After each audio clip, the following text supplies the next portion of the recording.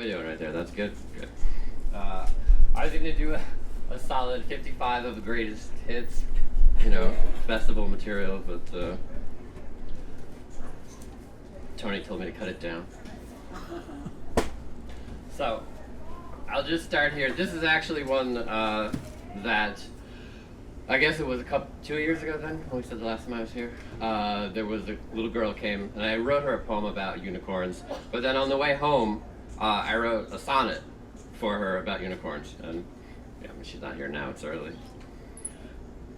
In the old castle of the unicorns, there is the big hall of true history. Among those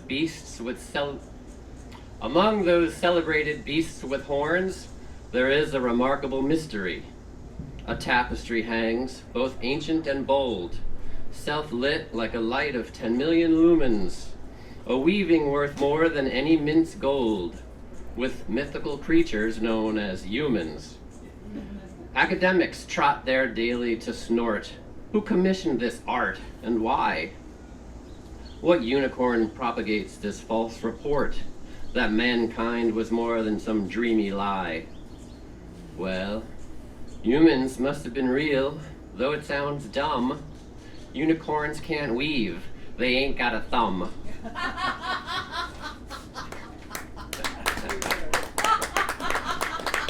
Alright. I'm gonna use art here for that, because she probably wouldn't have gotten it as a 5-year-old. And now we'll just power through.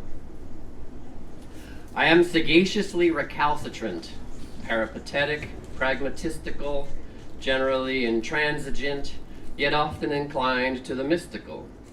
Summoned by the beast of my former self, I have written the writing on the wall. If you are happy, keep it to yourself. Only the pursuit is promised to all. I can bury my exhilaration, but that which is quixotic will still rise.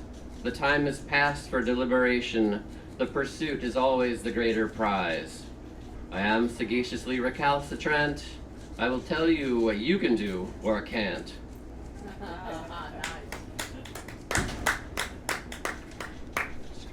Just gonna keep going. We're throwing a lot. If you have no friend, keep a patient eye. If there is no one to call, that's okay. Pull over and let the traffic go by. There is no need for honking on your way. If you have no peace, keep a patient eye. If there is no one to help, so it goes. Sit back and have a look at the blue sky. There will be time enough to decompose. If you have no patient eye, listen well. If you hear nothing, then go with your gut. Don't forget, there are also taste and smell. You might find the door to touching is shut. If you have no friend, be your own friend first. It may be enough to get through the worst.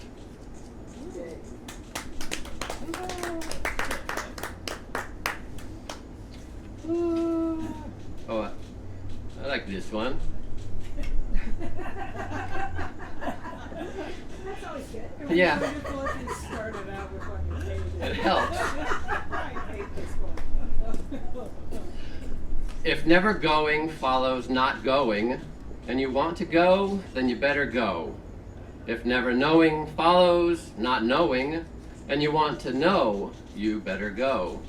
If never flowing and never sowing build a dam and prevent any reaping, then you better go as winds are blowing and find better company for keeping. If always sleeping can leave you weeping, you better step up and make a showing. A heart is not only for safekeeping. If you never glow, you won't know glowing. Never going only knows not going. You better go, for time does not know slowing.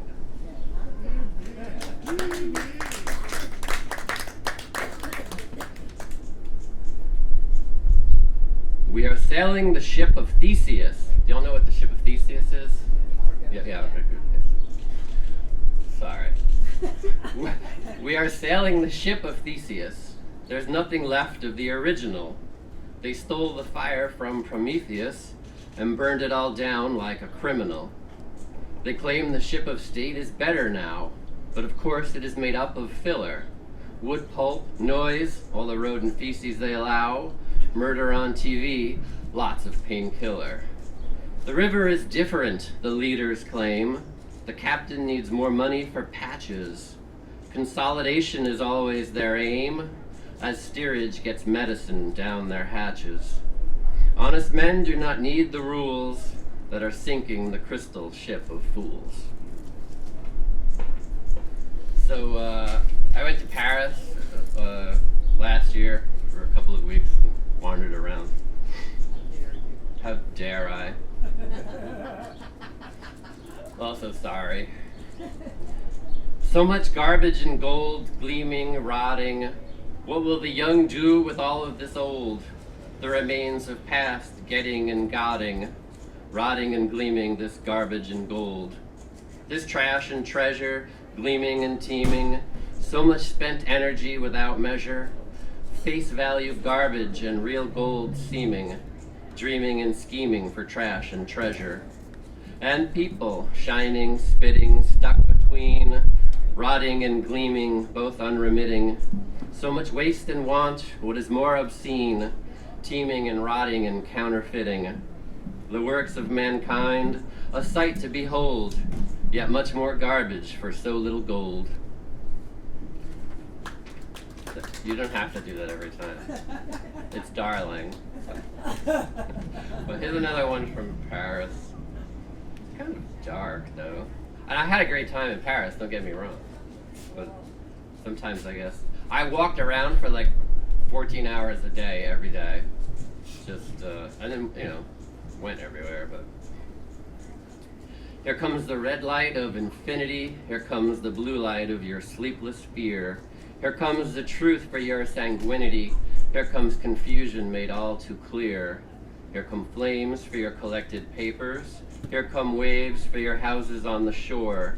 Here come magnets for old audio tapers. Here comes forgetting to the family lore.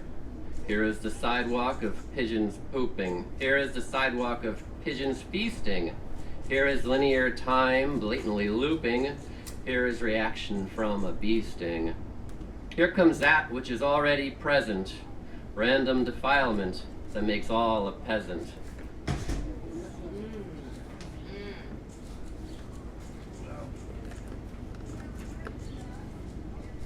I don't think this one's from Paris. It's later.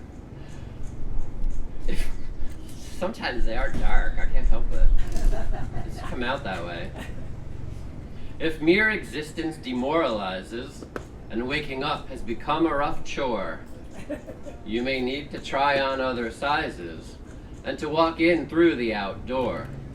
You may need to put it in your pocket. You may need to let mice and rust do their work. Is there a safe and can you unlock it? Is there an obligation you can shirk? If your morale is destroyed by living and your sleeping dream world does not exist, is there someone you should be forgiving? Is there really no way that you might persist? If you find that there is nothing to find, to whom do you think ought the blame be assigned?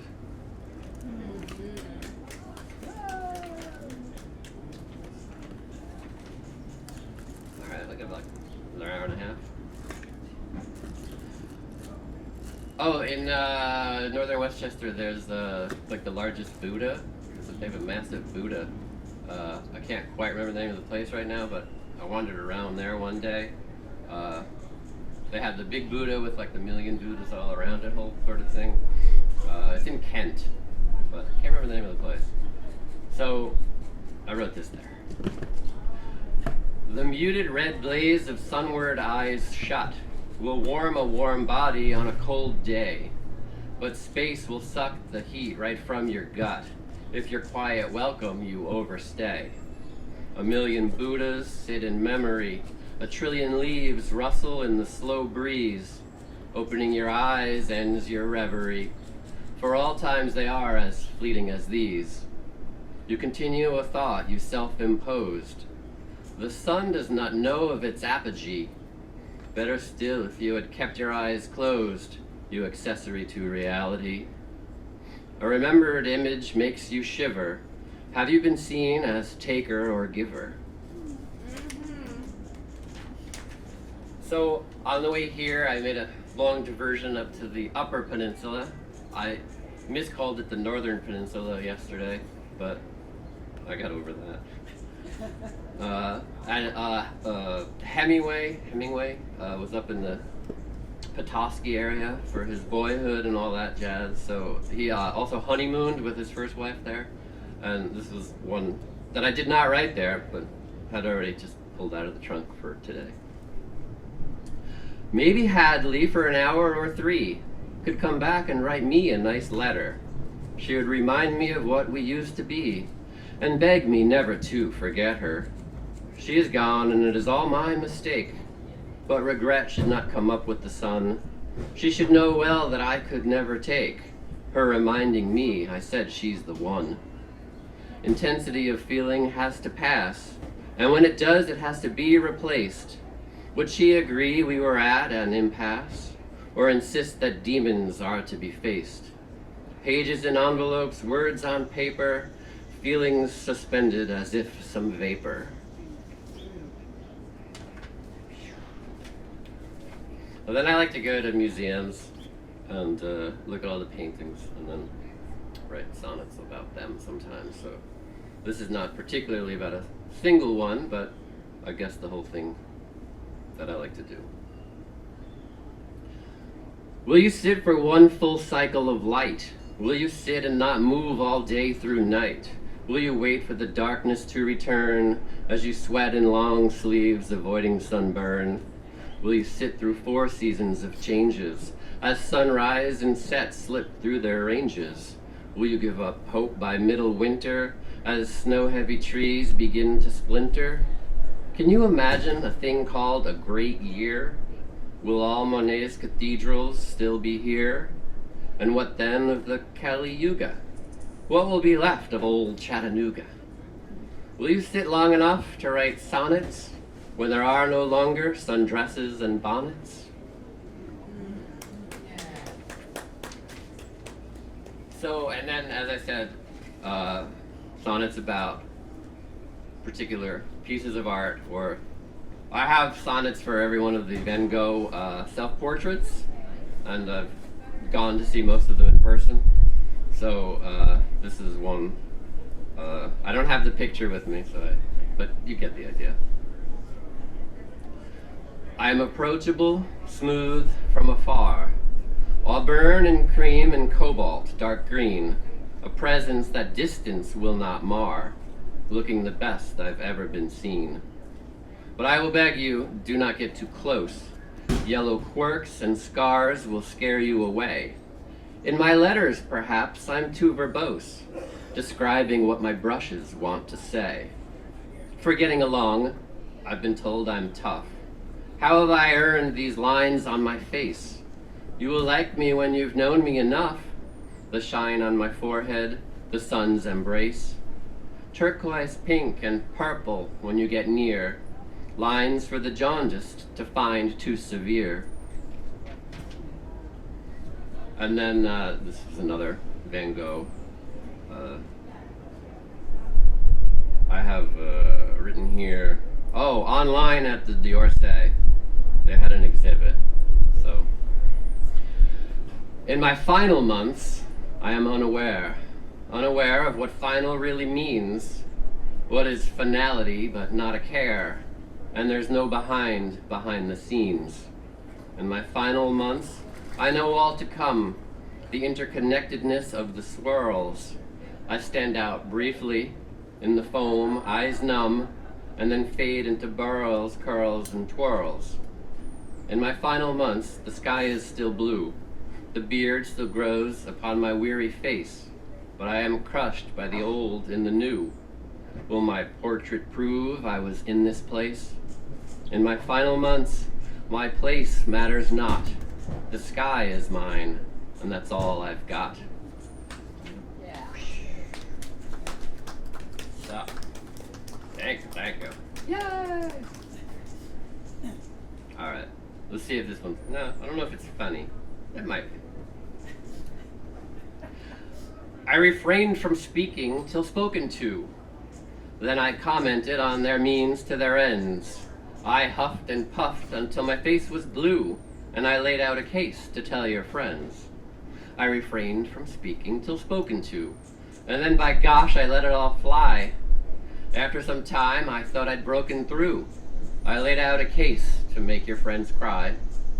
I refrained from speaking till spoken to. Then I was maligned as a fire starter, accused of turning the flame on you. You did not want your friends crying harder. You don't want to hear it. What can I do? I shall refrain from speaking till spoken to.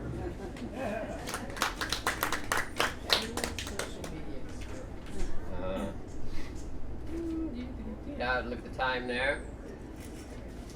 I mentioned the Buddha thing before, so probably know your problem is that you think you have time, the Buddha said. All right.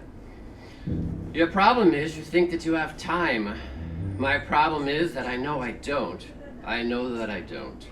And that I have a taste for the sublime, and that I want to, but know that I won't. Also, you don't get to tell me what to do. You definitely don't tell me what to say. I do not comply with the turn of the screw. You will not eliminate all fair play. Nor will I let you eliminate play, or let hopeless people destroy hope. You will no longer keep truth at bay. I will only gladly hand you more rope. Your problem is you think that you have time. Your real problem is you think you get mine. Yeah. All right. So, has anyone ever seen Chimes at Midnight, the Orson Welles film about that? Yeah, it's fun. And the king later says to old Falstaff, "I know you're not, old man." And he has to disavow him. So, I know you not, old man. I know you not. Because, old man, I know you. I know you. I know the character that you have got, how you can confuse the false with the true. Sentiment rules not with efficiency. Wouldst thou have me have mine heartstrings pulled? Here? Even the fool in you knows that can't be. Even the blind man sees that is clear. I knew you, old man, but those days are past. Your mirth and joy have become a burden. I shall now think of merriment last, and ever regret all of my blurred sin. You ought know best sometimes that what is owed is worth more than what can be bestowed.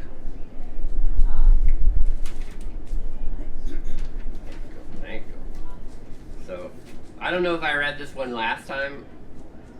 I probably did, but I like it also. This would be kind of on Les Mis theme.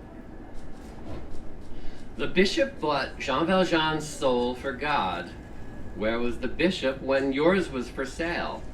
Are you aware your constructed facade does not protect you from guilt and blackmail? The bishop bought Jean Valjean's soul for good. Where was the bishop when evil called you? Didn't you know not doing what you should is the quickest way the darkness gets through? The bishop gave Jean Valjean's soul to grace, but the inspector claims he knows what is best. He has the full force of law etched on his face, and you wonder if you would pass that test. We submit, or else we live on the run. Each of us all, 24601.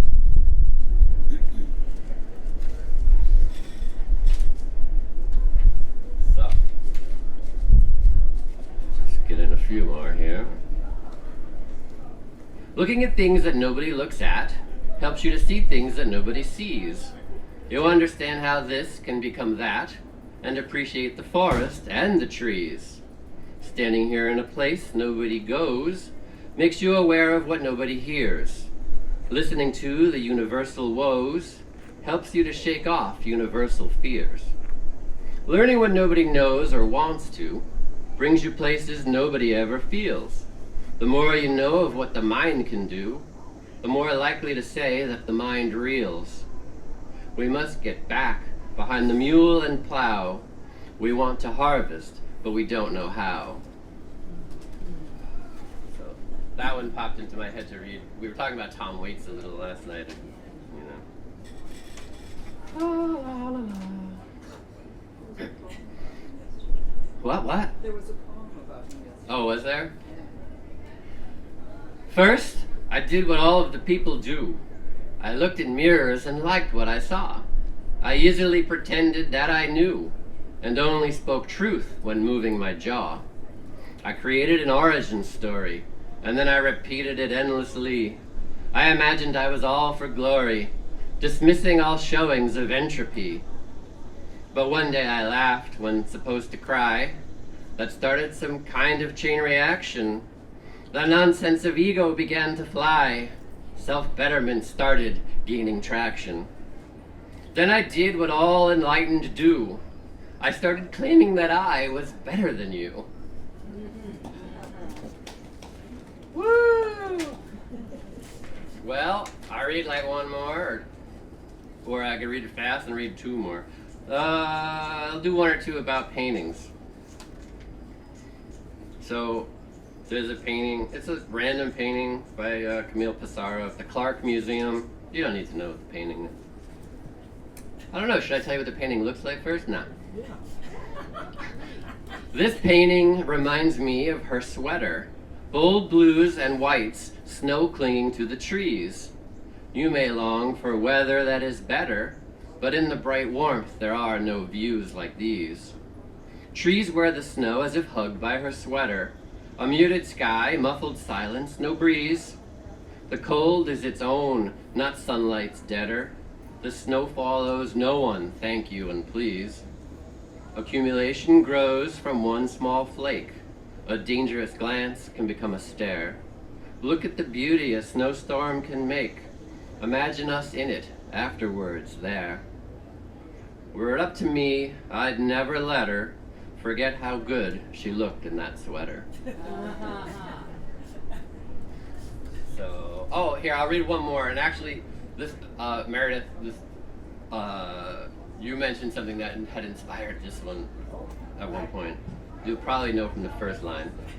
And now you all know that she'll know it from the first line. Grandma stuck a letter in an old book. Young Grandpa had written to say hello. Who did she think ever would have a look in her twice-read copy of Dr. Zhivago? Horizontal books kept the dust at bay. Steam radiators kept the pages dry. Time let a little Browning have its say. What decade had the book's jacket gone goodbye? Randomly, you pull this title. From its tomb, past love comes springing anew. Clear the house, executors find vital. But there must be more letters, one or two. Today, these books are nobody's or yours. Rooms and rooms, from the ceiling to the floors. So, thank you. Thank you. Thank you. Love the mic. Love the mic. Okay, so I'll angle it this way. Yeah, there's this novel I'm working on. Came to me strangely for me in that I just woke up one morning with two lines in my head, and I got up and wrote down those lines, and the next words came, and the next words came, and that's never happened to me before. So I just came, and I just finished the draft. It was great. And this story, it takes a lot of setup to take you into it. The main character is recovering, has backed out of a suicide attempt. And I swear to God, I'm trying to make it funny. Because she comes out and she has this totally reversed, upside down sense of reality now. Things are strange to her. What's ordinary is strange. What's strange is very plain to her. And she starts to perceive herself as a cathedral. And one thing that we have to know about her as we go into this is that she has, and throughout her life up to her suicide attempt, she has totally shut death and all of its accoutrements out of her life.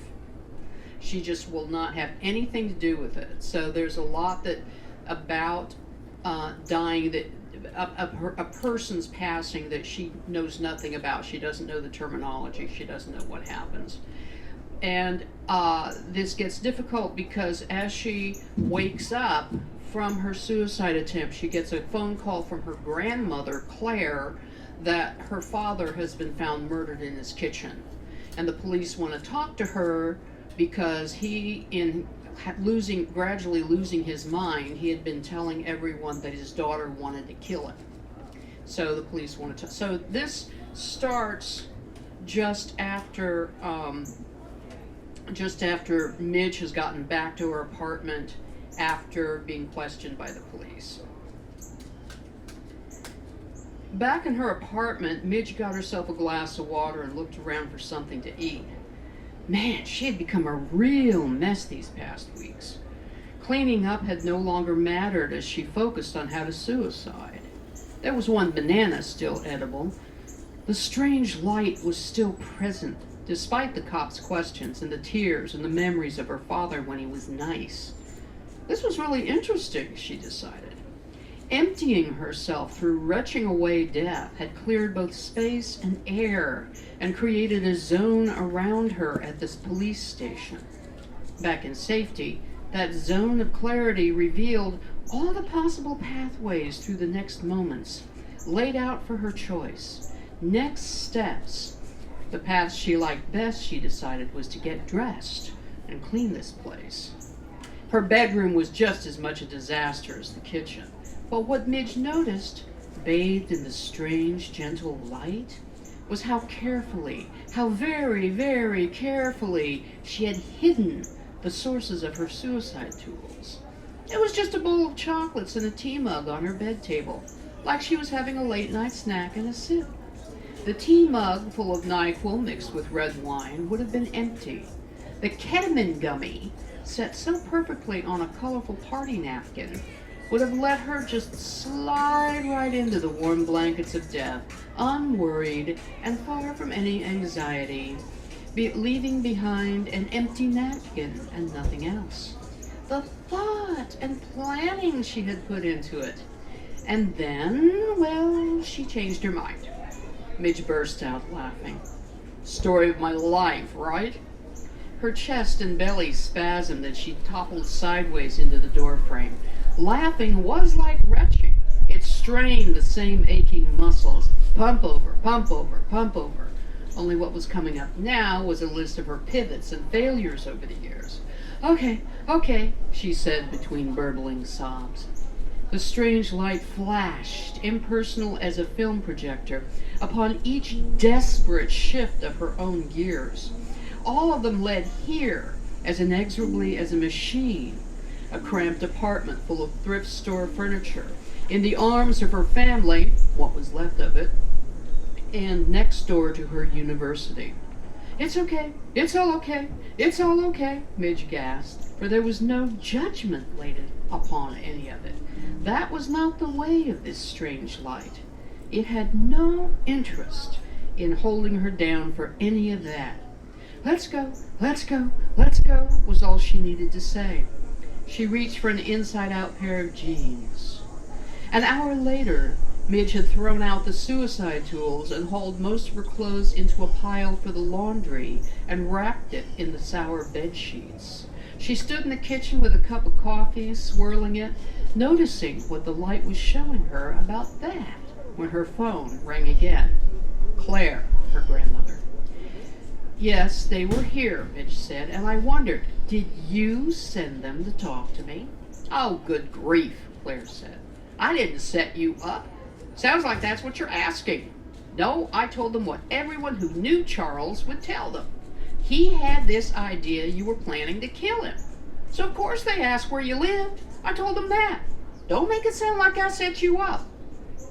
Okay, so Charles set me up. We'll say that. Midge didn't want to be mad at Claire. Doesn't matter now, does it? So, I've got some coffee and I'm ready to hear what happened. You want to tell me? Come over, Claire said with real weariness in her voice. I want to tell you in person. And this next chapter is Claire's first person voice. I bet anyone who's known my son, who used to be my Charlie for the past 5 years or so, is having that moment of holy shit plus about time, followed by what kind of person am I all at once. Violence towards somebody you put up with but can't really stand is that sort of vortex. None of this is anything the cops would understand. Not in their training, not in their technique. So I didn't go there with them. They want the facts? That's what I gave them. Of course I'm shocked. Thank you for being sorry for my loss. But my real loss was 5 years ago, when I realized my delightful, exasperating, funny, smart son was gone for good and wouldn't be coming back. 5 years ago, Charles grabbed my arm across the dinner table and said, "Midge is going to kill me. She wants me out of the way so she'll inherit." I froze for a moment, but fast enough I realized that whatever had been consuming my son for I don't know how long had finally swallowed the last of him and colonized his face. He went on, clutching my arm and talking about how he had put 2 and 2 together about his little girl Midgie, until I stood up, pulled his hand off my arm and said, "I don't know who you are, but you have to leave my house now." He stared at me, one hand holding the rejected other. "Mom," he said. "My name is Claire," I retorted. "That's as far as you get. Now please, use the door like I asked you." He did, bless him, and said, "We'll talk," over his shoulder. "Maybe," I said back, "but think about what you're going to say." I turned the deadbolt once he was out and called the locksmith to come change all my locks. That, my dear, is a shock. I hope you can be sorry for that loss. I sure am. But who the hell would knife him like that? My Charlie comes back to me when I think of it. Funny kid, so surprised by life, both laughing and outraged. Oh, well, that's strong. If he wasn't stunned and curious, he was studious or deeply disappointed. He told me his aspiration to be a librarian so carefully. He asked if I thought it demanded too little of his talents. I said, "No, not at all. Hon, do you know how much good a good librarian can do? You'll change lives, save lives, and keep the books in good shape. It's marvelous. So don't blame me for what trouble it came." Charlie's dad, Ambrose, was driving the car with my father, Caleb, in the passenger seat when the accident happened. I was in the back, sorting through the mail we just picked up from the P.O. I dropped one and undid my seat belt so I could bend down to pick it up. So I was preoccupied and didn't see what happened, but was suddenly involved in a huge sound and flying out the back window, which apparently saved my life, while Ambrose and Caleb were crushed by a semi. Next thing I knew, I was in traction in an ICU. I was also a widow and an orphan. Charlie was still Charlie then, and he stepped up like no one ever expected he would, or would have to. He didn't hide how much it took out of him. He couldn't have hidden that burden and horror. His own Laura had already left him alone, and he was still licking his wounds there, coping with being Midgie's only parent as she edged into puberty. I came to in the ICU and caught her standing by the bed staring at me, still and awkward like a forest stick planted upright on the linoleum. Her body becoming long and scrawny like her mother's, her big eyes so much like her father's, like her grandfather's. Ambrose. Brose. My built like a brick back house, Brosie. "You look like I feel," I said to her, because obviously neither of us had any sense of how or why we wound up where we were. Her mouth twitched a little in an almost smile, so that was plenty. Nothing more was said. We just locked eyes. My displacement was practical. Hers was existential. So we kind of stayed that way ever since. Chapter 3. "So I got dressed and went down to the morgue with them," Claire said. The two women slumped in overstuffed recliners, feet up, wrapped in holiday-themed fleece throws, and clutching mugs of coffee gone cold. Midge, in her post-suicide mind, noticed how coming into rooms and acquiescing to expected behavior was like putting on a costume. She'd had enough of this one. She cranked down the footrest and stood up, shrugging off the throw. "What was it like?" she said, heading into the kitchen to pour her untouched coffee into the sink. "Identifying the body." Why couldn't Claire register that microwaved instant coffee was not real coffee? "Well, it smelled like that hospital room I was in for so long, only worse," Claire said. She sipped at her cup and held it up in the air.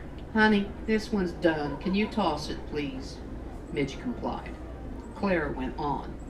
"You seen on TV where they slide out the drawer and unzip a bag? That was the move. Zip, spread it. There he was, naked, not even a cloth across his privates. 2 cuts. 2. Why 2? Just the one in his belly would have done him in. Didn't need that slash across his throat." Claire rested her chin on her hand and stared off. His face was the same. Stubbly beard, he hadn't been shaving. But same as I remember, my Charlie. Midge watched her from the kitchen, with 2 rinsed cups in her hands. Claire put her whole face into her hand and her body shook.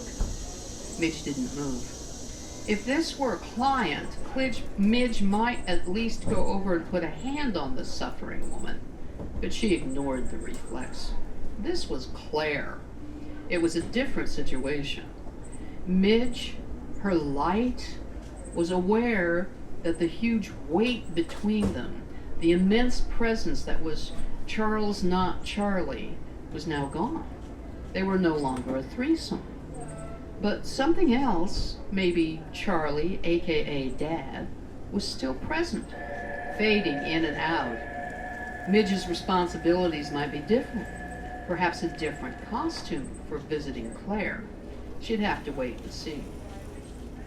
"I asked for an autopsy," Claire snapped as she lifted her wet face and reached for a tissue. "That woman there, she said it was pretty clear what killed him. The police had no questions." "Oh, but I have questions," I said to her. "I got lots of questions. So I authorize and request, and will pay for if I have to, a full report on his physical condition at the time of death, up to and including what was happening in his brain." I was standing up straight by that time, and you should have seen her lean back. "Autopsy's today." She just got her tablet and opened up the calendar. "We'll get the report tomorrow." Claire blew her nose. "I'm about to call the funeral home now and have the boys come get the body for cremation after we see the report." Midge could see Claire fighting back against her frailty, her age, her life. Claire, in battle mode, threw everyone into action, swirling around her white-hot fury. Fury which was her habit, both her comfort and her uniform like a nun's. Midge could see now in the cathedral of this strange life. In a growing glow, she knew that she had seen it for a long time, keeping silent. Claire had just turned 80 and didn't even walk with a cane, despite the amount of injury she had endured from the wreck. "I'll call his church and see about a memorial service," Midge said. "And there ought to be an obituary." Claire snorted. "Papers don't do obituaries anymore. Just put something on Facebook." Midge pictured going through her father's desk, his hallowed and beloved desk, looking for his passwords. She wondered if she should call her mother, if she should even look for that number. Midge hadn't spoken to her in more than 10 years. If she decided yes, and Charles hadn't kept it, there were always the Christmas cards Laura sent as clues. "I'll figure something out," Midge said. Midge got a key to Charles' apartment from Claire, and they talked a bit more about arrangements, burying the ashes beside Ambrose and Caleb and Claire's mom, Gert. The stone, what should it say? Something witty? They were silent about that. Charles, back when, had liked jokes as much as argument, as long as they didn't cut deep or leave a bad taste. but what he had become stopped their mouths. "We remember him at his best," Claire said, finally. Midge nodded. That would be the way to do it. Permission to forget, to say nothing, and quietly tell people to mind their own business about the rest. Midge left with a list of people to call and things to do. She hadn't gone half a block before something emerged from the strangeness and light into her mind with such clarity that she pulled over and shut the car off. She got out and started walking, looking at the houses and trees and cars and mailboxes as if she'd just arrived on this planet. Maybe she had. The mid-autumn colors were sharp in the trees, as if the whole world was in a slow fireball explosion, billowing through air that was just beginning to cut with chill. To see her surroundings so clearly in this light was a great shh to a multitude of thoughts and memories that pulsed under the silence, like insects under the earth, cicadas wanting out. Not yet, not yet. The light bid them be still. And what had come to her was, if I hadn't stopped my suicide, Claire would have had 2 of us to bury. 2 bodies to identify, 2 autopsies, 2 graves, 2 stories, 2 apartments to empty out. It would have been too much, too awful, even for Claire. She would have lost her battle. She would have had a stroke or a heart attack, and then there they would be, all 3 of them, looking each other in the afterlife, saying, "Well, wasn't that just bloody stupid?" The strange light lay its quiet morning hand on something Midge had forgotten. Claire's money. What would have happened to Claire's money if all 3 of us died in the same week? Who would have been in charge then?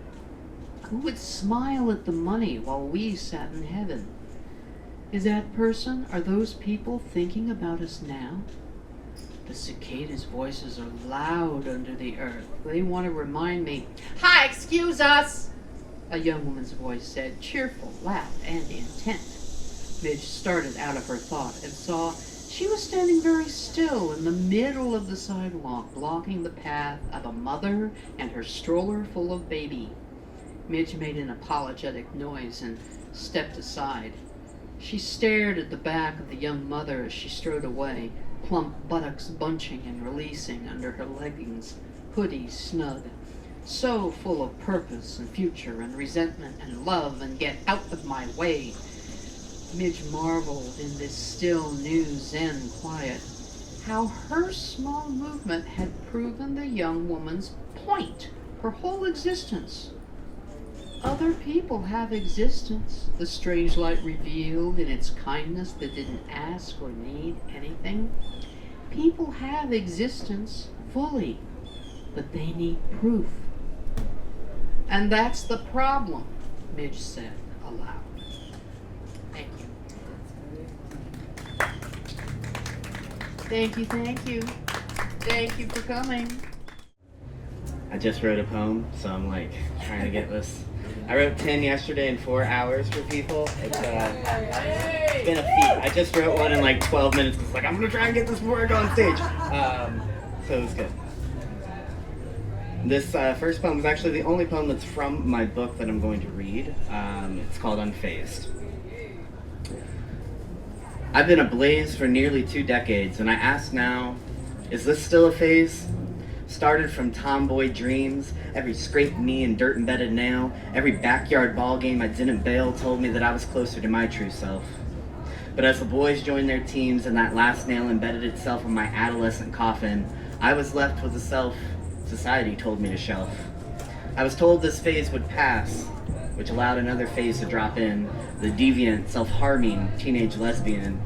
I became a real pain in the ass. My queerness became a rebellion. Every time they gasped and called me a hellion, embedded my nails into my skin and gnashed my teeth at those that called me a dyke. Burning eyes and a pitted stomach when they said that this phase wouldn't last, that it couldn't last. A shell of myself in a full body cast as they cast me away, because being gay was a lonely phase.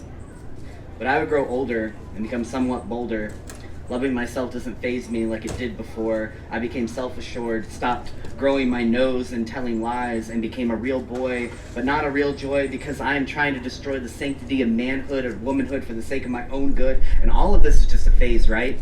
20 years trying with all of my might to secure my rights. They hope I lose the words for my identity, aphasia for the words I use to describe me. They try to make it their mission, hoping their hate will stop my transition, get enough people to sign their partitions to support their oppressive positions.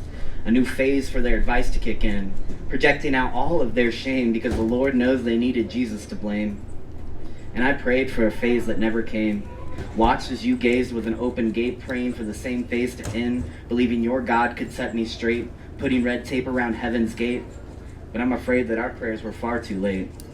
Nails embedded on a cross have nothing to do with my fate, because the good Lord would love me for all of my traits. And if all this is just a phase, then I'll continue to wait.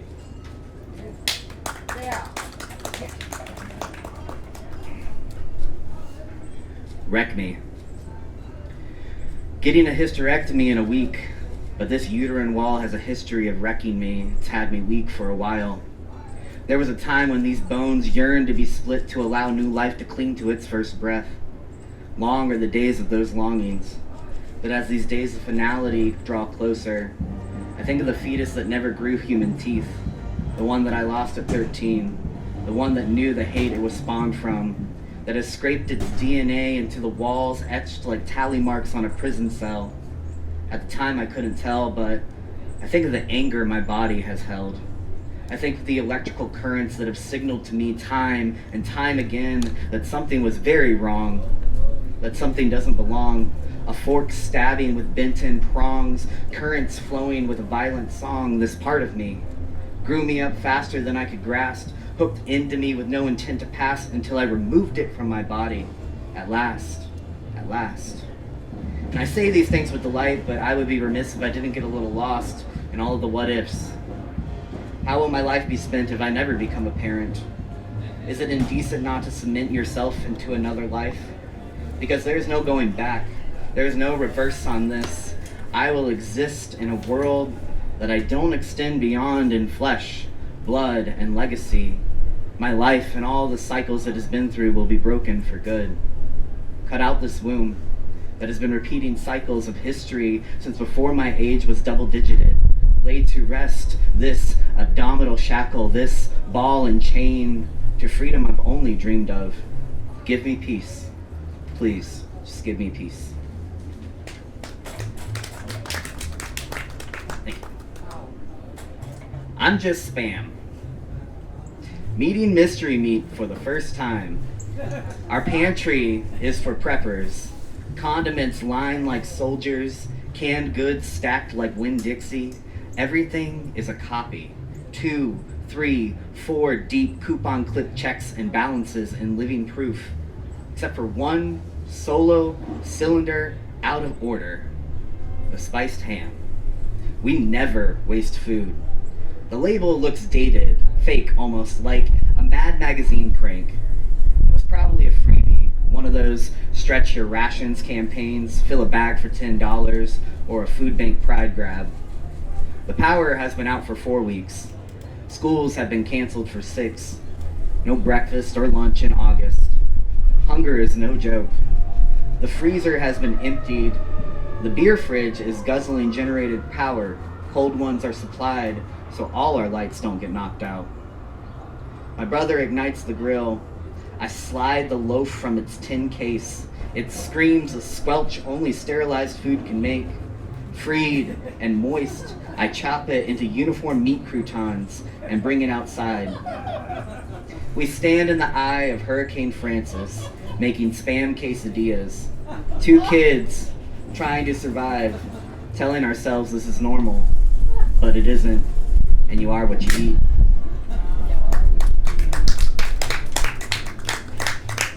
I normally don't print out my poems, so this is a new endeavor for me. Dog eat dog whirl. I fear that I am unlovable, like they all told me so. But not in the sense that I will be unloved, but in the sense that love will not stick to this Teflon body. I have been coated in oil much too slick to form bonds with anything else other than the salt that I've been seasoned with. But every bit of every season erodes my non-stick coating, and each flake chip exposes my true danger, that I will poison this. Even if you deglaze me with my own tears, the sediment of sentiment will ruin the whole meal. Bitter bites of resentment, the much too sweet nibbles of spite, salty grits of negligence, the sour taste of blood in my mouth as the tip of my tongue is sacrificed again for peace. Masticating masochism for a chance of eating something that brings me pleasure. Plate me in my finest position. Love me to satiate your appetite, but pain me in hunger pangs. Compost me with all of your compostable parts so that you don't waste your time, and so that in turn, I can grow into something new. It takes 7 years to replace yourself, and when my heart became anew, it revealed I am now stainless steel. No more chips, no hate. I see myself, a roborant sight. I serve this lupulent sample of new skin up, unsure of my new beginnings. I close my eyes and brace for a cautionary lick. To my wonderment, umami envelops the tip of my tongue, ravenous for nourishment. I sink my teeth in. Love has never tasted so good.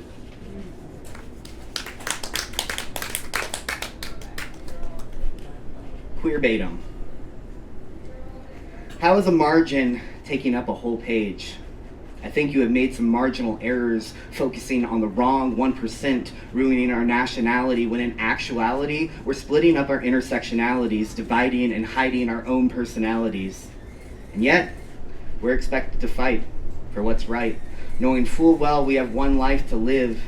Inspiration is what we're expected to give, but how can we inspire? Gulping to respire in this nation, respiration. If I tell you I can't breathe again, is that desperation?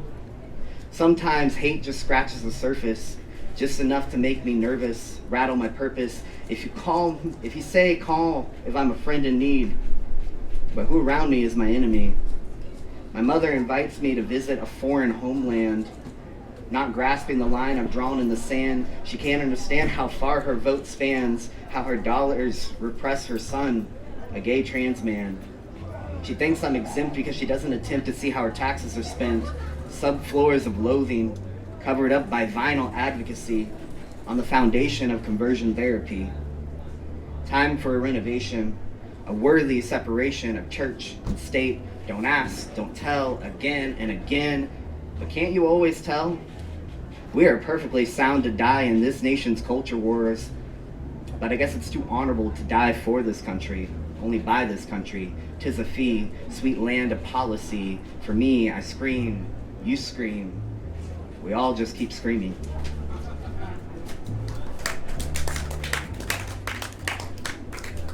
Once bitten, twice shy.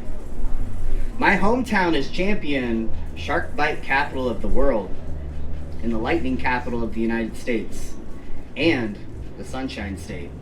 So the chance of being bitten by a shark and getting struck by lightning while the sun shines over a rainbow over the sea is still higher than the regret rate of gender-affirming surgeries.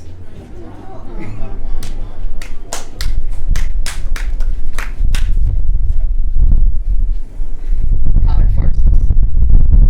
They say fainter stars will have a less violent death, but the ones with more distance from us are destined to explode into oblivion. I used to think that shooting stars were lucky, like rainbows used to be magic. But then I learned some people call them falling stars. And then I learned they weren't stars at all, but meteors crashing and burning in Earth's atmosphere, beautiful from a distance, but quite unlucky. I used to think that the sun was the largest star in the universe, but it is only the closest. It is 99.86% of the weight of this solar system, and it is classified as an average star. Perceived grandness is how men become gods. Even in the totality of an eclipse, the sun will still burn your retinas, but you want a glimpse anyways. Just a little peek to see a rare phenomenon, taking the risk of blindness. I thought I was the moon, and you were my biggest star, burning brighter than anything I'd ever seen. But I am not the moon. I am the cosmos's leftovers. I am a comet in an elliptical orbit, but it turns out I flew too close. Like Icarus, the icy core from my formation burned up, and I outgassed myself and became comatose in your atmosphere. But for an epoch, I was charted, seen with the naked eye, and it was sublime.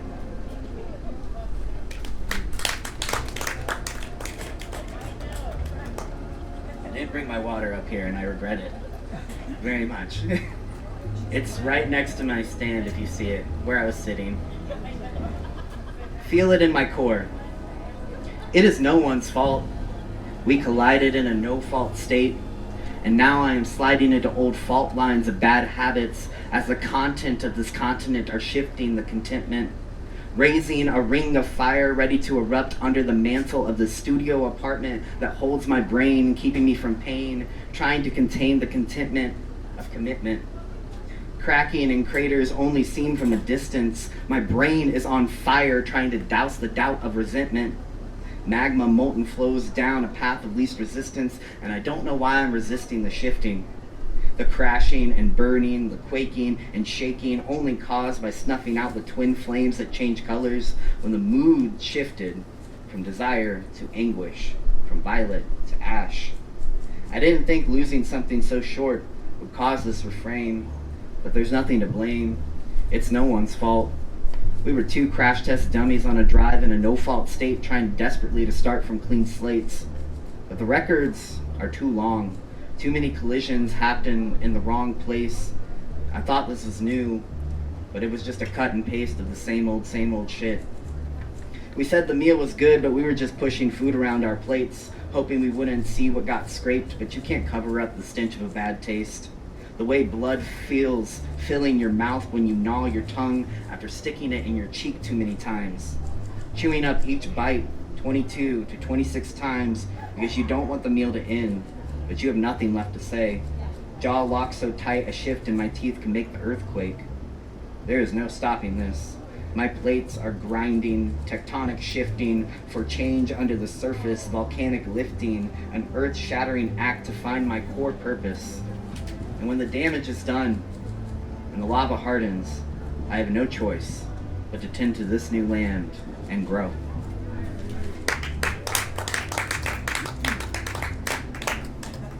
Thank you, Joan. This is a poem about death. I want to go out like the second to last sleepaway camp survivor in a slasher film. The stupid death. The one that makes you yell at the screen, "Don't go in there!" I want the 6-part miniseries podcast that exhausts its listeners to figure out why I went in there. I want a piano to fall on my head so someone can take key notes and turn my death into a song. I want the freak accident, the 1 in a million chances. I want a widowmaker's heart attack after saving the family dog, house up in smoke. I want the hero's death. I want a street-wide vigil with saint candles and signs saying, "I won't be forgotten," before I'm ultimately forgotten. And I want to be forgotten. I want to be dumped in the woods, returning to the dirt that has been trapped beneath these fingernails. I want my bones to decay in the homes of critters killed for trespassing on our spaces after destroying their places. I want the spiders to make webs between my rib cage, finally stitching together the hole in my chest, no longer making space for deep breaths and sharp exhales. I want mice to raise their pups in the hollow of my occipital lobe, gnawing on living fears and scattering through the maze of anxiousness. I want a snake to adorn my spine, use my backbone as armor the way I never could. I want to sink to the bottom of the ocean, for my body to be fish food, believing my microplastics are not as potent as the actual plastic that surrounds me. I want to drift to Trash Island on a welcome home banner, shed my human skin and replace it with shopping bags. I want to start a cyclone and spiral downwards until my parts start a phenomenon. I don't want to be mourned, but I want my favorite songs to bring someone to tears. I don't want to be remembered, but I do want to be pondered. I don't want to think about death, but I want to know I lived. I don't want to think about death, but I need to know I'm still alive. Yeah. This is a long title. I went through and started naming my poems like they used to name punk songs in the aughts, and it was like a sentence long, but it had nothing to do with the song. So this is called Duck, Duck, Goose. There's no dancing in the town of Footloose, but we feel the beating heart. I want to watch the world burn. I've had my turn of it. And maybe if the taste of freedom was on the tip of everyone else's tongue for as long as it's been on minorities, we wouldn't have to line the streets. Wouldn't have to march to different beats. Aversion wouldn't blind what we see. A version of an America I can't unsee. Bagged and gagged grocers just trying to make ends meet. Children ripped from their seats. Peace stopped, shot with rubber heat. Troops we pay for, with arsenal pointed, lined feet to feet. Disappeared, pumped with fear, blood smeared. Atrocities brought to a city near you to show they fear you, or rather us, because you don't want nothing to do with it. You think it doesn't concern you. But newsflash, concerned is defined by what you relate to, and if you can't relate to humanity, then what are you? How much of your soul has been sold to absolve yourself whole? And if you hate to, then I'm sorry to break it down for you, but unless you got the money, honey, you'll keep fighting your dis-ease. The aberrant force is justified against aberration, but there is nothing normal about this killing time. Time bomb, tick, tick, ticking till our clocks go back to analog, putting hands on numbers, tick, tick, ticking. Out of time, your watch is loose. Sitting duck, cooked goose, a prize stuffed with immigrant labor and black lives. Looks like that rope meant to pull you up is now a noose, not a truce.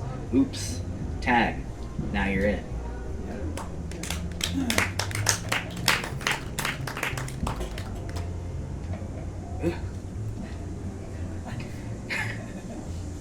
My personality does not match my poetry, just letting you guys know.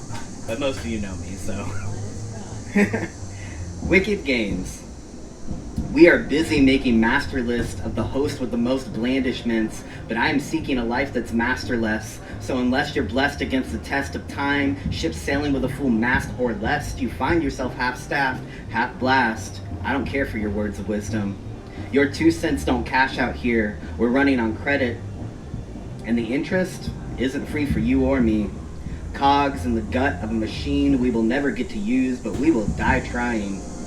Try to master the bastards till we're listless. 2 steps ahead is still 3 steps behind achieving success, and you can never reach what you can't touch. Grasping at thin air, taking in the sweet nothings from the masters with the joysticks, taking our world for a joy ride, knowing none of us come out alive. We played hangman in class, never questioning how our words could kill a man, even though we knew they would. Stick-figured blues. It's easier to let go of what doesn't look like you. Fools and tools too blinded by a game, so we throw out the rules. We aren't a by-the-book society. Uncovering all the ways they lied to me, and now we're playing sorry. Discovering truth is like a Ouija board, haunting, or someone just pushing the pieces. Either way, no one believes what they deny their own eyes to see. Stuck on the Simon Says, the twister government, where the only way to win is giving self-control over to an arrow someone else flicks. Setting up the mousetrap just to see how we'll get caught. They got us playing real Monopoly, paying with fake money on a life board full of death. Get a clue, sink this battleship, throw in a reverse because we can't skip when humanity slips.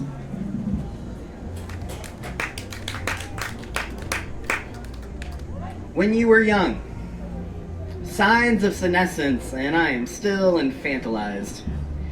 I ache in my knees, my vision is declining, anticipating the new routine of popping the ossified spinal column between my shoulder blades daily. Ghostly white sprouts are interceding my 2 decades late facial hair while my boyishness blushes through. Too young to be old, too old to be young, the middle child phase of life, hungry for attention, starving to be left alone. Both a receiver and giver of back in my day. But I get it now. When the youth complain of a world we couldn't conceive of, you can't help but say, when I was young, Google wasn't a word, and the internet wasn't a credible source for news. Smoking had a magical barrier in restaurants, and an area for students at my high school. 3-hour films were split into 2 tapes that took a year to come out. Music was discovered by radio or dive bar flyers or the headphones at Hot Topic. Research took 2 weeks in a library and you still didn't have all the answers. Even in this brave new world, we discover more lies than truth, and I pity the generations that sandwich me, that don't know how to strip the codes of fabrication and find veracity. We carry the canaries, warning of misinformation, debunking both our parents and our children. Apathy is our enemy, strolling and scrolling our brains in strollers, atrophic from the lack of use. Everything is a finger swipe, a voice chat, an emoji explanation from discovery we will soon forget. And we're getting older, aging faster than we can Google the next deterioration, and I'm terrified of what my students will claim to have known back in their day.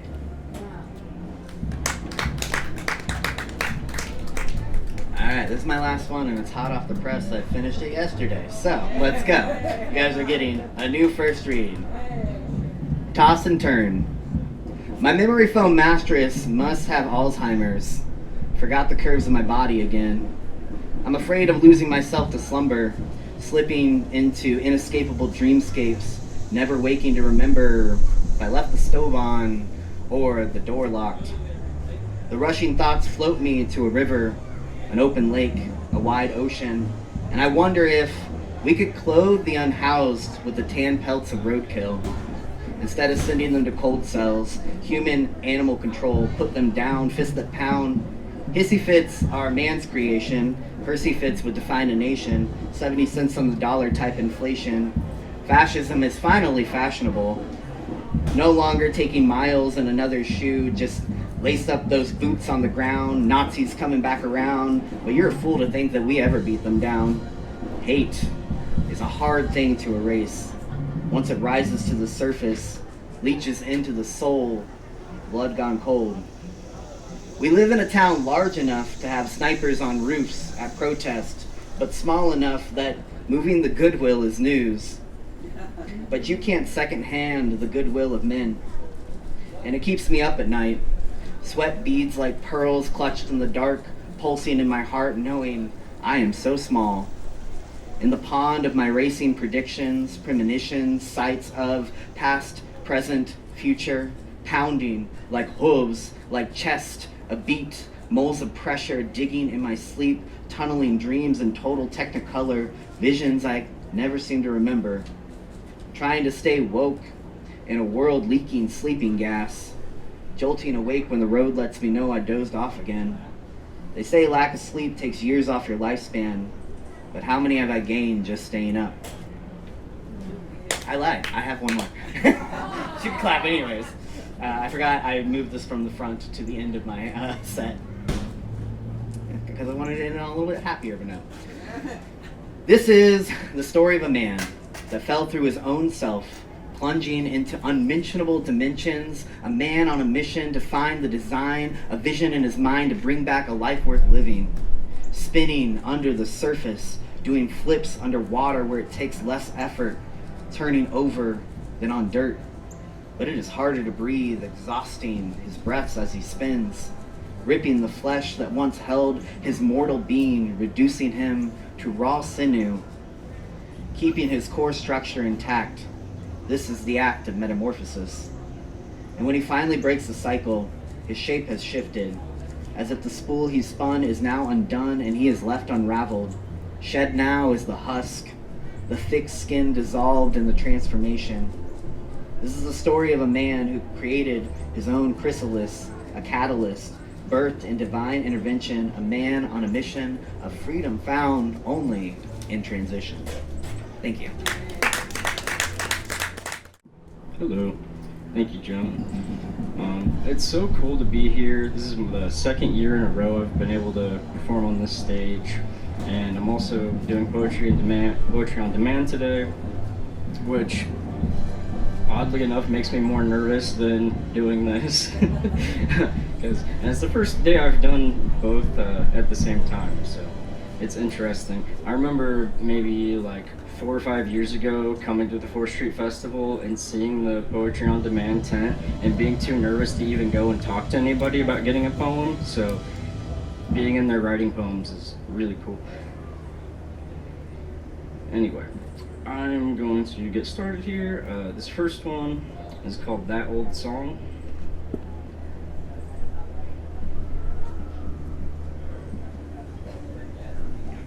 When happiness writes white, I would prefer a blank page to the misery that loves the company of thieves. You're just a wolf in sheep's clothing, a dog that don't know it's off its leash. Withholding my comments till the end, the addendum, a red rum. A singular murder is a crow, trying to go it alone, and we were both dead wrong. But a rose by any other name is still the same song you used to sing sweetly under your heavy breath. A revenant and a remnant of a lost cause. When you come again, won't you do it in soft prose? Because the saying goes, what comes around goes around again. And it comes, and it goes. No ring around my rosy complexion. I put a posy in my pocket. I'm here, seeking resurrection. Your sickness in remission. But the land of the lost souls expects you back again. And they've missed your presence as much as I've been a man on a mission. Unpublished, but the whole world's my submission. Essential essence diffusion got him smelling me different. We didn't have opposable thumbs when we first met. Our names were sung as music. Then we forgot the words, but I still remember the tune of it. And it's you I hum to calm myself. And the buzz muffled it out. You said, I don't like your tone, but I could give you something to moan about. Or at least I would if I wasn't stuck here at my mama's house. We don't make our choices, lest they make us complacent. I'm prying now, no longer in stasis, seeking oasis back to basics, but you've always been so extra. Read all about it, or don't. It still is what it is, no matter how wrong the heart wants what it wants. Just wish you weren't sleeping next to him, trying to recall the lyrics to our old song.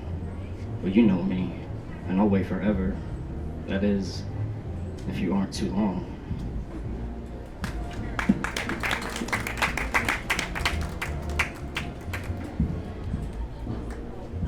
It's called The Morning Cloak. I'd write you love songs, but you keep breaking my heart, so it's just these sad songs. But don't you hate this part? When you wake up in the morning and you see what you done did, can't be undid, messing up again. Of course we done did everything that we said that we wouldn't, but that was in the past. It should stay that way, shouldn't it?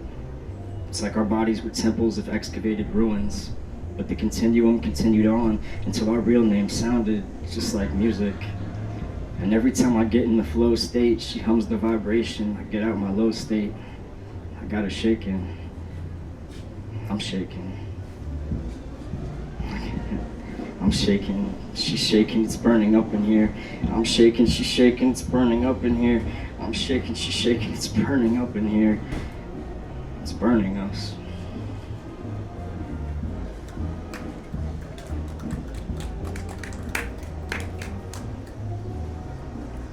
Calling this one Tommy Bay's Rocks because I wrote it with Tommy Bays is a musician from just around the Louisville, Kentucky area. Really great guitar player and singer, and I wrote this poem to go with the song that we performed together.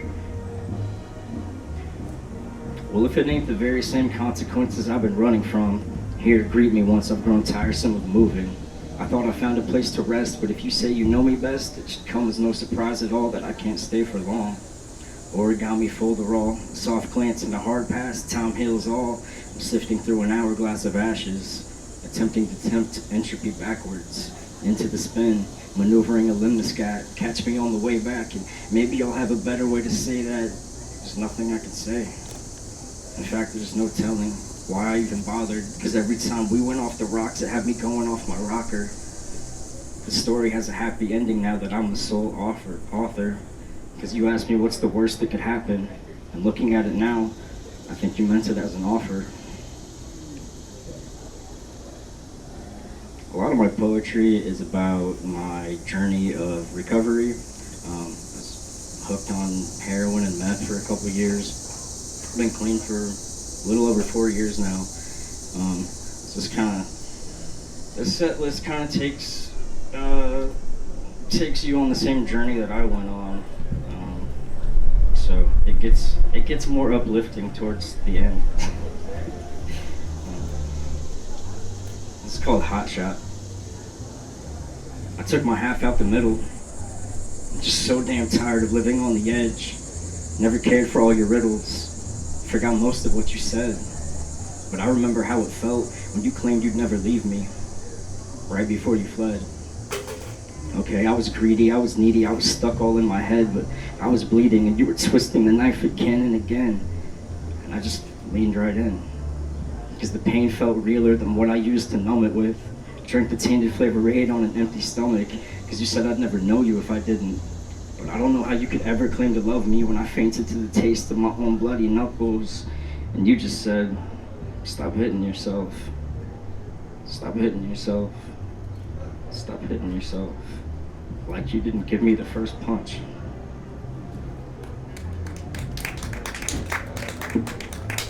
Thank you. It's called Virtually. Last time I saw you, you were tiptoeing the edge, surrounded by jump scares and nodding off anyhow. Never could keep your eyes open. Little pupils like pinpricks. Couldn't see shit anyway. I always wonder if you had any idea just how close you were to making your dying wish a reality. Freedom or loneliness? Phantoms and thanatos. I've seen a ghost with your death mask. Painted cheeks, defeat. It's the flavor of the weak, and I've lost my taste for that bitter belief. Just give me that fire, baby. Give me the heat. What are the secrets that you keep? It's killing me softly, I can't sleep it off. It's exhausting. If these walls could talk, it would scream out your name. I guess I'm always to blame, because I come running towards you when I should walk away. I pit in my stomach, forbidden fruit, all the future I stole from my youth. If you wanted the truth, I was like, give me the loot. But it's fool's gold, and I know how this will go. It's the same old, same old. I always tell myself, you never do what you're told. And I won't name names. Nobody's blameless. We're both playing games. Are you playing for keeps? Are you playing to win? I had my fill getting spun, but you seem ready to spin if I touch you. And maybe I'll always want you, but I can't forgo my needs. Does it haunt you to know that my dreams turn to nightmares? And when the world ends, I'll be right there, still stuck in your night terror, waiting for light just to blind me, and I'll lead the way with the naked behind me. You say it, you fake it, I know better. It's time I behave and dig up out of this grave. I think our old song has been overplayed. I've been here before. I can find my own way. If there's nothing to be said, I got nothing to say.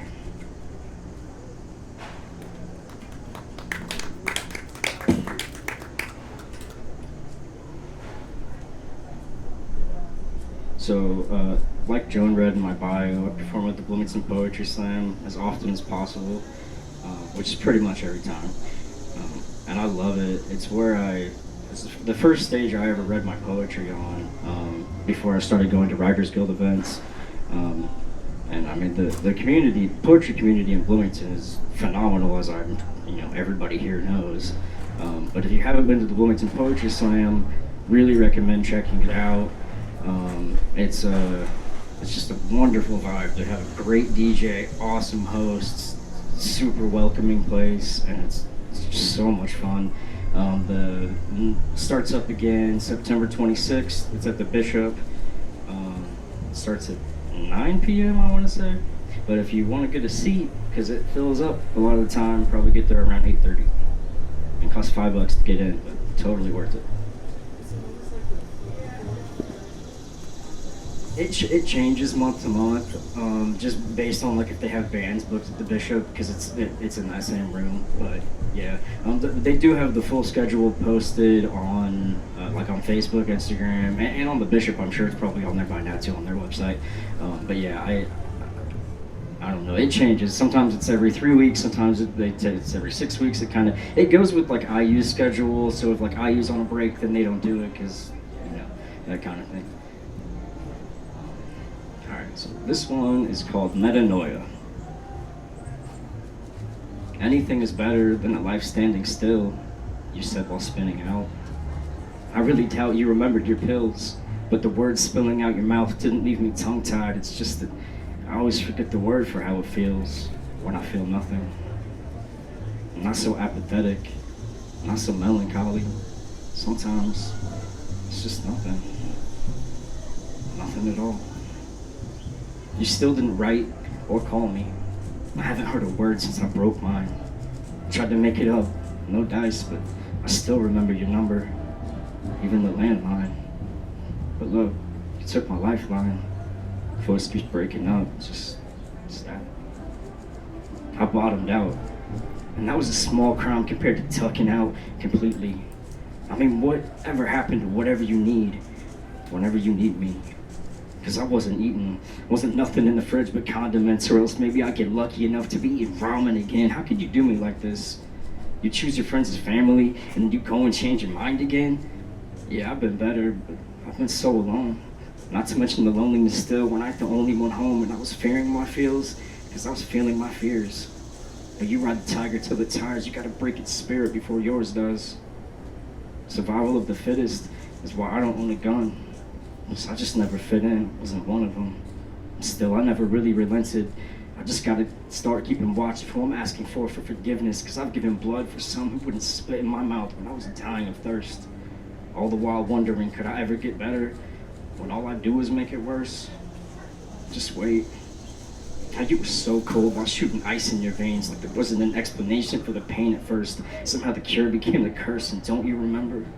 I spent that whole night just mapping you out at first. And would have spent my whole life exploring that town of you if it weren't for the bout, the impending doom, the curse you couldn't cure. Is there a doctor in the house? The beauty and the et tu brute. I hope you know what I mean, because I don't even have the words today. Not like you hear a word I say. But they say the best revenge is living well. And I'm gonna get you back. Someday. And you won't see me in hell, but I know you'll find your own way. And I guess you want to fight about it. Guess we always were fighters, had to tuss it out, we battled. Wanted something worth living for and wound up settling for a death rattle. The towers have crumbled, the towers have babbled, the miscommunication. How is it that your accent is just live TV? Mine is a mumble. You never know what I mean. And the bees in the trap, trap the bees in the trap, trap the bees in the trap, trap the bees, the bees, the bees. But God will save the queen, right? Yeah, God will save the queen of hearts, but I'm done pretending to be your suicide king. And we both know that I've always been a wild card.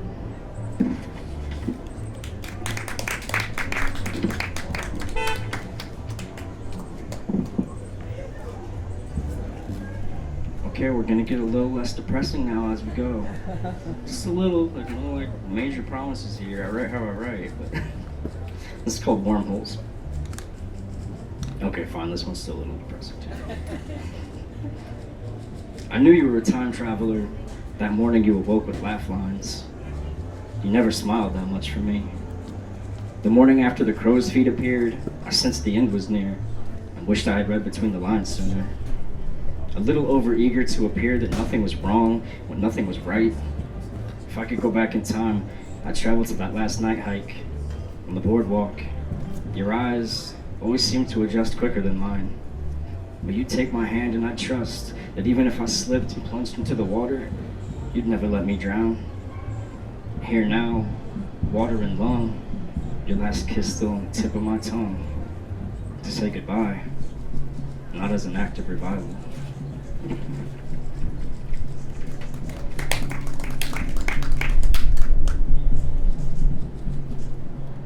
I tried practicing my set yesterday, but my denture broke again yesterday, so it split in half, so I was doing it without any teeth in, and so I'm like, I can't talk like that at all. Luckily, I got it fixed last night, and I can speak again, but I keep looking at the clock, because I'm like, I timed this out, but I timed it out like a whole different way than what I'm doing it, so. This one's called Witching Hour. Potato salad recalls and cyber trucks. Which 4 zodiac signs have an advantage in the apocalypse? Choose your friends wisely. Some of them believe in that shit. Oh shit. Sometimes I kind of believe in that shit. Sometimes I don't believe in nothing. Everything is shit. Sometimes I believe in everything. I just don't want anything to do with it. Maybe your scales could help balance my bullshit weighing heavy on me. What I'm supposed to do with it. Alright, give me a 3-card spread on how I'd be better off dead than going through that again. Or with the double-speak semantics, and we don't even know that we're not arguing. It's more than lost in translation. We've lost the language. We've lost the patience for eloquence in the name of arrogance, extravagance. Help Schitt's Creek without a paddle, and you don't have to swim. You can trudge through it. Just wash it off, kid. It ain't like you've never been wet before.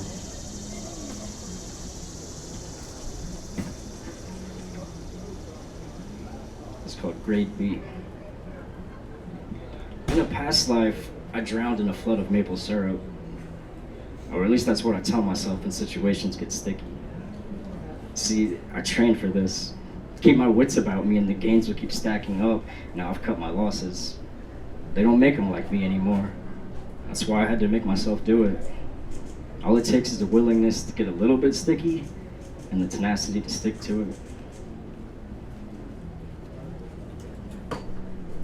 Hopscotch. Which is pretty much just because I'm pretty sure I wrote this while I was waiting for my coffee order in hopscotch. I was tiptoeing the line of infinity when time slowed down to a screeching halt, and I realized I better take my socks off for this one. So I washed my feet in the fountain of youth and let them air dry.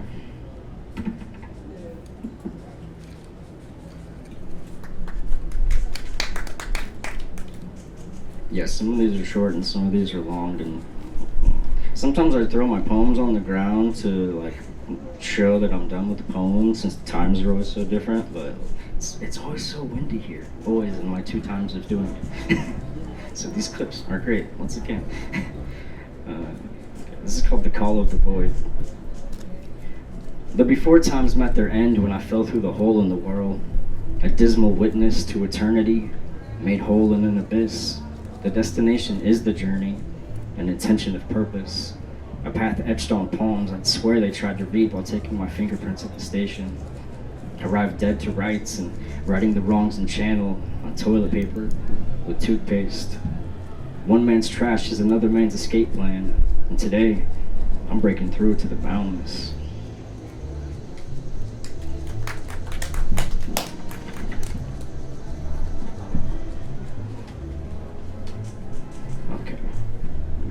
Adjust what I'm gonna do real quick, looking at the time.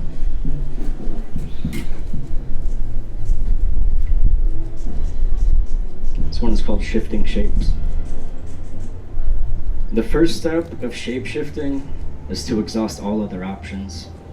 Past what the seer saw, the thinker thought, the somersault of cycles spinning through the cosmic constellations, forwards, onwards.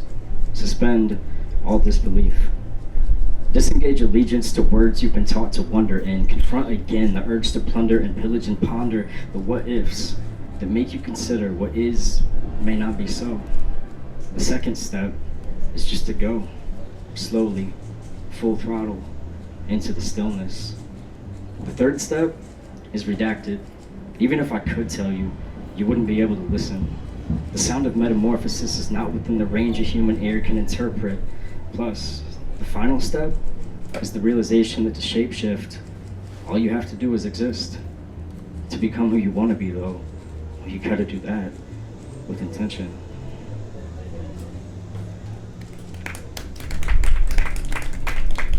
Thank you. Okay. This one is called Unhoused.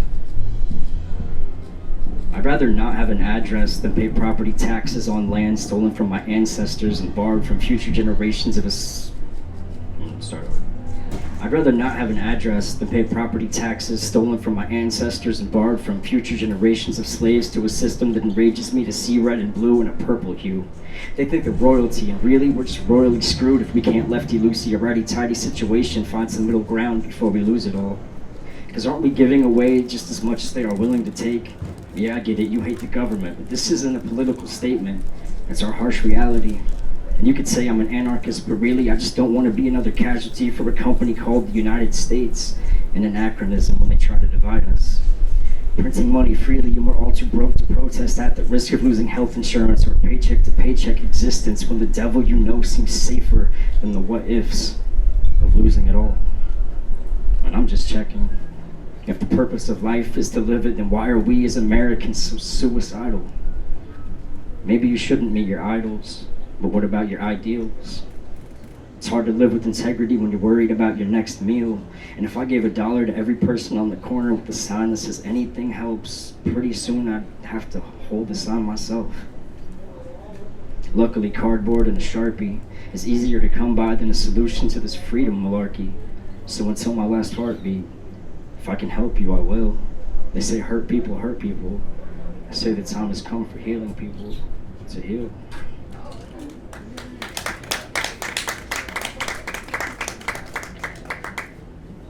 I got one more for you guys. Thank you so much for listening. Come see me at Poetry on Demand after I go and get myself a coffee. Yeah. And again, me and Westley Penland, the poet who was on before me, do cave poetry events. If you are interested in that, you can go to naturalpoetsociety.com. We have one coming up October 4th. It'll be near Paoli. This is called Pay Dirt. I try never to fall into pessimism, but I have an unhealthy dose of unsure how to cope and heavy skepticism for a system of control with little to no resistance or reflow. Because we all know the cage we're in seems safer than the consequence of dealing with it. Deciding there's no one to blame but our rivals who take every chance to mask up their disguises and paint a smile on. Pretending any one of us might survive this alone.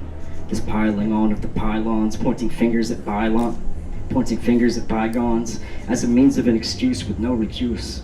An ocean hardly explored, full of refuse. Lambasting the bastards of some ass-backward scheme to hold a candle that's burning on both ends until it burns everything. Between the lines of heaven and earth lies the firmament. You take a stance, still given the chance to stay firm on it, and then you shrug and say, that's not my problem, it's Atlas's. Craving a disaster since pointing a finger is easier than accounting for pennies on a dollar, nickeling and diming each other when we could be providing one another with love. Because tolerance is just another word for if you don't push, then I won't shove. An inability to see this life for what it really was, what it is. An opportunity to live until we die. Not to die a little more inside every day that we live. So what's the worst case? They take it all away? Not without resistance, and we can't take it with us anyway. You won't even own the grave you're buried in. Future generations digging up a box of sin just to see some brittle bones and scry for a better future with them. With every answer finding an infinite amount of more questions, but you can treat it all as a challenge or as a lesson. Self-actualization is the only method of turning a curse into a blessing, because every messenger must die, but they can never kill the message. Thank you. Thank you.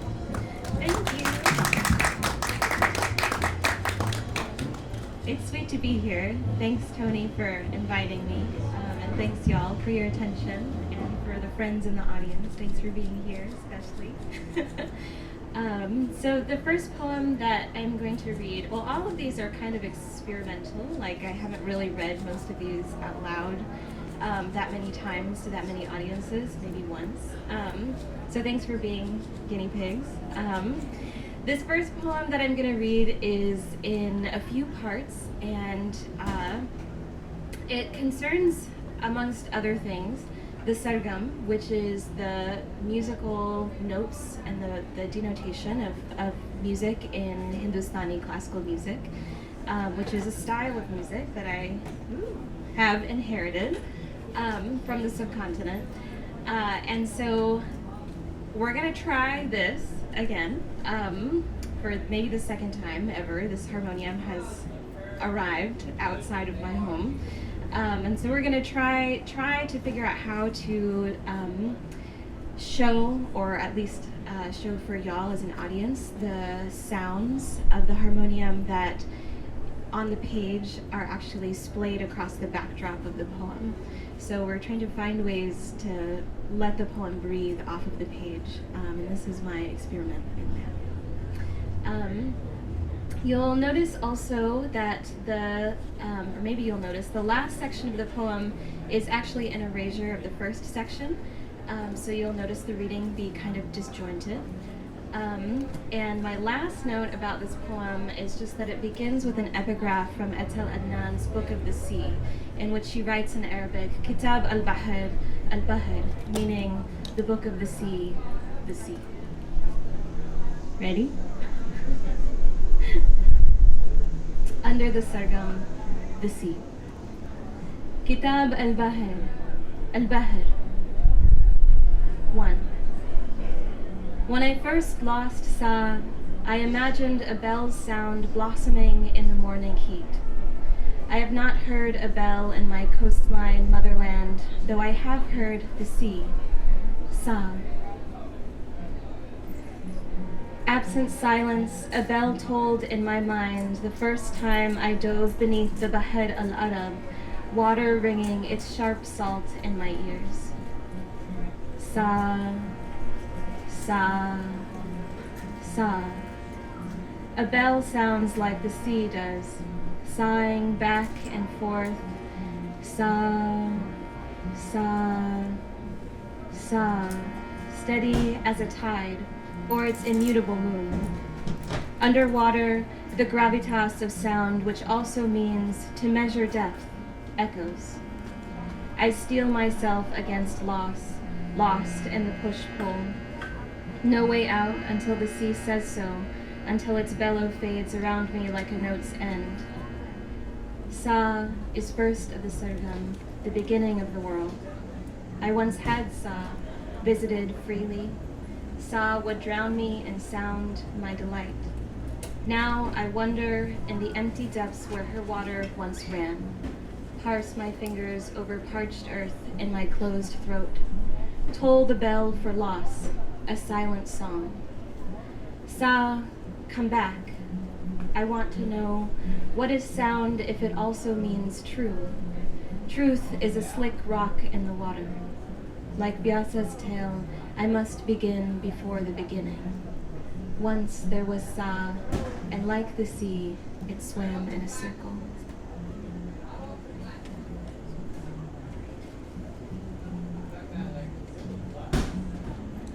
Two. In a small craft, 6 friends and 1 boatman on a lake. The water reminds us who is God. The water reminds us who is God. My friend's arm grips mine. I scramble out of the boat onto a small ledge. A cylindrical shrine rises like a note through the water. Even when not encasing me, water bodies me. I am pulled towards the depths. I cannot see past its surface. My friend will not let me go. The light is gold. I am suddenly a child. If I were to build the Tower of Nuri, mother is sewing Kiran onto my Anjan Tanaji's love. It would look like a dupatta. I am practicing a naat, a child singing of prophets, monsoon heavy waves. It would sound like this.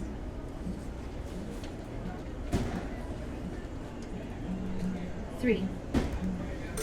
Picture a bell tolling in the deep.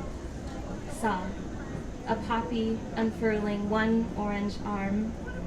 Re, the embrace of your mother. Ga, the loss of your mother.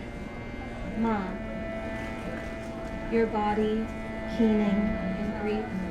Fa, grief blossoming over a hillside. Ta, your own death. Ni, becoming the sound of the bell. Sa.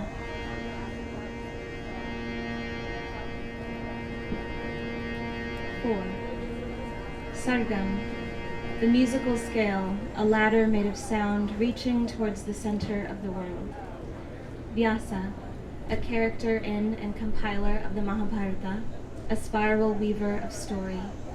Nuri and Jam Damachi, lovers buried in a tomb rising from the center of Kinchar Lake, Pakistan.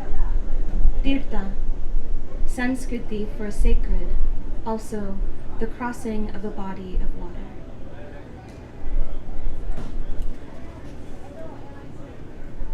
Five. First blossoming bell in the sea. Silence. In my mind, immutable loss fades around me. Freely, her water in my closed throat. Come back. I want truth before beginning. Thank you.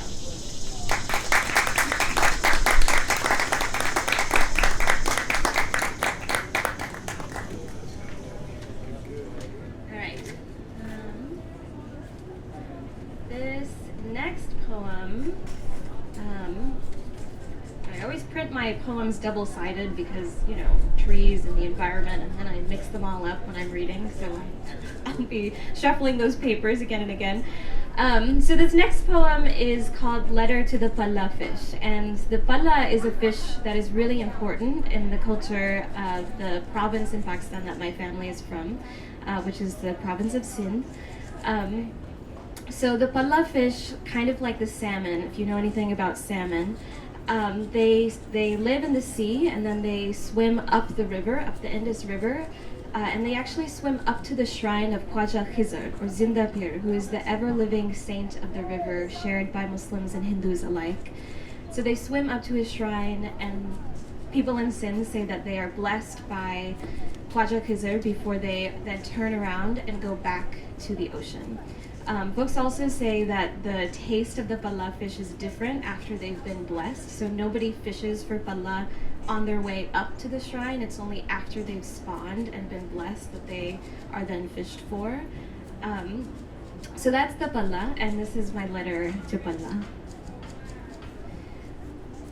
My hair grows long, rivering over the night of my body. The notes find me through that stretch of dark, my scalp itching in oceans weft. Yes, I carry the waves. Yes, the notes tense, bulging with sound. Every singing note lives in this blood. Every singing note is a stream and its fish. My head holds a current of air, braiding salt and fresh water into my flesh. Like you, palla, I am altered by entering the river.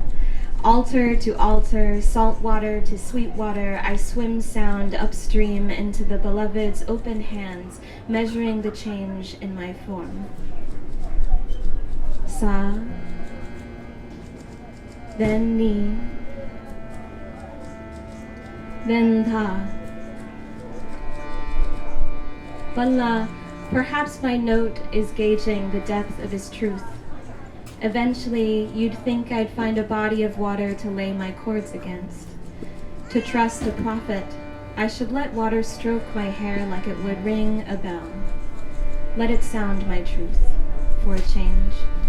Palla, do you trust me? The water is resonating with the rag of your passage. The sound curls like a migration caught in the net of a dam. I want to add one note to this poem, which is that currently it's flood season in Sindh and all over Pakistan and the subcontinent as the monsoons have they are really in play right now. And with recent conflicts and sort of the colonial architecture of dams on the river and the Indus and on the entire water infrastructure or natural water infrastructure of the subcontinent, it means that flood season is a time when thousands of people die every single year. And currently there's been really catastrophic flooding in the subcontinent, in Sindh and in Punjab and up north in the mountains, right at the foothills of the Himalayas in the Karakoram. And so I will say, you know, in honor of the palla, of the fish, of the river, and of our debt to humanity, if there's any resources that you have to throw towards that crisis, I have plenty of friends who are coordinating funds, and if you feel moved to give, I would love to connect you.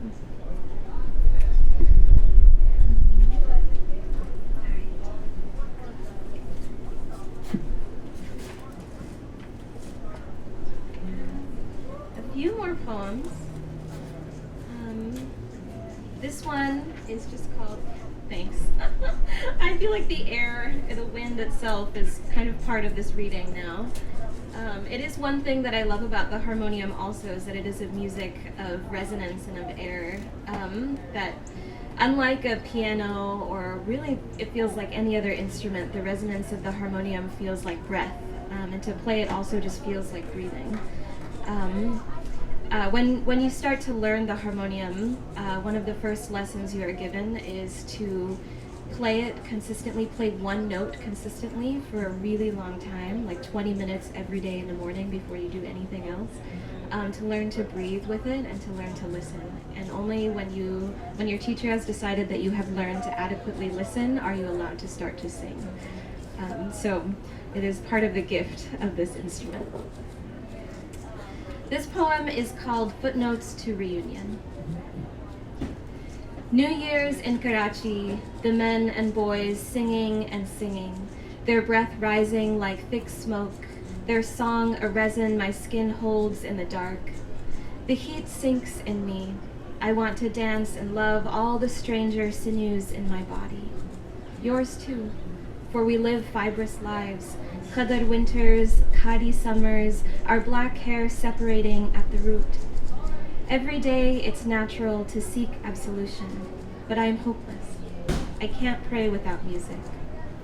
Maybe you know how I breathed in the man stepping up to drop a roll of rupees in the Ghaus basket. We have more than what has been sold to us. You too can have rupees balled in your fist, readying for scatter like the sweat of a dancer at the feet of a poet. You too can twirl your hands like steam, trusting the cold air to hold your song.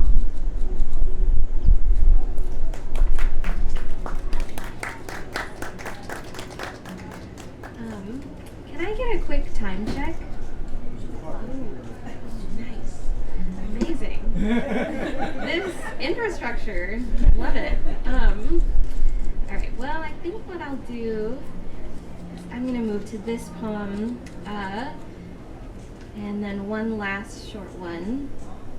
So this poem is called Salmon Run. I figured it was a good next, after reading about the falla, is our closer to home falla, the salmon. I grew up on the west coast of the U.S., and their salmon is integral to the life of the land and its people, and so this poem is about the debt that we all owe to the land, to the native people of that land, and to the salmon, of course. And I read it here also because I promise that everyone loves a river and everyone loves the salmon. Salmon Run. After the Haida story of Salmon Boy, in gratitude and prayer for their survival. You whisper return, you diminished far before my arrival. Still as drought, I am singing your name.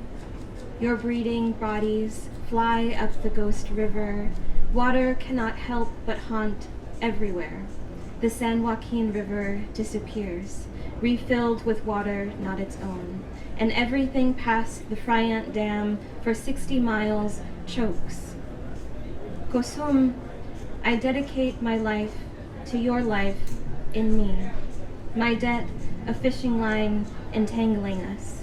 You, your people, this home, you tell the story with your life. It goes, we choose, we do not get to choose. Which water we die in, which water we are born in, which water we return to. I cannot promise. I promise my bones, bleached branches one day at your doorway, the delta, the heart. Where there is a river, there is a dream of belonging, migrating somewhere. Your flesh skims mine. Skim is a careful touch. The surface ripples. We live together, knowing underneath the universe, the water is a good mirror, is a tide.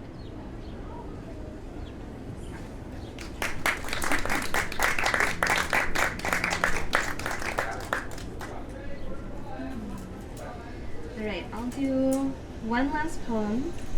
And one last note about that poem, too, is that the Friant Dam, which is one of the largest dams on the San Joaquin River, which is one of the lifebloods of California, blocks really critical salmon spawning habitat. And so something that people have done just on their own, volunteers, people rent moving trucks and barrels and they stop where they find salmon in like puddles of the river and load them up into barrels and drive them 60 miles past the dam so that they can spawn.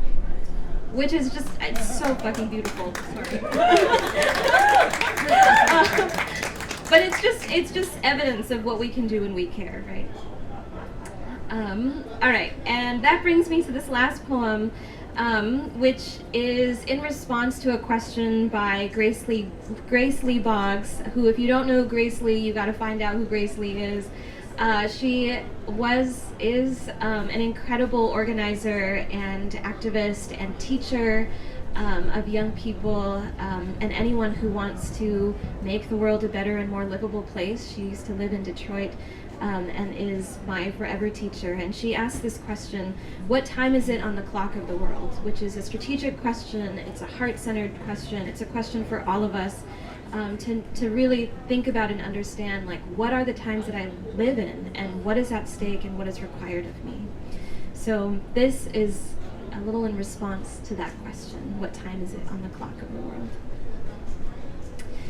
Because love is the hour on the clock of the world brilliant and whirling, wiring its glow across strings of universe. Then the clock is a circle of wind and window, invisible hours winnowed by love, the chaff of time falling free like locust leaves at frost.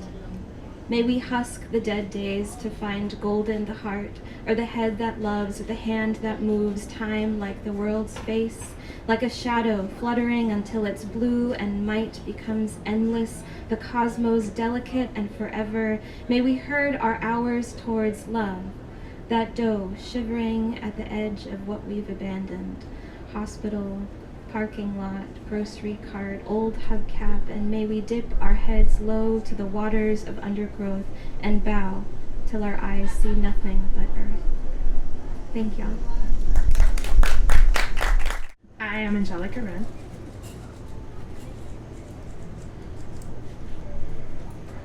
I tend not to really introduce my work, so I'm just gonna kind of jump in.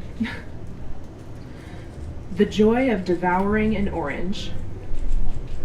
I peel the cold orange with my bare hands, my index nail scratching dimpled rind. I catch an edge and pull the peel from flesh, remove the citrus orb from its safe shell. I gently separate the hemispheres. The membrane of one side tears, revealing tiny juice-filled sacs like caviar. I fit my tongue through the small opening, my lips against the skin, sucking softly until I feel the pulp slip past to teeth.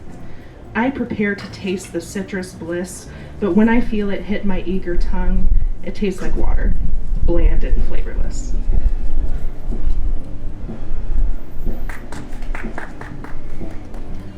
Most of my poems don't have titles either, so. What? I'm leaving. Fair. No. An old friend taught me Bible paper burns well enough if you're out of wraps. Onion skin, thin, easy to manipulate, roll into a crude crushed joint leaking out the twisted side. On Samhain I pray in tongues deep in my beloved forest canyon. Embers curling through Judges 11, I suck Jephthah's daughter from her fate, embed her in my lungs to live alongside me. Worship at the waterfall. Short, seasonal trickle full from rain last night. I've seen Niagara cascade, heard her thunderous roar, and felt the power of her misted spray. I prefer the slow Hoosier drip to the rush of New York rivers, creating my own inspired perks found only in the Bible Belt. Thank you. I don't remember my first time on stage.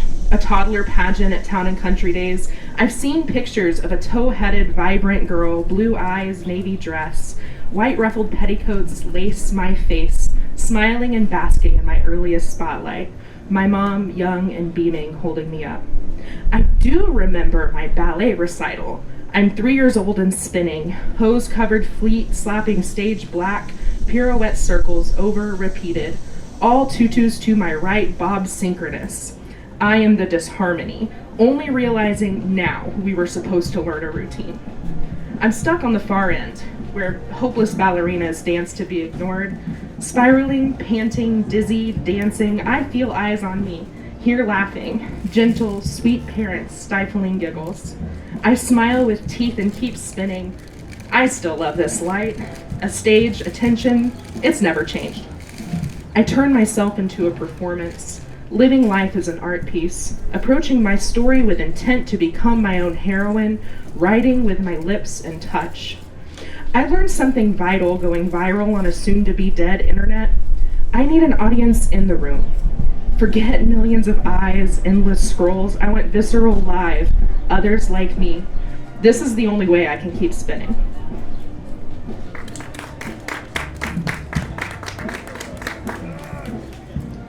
This one does have a title. Prophetess. I think my soul is in my bladder, nerves skittering, always anxious. Until chaos comes, the world changes, and my adaptation is engaged. I'm poised to unleash myself. I always knew this was coming.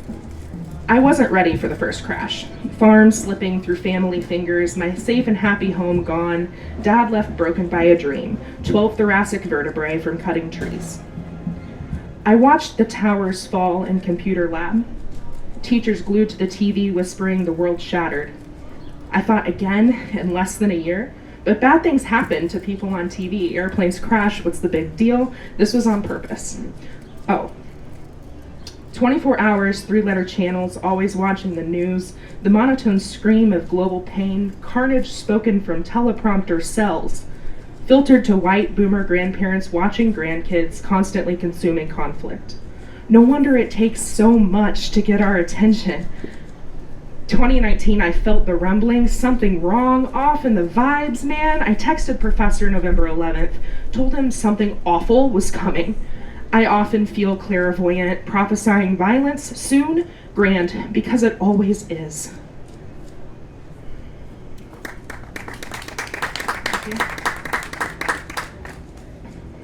Jenna. I can only picture her in snippets. A giggle, her joy, how she squeaked when she sneezed, before life stole her hair, swole her face, unrecognizable, then frozen at 23. But the Jenna from before, the girl I loved and never kissed, I can only find in back flashes, crunching loudly on chips, dancing feet, smirks, soprano, piano. I can hear her praying, but I can't see her face. I wasn't there for her, through treatment or to the end. No excuse absolves me, I know. So scared of reality, what sickness and stage 4 meant, I never called or drove to visit. I let her die without me. Nearly a decade now, the silence. The Grecian urn she bought me from Crete before we knew still sits on my desk at work. I fill the bowl with scribbled dreams. Maybe it's her, maybe just fate, coincidence some would say. Every wish comes true. I add them sparingly because I know I'll never deserve her forgiveness.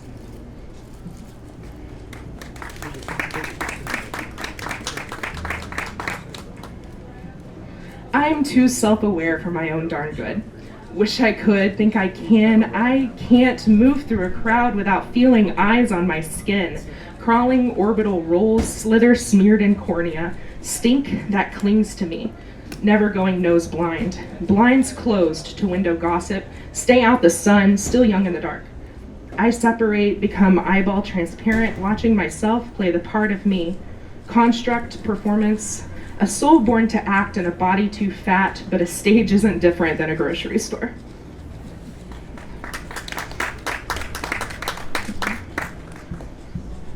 The next Fort Sumter could be in California. We watched suspicious, praying protests proceed a precipitous power shift, fear hoping the tower will tumble, knowing that means jet fuel collapse. Sacrifices no one wants to make. But the plane's already hit, burn, and we've spent our whole lives waiting for the final drop, watching bodies plummeting alive past our windows, wailing, wet slip slacks on pavement, preparing for our turn to drum. Lurching floor, smoke curling closer. Shattered glass, the smell of heat, jelly legs that should be seeking solid ground found in city streets, waiting instead to rubble ride down.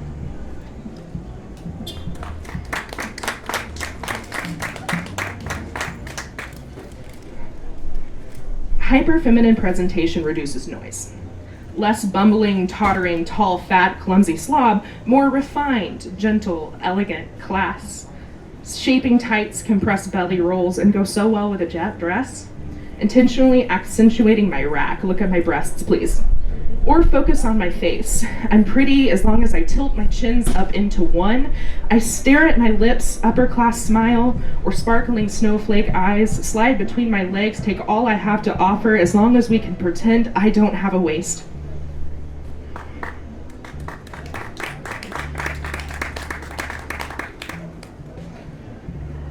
I bought you a bottle of Basil Hayden, thinking of Dorian Gray, Basil Howard, the painting, and my penchant to manifest love into lyrical canvas. We invert the formula. I paint you in youth, eternal. Gold Coast to Kentucky Midas, spinning genius into gilded luxury.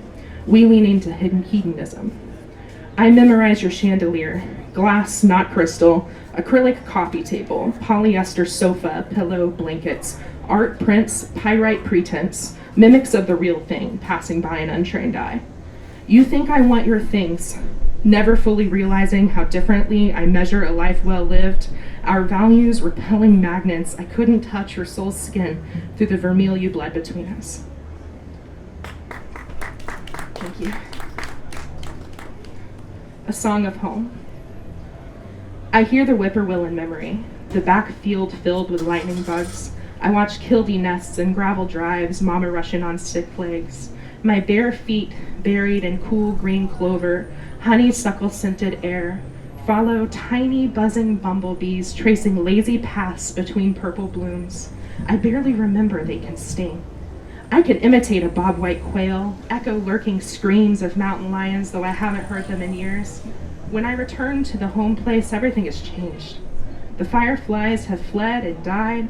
Only ticks and mosquitoes remain.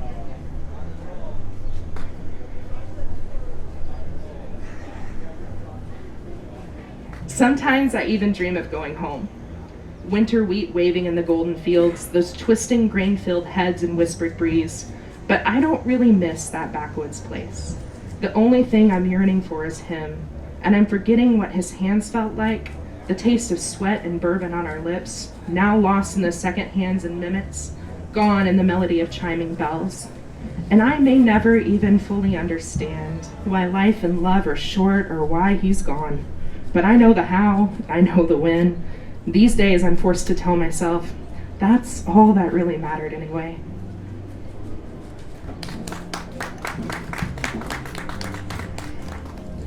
I loved him like a summer storm, hot rain quenching dust road daydreams, fast and hard, no time to soak in. My torrent washed away his topsoil, wore him down to bedrock, exposing the rejection I always expected, my self-fulfilled prophetic tendency. I'm still learning the hardest lesson. Love is not negotiable. I can't stop my deluged illusions or force deserts to absorb my flood. I can only let the wind blow my clouds over forest canopies, praying that their root system will be strong enough to hold me.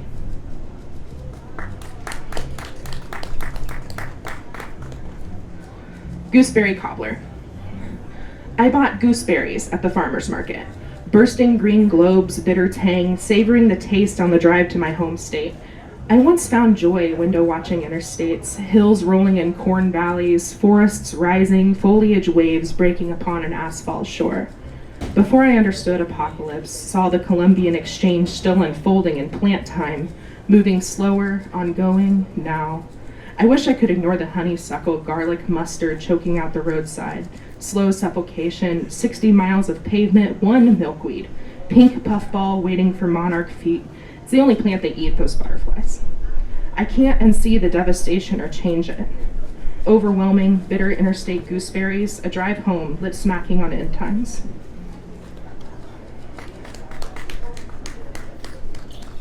This one is about the culture I grew up in. Screw me on your Formica countertop. Kiss me with a Marlboro red lip. Keep one holy sock on and ruin our styrofoam egg crate mattress pad. Let me borrow your mom's best Tupperware so I can stain it with spaghetti sauce. Trade your wheat penny coin collection for a pawn shop engagement ring. Take me out in your John boat, checking trot lines for muddy river cats, and propose with a baby's breath bouquet. Slip out early and quiet on winter mornings. In your mossy oak and shoulder bag, I'll make us Bisquick pancakes and fry the squirrels from yesterday.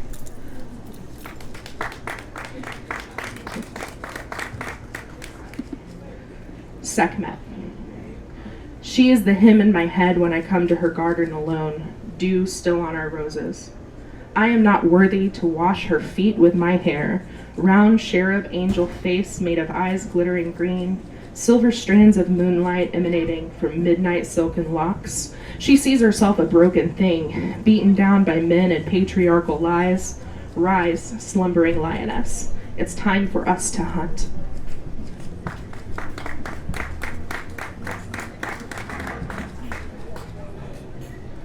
Polyamory. I just watched a bald eagle fly across our valley and we're fighting over hangers and spoons. But not that at all. We both know the elephant we're actually arguing about. We've tamed her, learned to ride her pitching, hulking form, feeding circus peanuts to prehensile trunk. We stay together anyway, taking choice to love and grow without constraint. The sound you think an eagle makes is just a red-tailed hawk. Think squawk, squeak, squirrel, peeps, not majestic, godly America at all, etc. I lost myself in Adderall. My spring of a mind compressed, held tight by force on one thing alone, squeezing me into submission like a kink monogamy. I hated the quiet. Gears turning in mud mined, viscous, filled with sticks. I could only make a tiny peep. I'd rather be the hawk, less glamorous, better adapted, hunting from power lines. I forget things, stumble, leave doors ajar, lights on, tasks, texts, relationships left open, striving for just a bit more, better, never satisfied but free to screech my war cry, please don't bind me, in the eagle's body.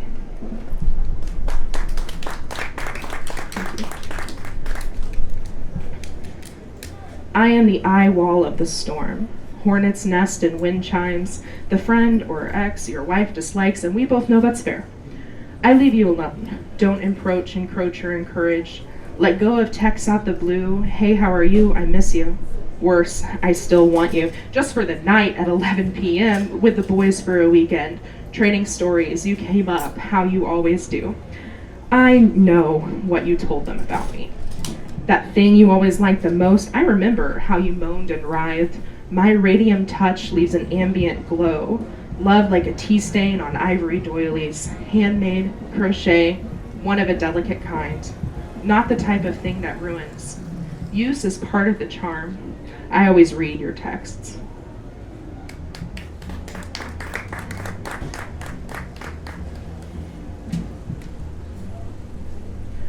Her tombstone toppled decades ago, horizontal on the earth, laid flat, time passed and soil creeping up, letters slowly buried in dirt. Her first name was covered entirely, leaving behind only wife of and his irrelevant title. As if she were an appendage, sprouting into existence as spouse, I tear at the earth with my fingertips, digging grave dirt from marble grooves, revealing her name, died 1890, A-N-N-A, unleashed from green slime.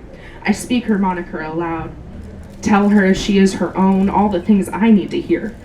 My husband only sees me digging at graves. My hands tearing grass, muttering, tears streaking past through the dirt on my face. He gently tells me I'm upset, overreacting, avoids the words calm down, hysterical. I watched my mother be buried alive, subsumed into my father as a matter of course, submitting just as her mother had and her mother before. My husband is patient, kind and sweet, says the right feminist things, yet I dig out Anna's name to stifle my screams.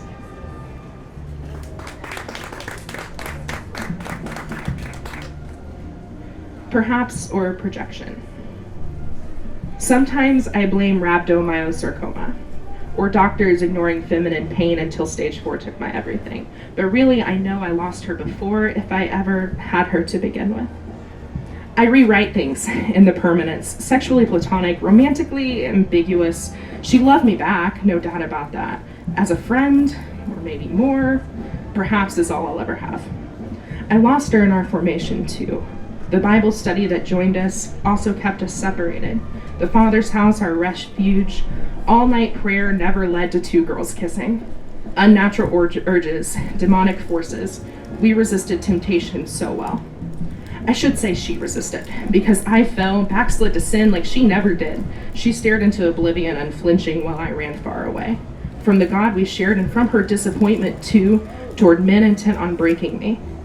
But really, it was my ignorance, naivete, never realizing what she couldn't say, the secret she would never tell, sitting in her white Sebring, passenger princess in the asphalt lot, beside her dorm, waiting for hours. She tried to speak, swallowed it down, watching spring trees wave and breeze, tears pricking her eyes, falling slow, wiped away before reaching cheeks. Stubborn, citing Jesus, she never told. I shot away a decade late, midnight dreaming memories, reliving widow wails from back pews. I realized the love she couldn't state, far, far, far too late.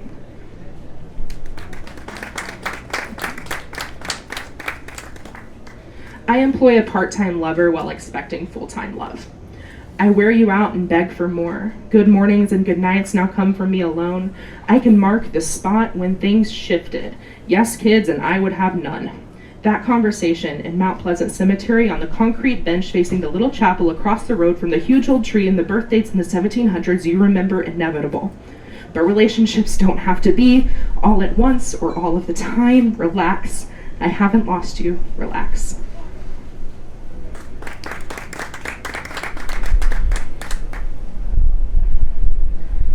On the pink moon, you present a rabbit skull. Front teeth chipped off, zygomatic arch missing entirely. In return, I build you thrones in the sky on pedestals I describe clearly, triggering your fear of heights. I could write villanelles on your smile. You've seen my fawning eyes when I write you sonnets with my lips, cherishing every single minute that I'm pushing you away.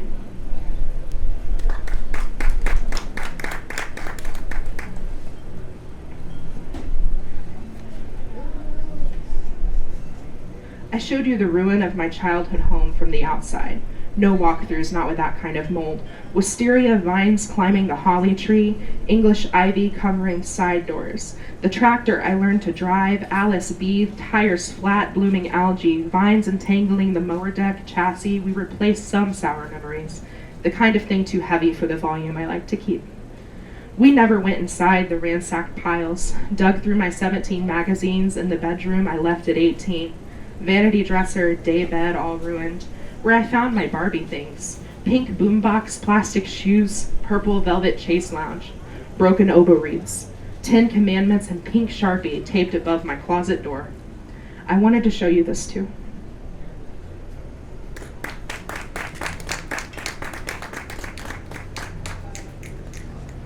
I remember flea bite stings, bug bombs killing my pet fish, spiders in the basement shower, daily that was wasting water.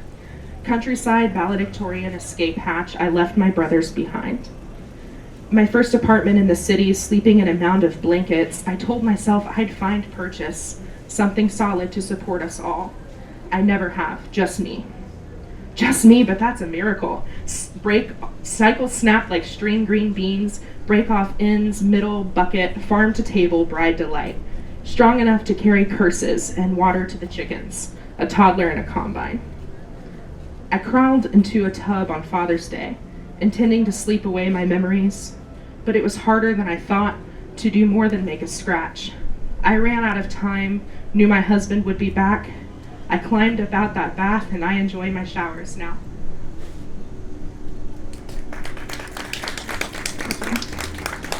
I have two more. If I could go back to 2019 and capture the feeling of hubris and confidence before pandemic, wars, and rumors of war, or further back to 2012 Doge meme, dorm life on student loans, feminism, justice, Barack Obama, change. I remember 2007, 14 emo just got a flip phone, plus size meant floral prints. I didn't look the part. But I wore black lipstick on Halloween, the holy day, and I was depressed, and that was in. I started writing poems to make up for my fashion and bemoan the state of the world. Even still, there was this pervasive sense of I want to tell you exactly how it was in 1996, before the towers fell, before the first time I heard global warming, war on terror, but I don't quite remember. Not all the way. Millennial fever dreams. Princess Di, fireflies. The worst is I just barely do remember. The befores I've lived in, a taste of memory, fragrant, fragmented, impressed on my senses, barely audible, so deep a belief in the constant march toward better, the death throes of the American dream, rattling, ragged breath, safety, invincibility, progress, faded memories from the 20s. Thank you, guys. Okay, before I start, I'm going to have Norbert and Karen, you want to introduce yourselves? And then I'll get into the little stuff and then we'll start.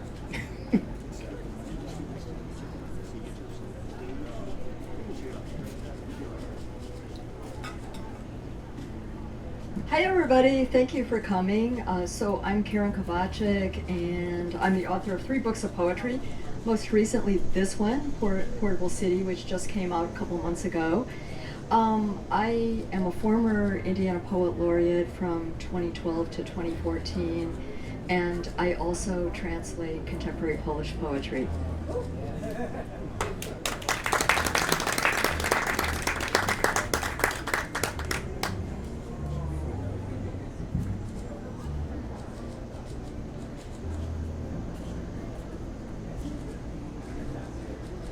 Hello, I'm Norbert Krapf, and I am from southern Indiana. I'm from Jasper, DuBois County, but I haven't lived there for a long time, but I write about it all over and over and over, obsessively.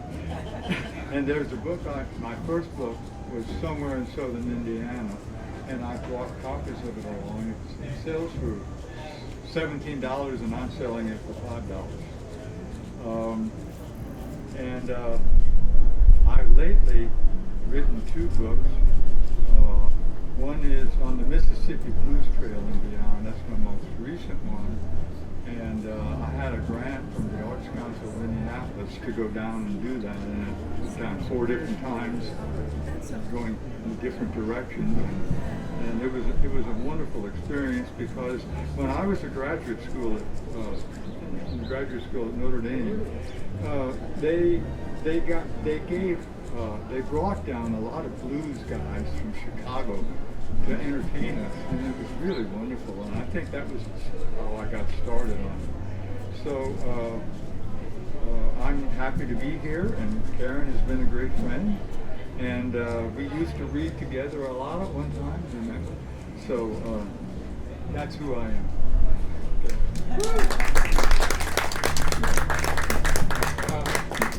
And he was a poet laureate too of Indiana. So you have 3 poet laureates up here. 2, 3, and 8. Joyce, Norbert, Karen, George, Sherry, Adrian, Matthew, then me. So yeah, so you have 3 of 8. So that's pretty cool. So what the Indiana Chitlin Circuit is all about is, back in the day, there was a Chitlin Circuit. And on the Chitlin Circuit, it's kind of like the Green Book if you think about it. The Green Book in the sense that African Americans used the Green Book to find places that were safe to get gas, food, and things like that when they came to a town. And so the Chitlin Circuit was built around that as well. And what the Chitlin Circuit was, if you think of like the movie Sinners or what's the now I can't think of the movie, but it's been Oprah made it into a play, and Harpo and all of them are in it. What's the name of it? I can't think of it, but Colored Purple. Color Purple. Thank you so much. Oh, yeah. But the juke joint they had in there, juke joints, after hour joints, those were places where people went because we're in segregation and Jim Crow era. Blacks couldn't perform or go in the front doors of establishments. So in Chicago, you would have people like Dick Spiderbeck and Louis Armstrong playing in after-hour joints that nobody got to see except for the people who were there. And on the Chitlin circuit, you just went to a place, they gave you a little money, they fed you, they put you up for the night, and then you went to the next place. And while you were there, you got to jam with the people, do like group stuff, solo stuff, and things of that nature. So we're doing the same thing with poetry. And I think it's really cool to be the Indiana Poet Laureate and taking this around all of Indiana. People seem to love it. And so we're going to give it to you right now. We're going to start out, we have 3 sets. The first set is a round robin. That's 20 minutes, and we just feed off of each other. And Karen is going to start us off.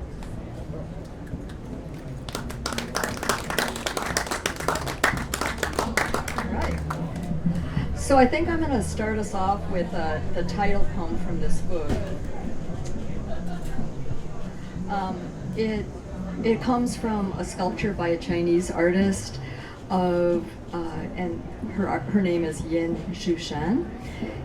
Soft-sided luggage with cities inside them. So I decided I would try to do that for Indianapolis. Can you guys hear me okay? Yes. Okay, awesome. Portable city. My city fits in a suitcase, all steeples and spires, white river zipped up for the night. When I open my city, I hear the slow jazz of a dozen waiting rooms. Inside there's high humidity. My staid navy swimsuit dreams of chlorine.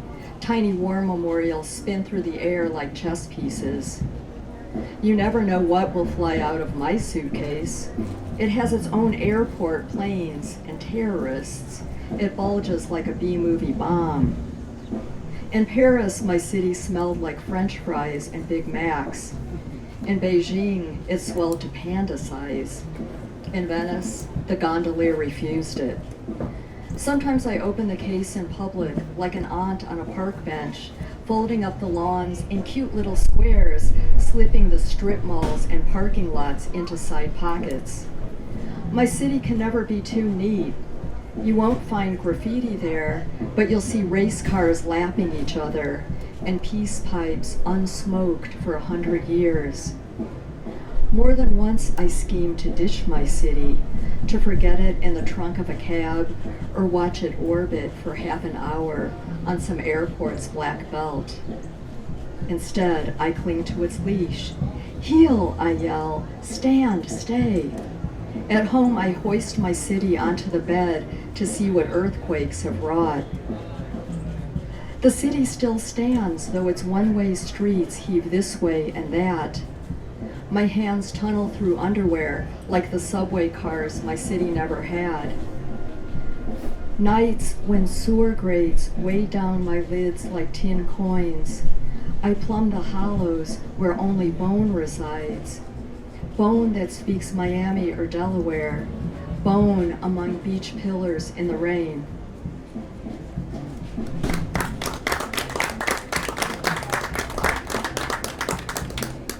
I guess I'm following the city motif. This is called Fireflies on Interstate 30. We all packed up 3 cars deep to head into the darkness for Red Lobster. After my oldest niece graduated from Thea Bowman Leadership Academy. We waited too late, on CP time, so we had to wait for tables for a buzzer to light red. The Heat played Spurs, Game 4. Outside in parking lot, we amped up. 14 folks strong, not counting other couples, families.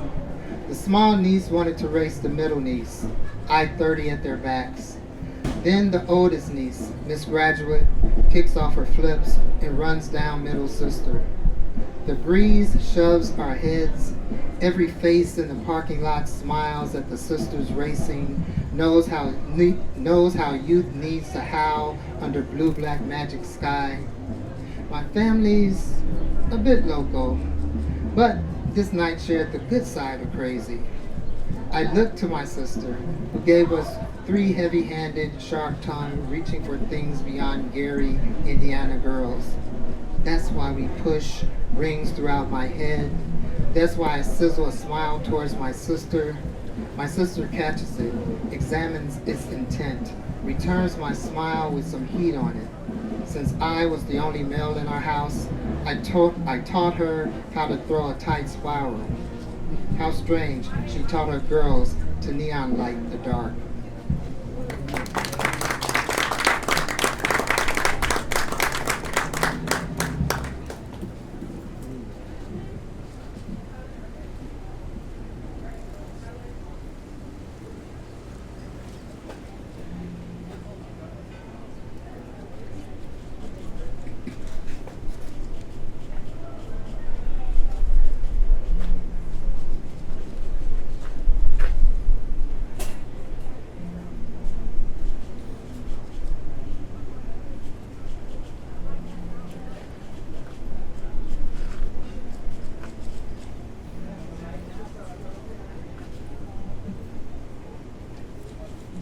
I want to begin with a poem from somewhere in southern Indiana. As I said, it was my first full-length book of poems. And it's called The Forefather Arrives. He stumbles off the ship America, parts from the people who speak the only tongue he's ever known, and leads a wife and 6 children toward the middle of a dark continent. 8 pairs of shoes shaped by the contours of cobbled Bavarian streets must soon begin to fall evenly upon uncultivated ground. Like a startled rabbit, the woman cocks her ears for the pealing of distant church bells. The children cling to the man's overcoat like cockleburs. A sailor whose eyes blink back to the vineyards patching the banks of the Mine River, he knows he must learn to navigate this foreign land by foot. He stares at the bark of trees he's never seen, then flinches at the songs of birds he's never heard. He worries about letting seed in the soil in the spring. He sucks in his breath, puts down 1 foot at a time.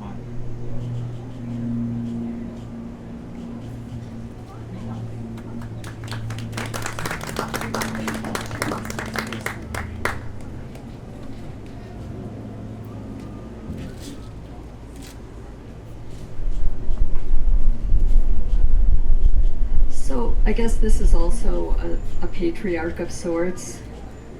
What my father taught me about sex. That my mother and he never had relations before the wedding. That even now when she sits on his lap, he squirms, turns red, and tells her she's fat as she kisses his neck and pretends he's Clark Gable. Yet he loves to move her around the dance floor, his left palm tucked into the trough of her back. That I should play poker instead or read a book. That I shouldn't give away the milk for free, for who would want the cow. That I should wait till I marry, and if I never marry, to keep myself chaste as a saint, to cultivate vegetables or a musical life, to touch only the skin of the piano, for he had always wanted to play.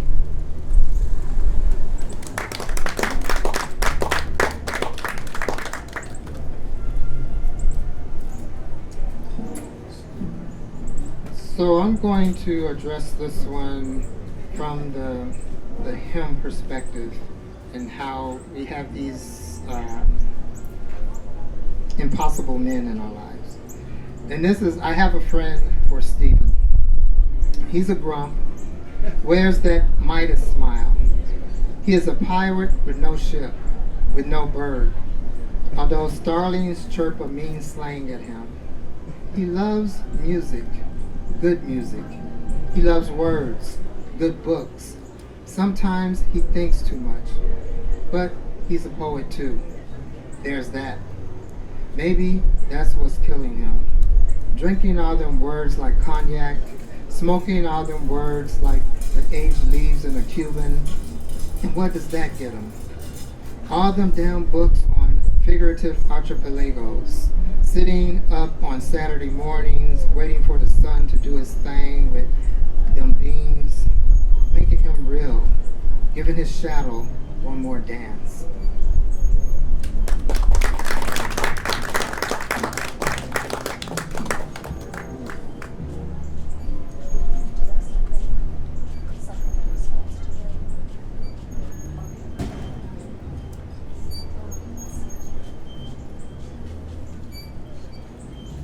So I think we're kind of on this riff of holy figures. So this is one about my mother.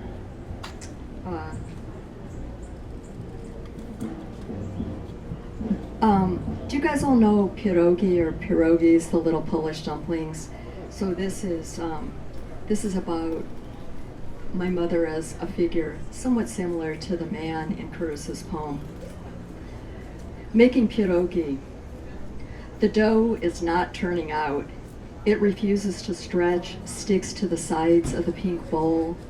You work in another half scoop of flour, click your tongue, stamp your slippered foot, and the flutter in my stomach quickens, instinctive response to your anger, thrum of guilt, my fault. In this room, once dove gray, attic gold, brushed peach, you presided in alligator flats, though you could have been on stilts, so tall you towered over us. You wanted a gold-flecked linoleum to gleam, the turquoise wool coat of your design to disguise my sloping back, every plate to be safe in its nesting place. You are smaller now, more comic, a banner of unbleached flour on your belly pressed against the table edge as you thump the rolling pin over the dough's thin skin. My own body feels bigger, too big for the braided mat of this chair, flushed with the insight that you have become my serious gray-haired girl. How stubbornly you hold your shoulders, your pastry wheel, flaying the flat, expansive dough into strips. Flour on my fingers, I crimp your tiny pillows of plum and cheese, watch them bob and float in the salty water, and rescue them again and again.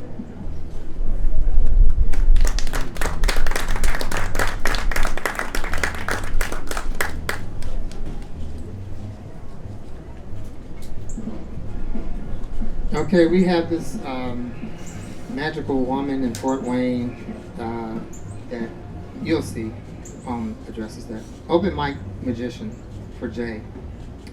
It takes her a month and a half to reach the stage where the mic is humming from brisk electricity vibrating within the soul of the wood floors. She dreams a contact would manifest through the feet. She comes once a month, second Thursday, like physical therapy for neuropathy, or like she's an old school pimp on corner. Cane in hand, she takes slow step after slow step, weeks on weeks. In January, she reaches the stage, where her mouth O's like the trapped koi in a Chinese restaurant off St. Joe Road. Words, fat bulbs, jump into our ears before daisies bloom. Next thing we know, we're in a field of wild mustangs, free, a fusty aroma grabbing hold of the wind, a baby's clutch. Then we're transported to the paint strokes of Picasso hanging on the north wall of the Louvre. Now everyone is watching Jade, smiling, before she returns back to sea in the tired month of February.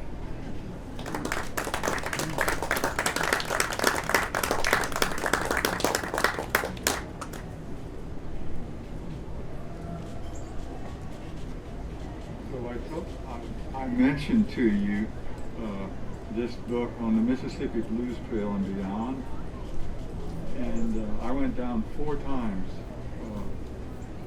to do this exploration, and it was wonderful. Here's something that really grabbed me as the first thing in my life. It's called Bowls of White. In a large pitcher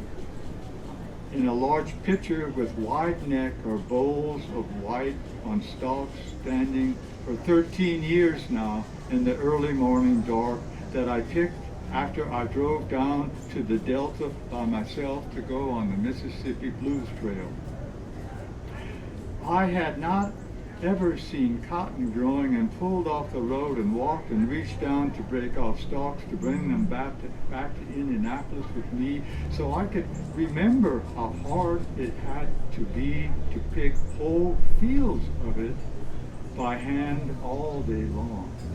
When I wake and see these soft white bowls of cotton, I hear Son House and Charlie Patton and Robert Johnson and Muddy Waters and B.B. King calling up deep from their souls the blues that rose up in them from fields in which I visited by myself, feeling transported back in time to slaves reciting call and response songs in code telling tales of misery, but also gritty determination to survive together and one day leave these fields of bowls behind as they would bring north the sounds of the 12-bar blues as they began a new life, yet haunted by the memory of bowls of white they once picked all day in fields. And this is one of them that I picked.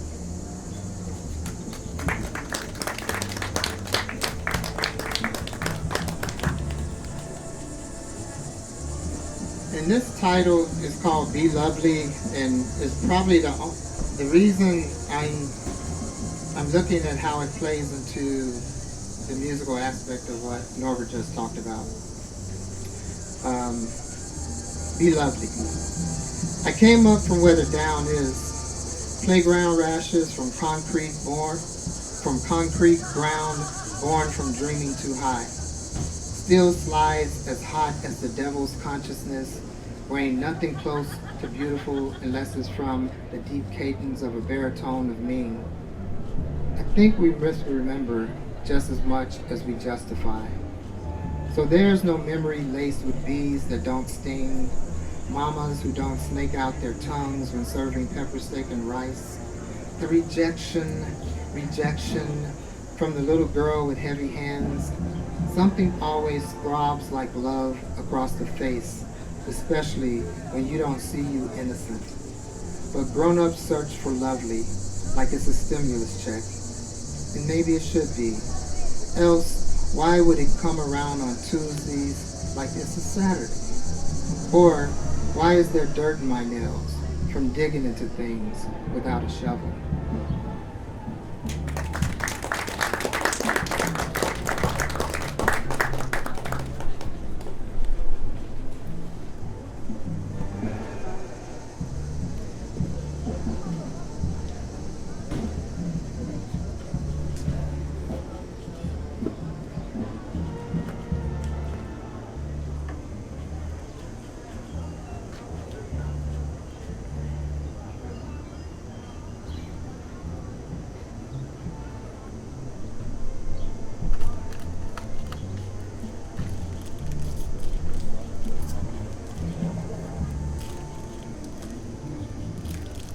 I just said to Karen, while you're waiting, I'll read a very short one.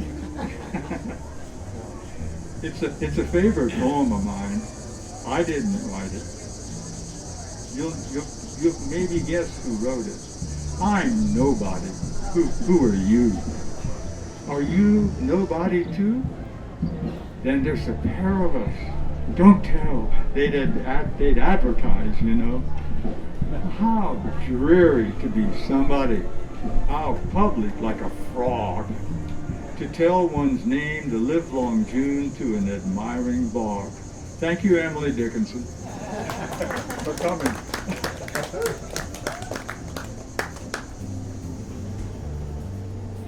So playing off of the aspect of being something, this is called Awake, and this comes from we did a workshop with Kwame Dolls, and we had these pictures, and this comes from that. Awake.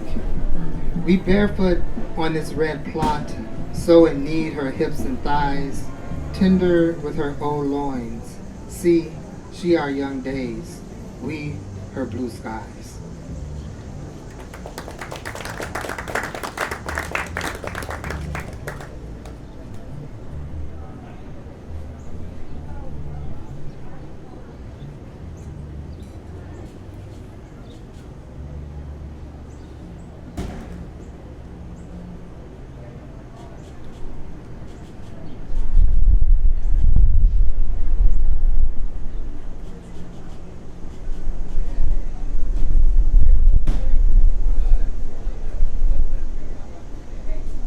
Okay, so we don't. Time is running out for this, so we don't. Unless somebody has a really short poem, it's like he came, he conquered, he saw, or whatever. That's the first set. Thank you. Now we're going to have the second set where each person does a 10-minute solo, and we're going to start out with Norbert.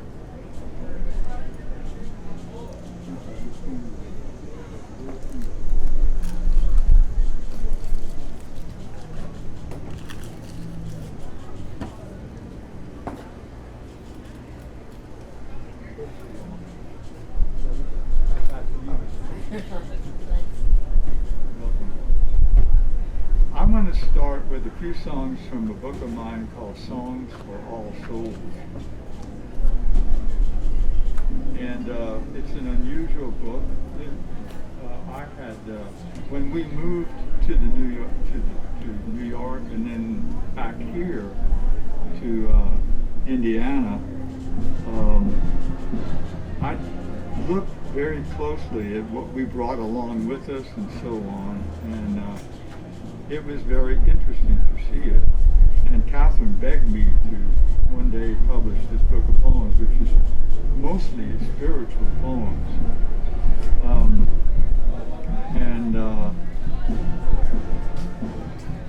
going to start with a poem called Religious Wars. Oh, religious wars, in which we give ourselves license and a blessing to murder one another.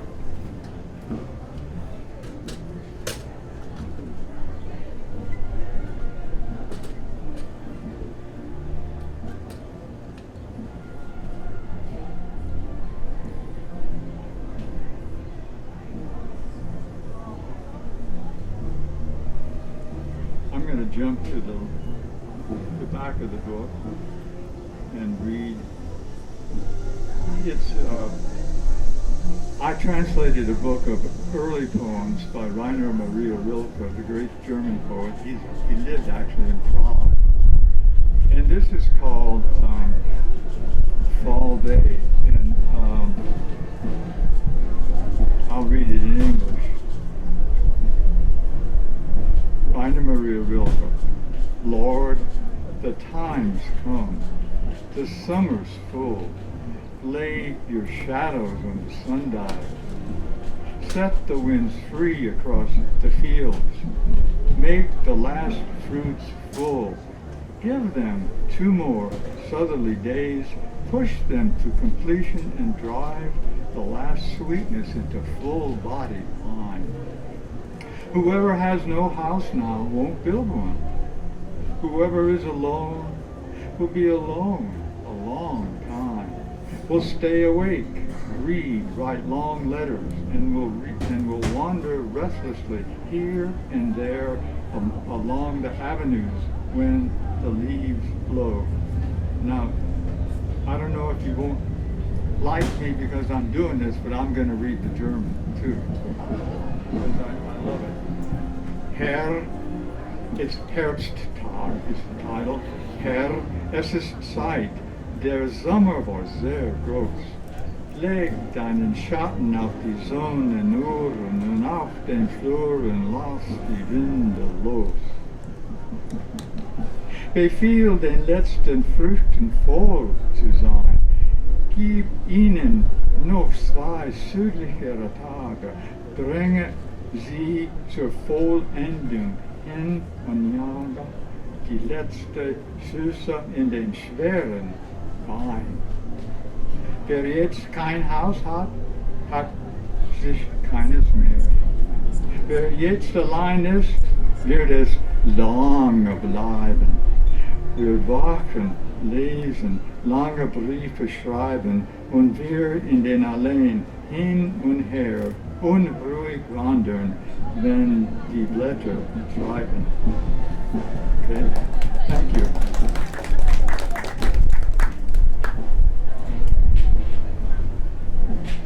I'm just going to jump around in this.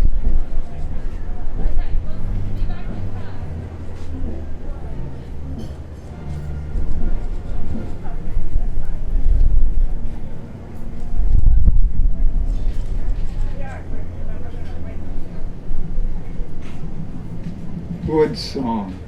When I was a boy, I was happiest in the woods, where I watched light filter down through the trees and heard the songs of birds and insects in just the right pitch. I knew then I could never find a better way to pray than to receive this combination of sight and song.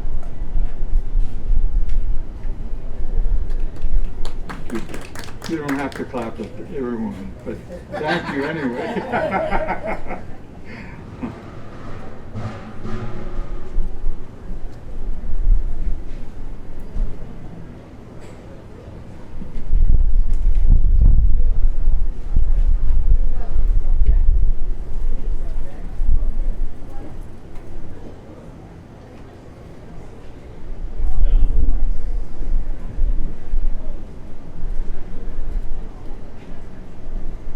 Short shadows. I stood often in the shadows of a short father and uncles, but knew even then that the length of a man's shadow was no measure of his will, his spirit, and the depth of his love. And then this one, the follow-up is called They Always Knew. Can you guess who they is? No? Always behind the men who spoke the word were the women who quietly made the house and kept the family together and knew what to do when a child came sobbing and what to say when the world went wrong and how to hug when no doctor could be found or the priest had no time to give his blessing.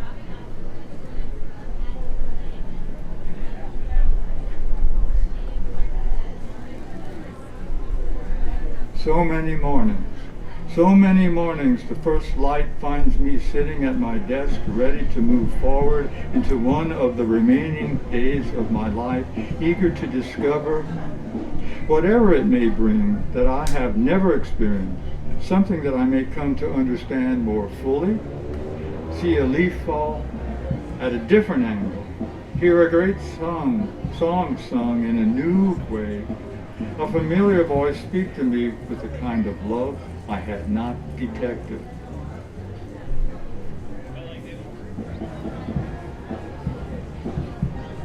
The sycamore and the river. The sycamore stays home beside its familiar river, has no inclination to roam. It has faith in its roots to draw the water that makes it grow strong. But for us, it's not wrong in search of our home to wander and roam far and wide and long, and then put down roots to tap the deepest waters that help us feel at home, convince us we belong, keep our spirits strong. I want to read one more in the first part of this book about a friend. It's in response to a friend who is not with us anymore.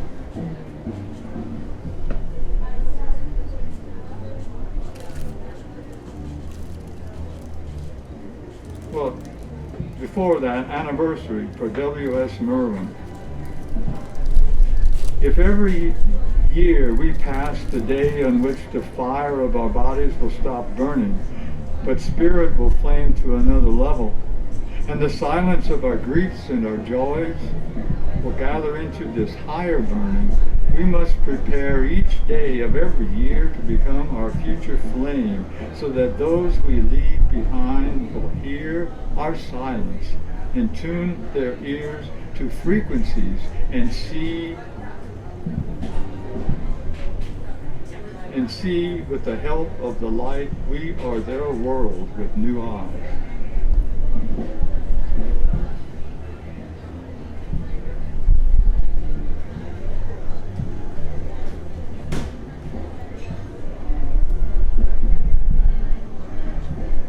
We lived on Long Island on 9/11, and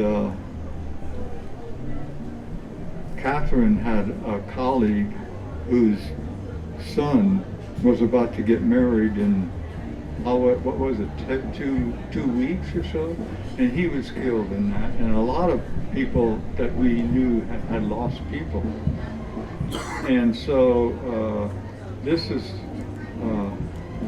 memory composed out of dusk.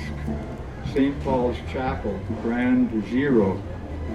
Days after flame ignited, all into dust and ash, I step out onto the front porch, 24 miles to the east on an island that is long, to find out what is that smell. I inhale invisible particles of dust that are residue of buildings and human flesh and bone, and now the remains of spirit that become part of me, which I carry inland 3 years later when I moved to Indiana. 6 years beyond the return west, I composed this prayer out of their spirit to remember those who breathed with us. And let's see if I can find one more to end with.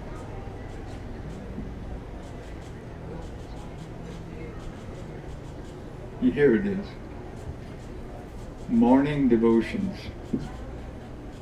My mother grew up on a farm west of my hometown of Jasper in a little town, or outside of a little town called Ireland. And it was, she knew how to farm. I mean, she knew how to garden. That's what I really mean. Morning devotions. My mother is picking tomatoes in the warm morning sun, wearing a blue apron, her kitchen uniform. One tomato in her palm is the blessing she gives. Behind her, in memory, her mother and grandmother, they all genuflect, cupping a round red chalice in hand. Thank you.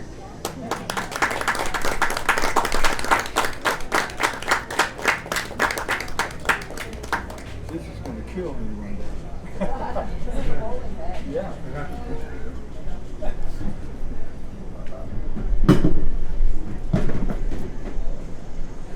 Right.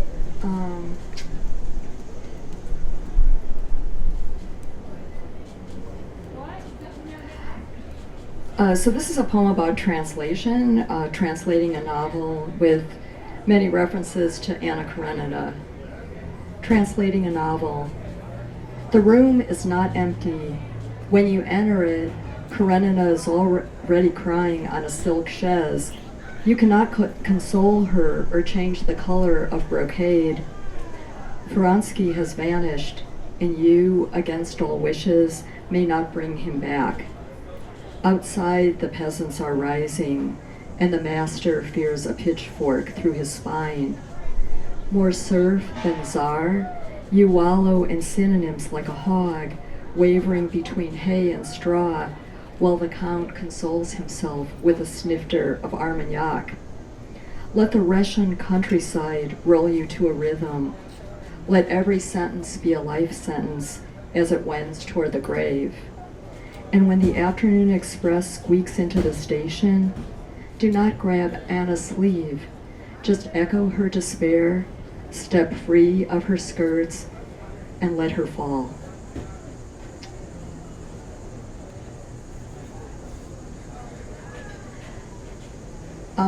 On the way driving down from Indy, we already saw a bunch of Halloween stuff coming into town. So I'm going to do a little Halloween poem, which is also about sexual predators. Reading about Harvey Weinstein in the New Yorker while waiting for trick-or-treaters to show up.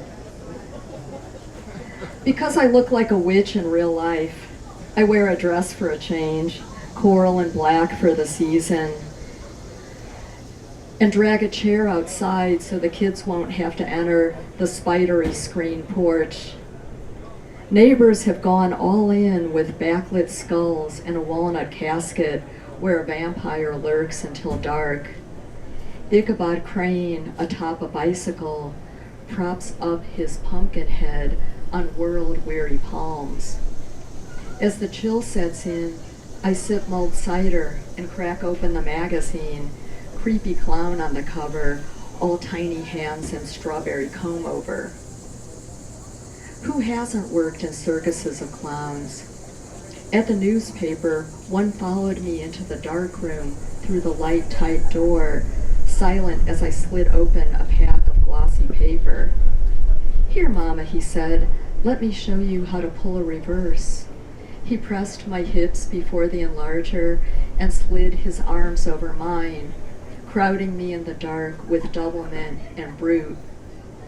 Now I'm glad to be invisible in this dusty wicker chair, weather fit for the menopausal. When the children approach as Elsa, Spider-Man, and Elmo, I'll smile and compliment their costumes so they see I have no broom, cast no spells. And though I wear this mask that changes by the year, they'll maybe glimpse my cat familiar, not this claw scooping chocolate from the bowl.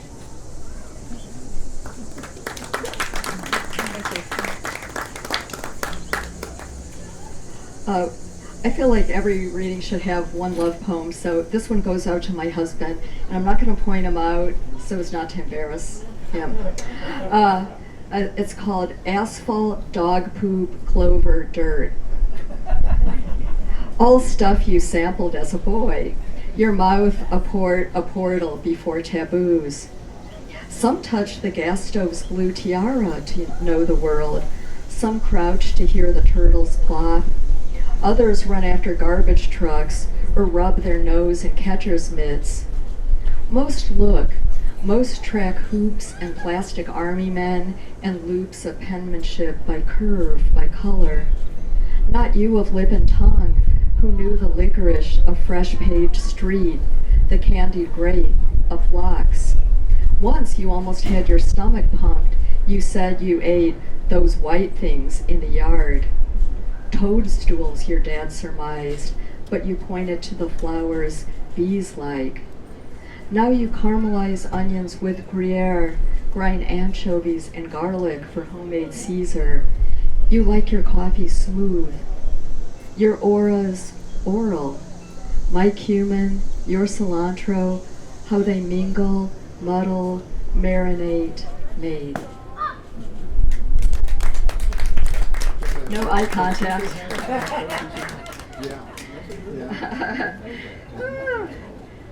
All right.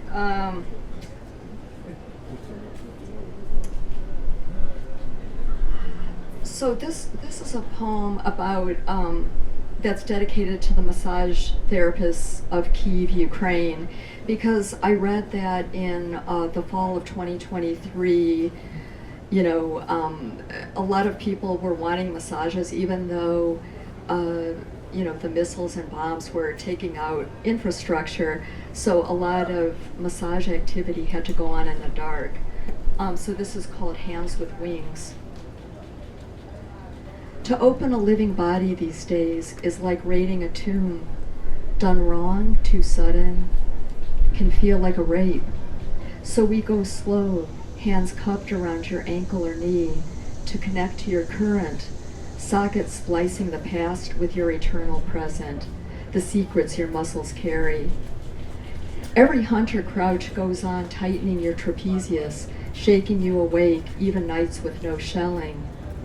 We can tell when you slept in the metro or when a missile cratered your niece's school, how you slithered through a tunnel after the hospital was hit.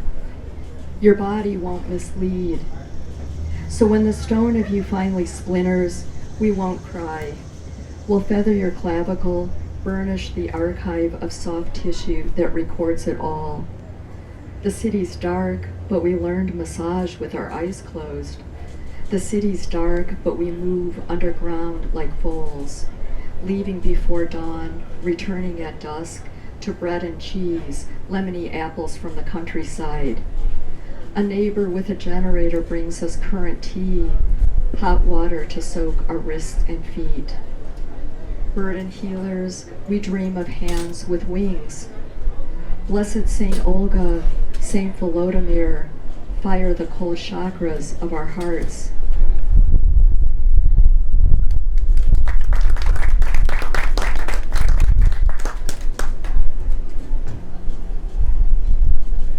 I think I'm going to do just my final poem. Also is kind of seasonal. in Mexico, they make ofrendas, Day of the Dead altars, and this is sort of a poetic ofrenda for my friend who died of breast cancer. Ofrenda. On el Dia de los Muertos, you crept into the cell for your mammogram, where a skeleton in gray wig spun the wheel, pressing your nipple between cold plates. The walls red as hibiscus, red as transfusions. And soon the surgeons danced around you with clicking knives, your breast marked with black grease, cut along the dotted line. Your breast a dartboard, lush papaya packed with yellow fat, and while you lay on the table, your gown dotted with poppies, the doctors installed drains over your corazón sagrado and threw the old breast in a bucket for someone to steal like a relic and display in a roadside shrine, painted river blue, agave green, serenaded by skeletons plucking guitars, whispered about by pilgrims afraid of the dark, lit by candles of St. Jude with glowing coins over his heart. Mi amiga, you have no grave. They burned your scarred body. Your piano clanged down the stairs without you, and your paintings shed petals like lagrimas in the dark. Bluish garlic, purple coneflower, and the hot pink zinnias that once lit your night. Thank you.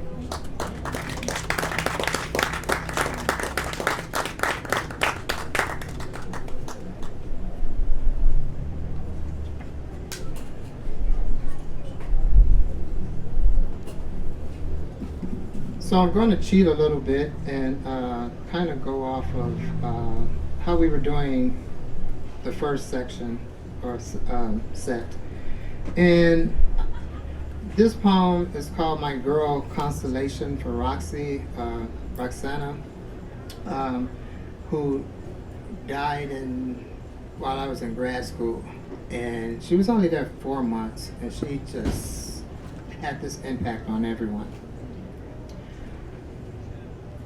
Her name is Caliente Besos de Roxana, child of the sun, giggle in moon's throat, a shake of head so no meteors hit the earth, hair conditioned by her fast affirmations, okay, all right, yeah. Her moon glow cheeks echo name through galaxy, speak galaxies into glow, burn the incense of Saturn's dust on our heads so you can do your soft shoe of, you need to get your act together, Hope and burn the hope. Reaching for the shake in your attitude, a walk with no shame, just friction and prayer, put in the sky for us weak and in need of glitter. We don't light like you bloom, so we burn, burn, burn. Now you got roof on fire, party off the hook, twinkle, twinkle, but no petty star. You are caliente besos, sparks from firmament like in the creation. Oh, in the third quadrant, your head's bouncing, grooving, con su ia, la poesía, con su ia, la poesía, con su ia, la poesía.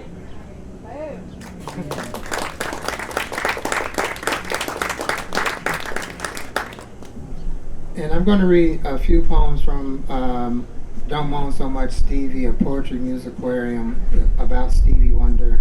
And it's like all the poems are about him. This is where I came up with the synoptic too. So this is called Aisha/Life. Aisha means life, and if you ever heard Isn't She Lovely in the song, it says, life is Aisha, the meaning of her name. I can't believe what God has done. You know. So the synastic kind of tries to find where whoever you're looking at is when they're doing stuff. So Aisha life. I lightly placed my daughter down in a song, just like two before me placed their son down in the manger. It is all so tiresome, but sometimes a child must rest her head, her eyes, before she masters this bout, this love.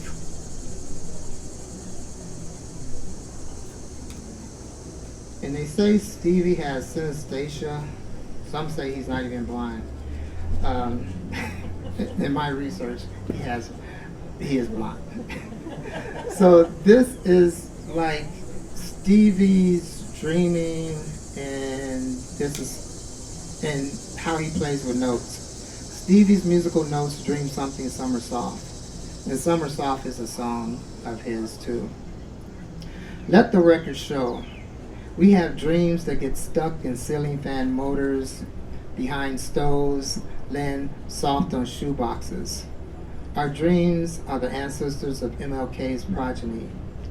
Thank God letting folks in on his TOL plan. Before he imbibed on the call and response, the light in the dark. Here, Stevie and Donnie are sons of Nat King Cole, and Nat's house wafts with their soulness. So much so, they all snore like the Sunday church moaning in perfect pitch and three-man harmony, and grumble when one man misses a snore note. Like any father with sons, Daddy Nat rises, plays break-fast chordations. Donnie orchestrates honey nut notes by noon. Stevie puts all the allegros on plates. By dinner, there's a lot of red, light rumbling and tore-down corner house where melody grows up on nappy-headed musings.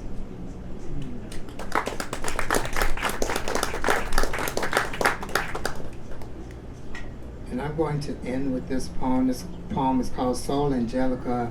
Stevie sees people on the page and notes. We know that the slave used music to mend a broken soul. We know many Jews use melody to escape into their minds by playing for their captors. We know chain gangs blend cadences, and the armed forces blend cadences, and the Protestants blended psalms, and the psalms flecked off into the streets, and then the streets reciprocated back into the church. And somehow, the piano and the drums were moved to an organ, and the organ harmonized with the phonetics of the choir, and the choir blessed the masses, and the masses took each blessing and passed it on to a person passing them by, and those who went to church and those who slept outside of the church got to playing in a jam session. And this junkyard band, with their spoons and grates and jugs and pots and pans, were heard by the Almighty on high. And this was the bestest church jam he had ever heard. So he brought Gabriel and harmonics and virtues to see movement. And they wept for the first time, soul stung. Thank you.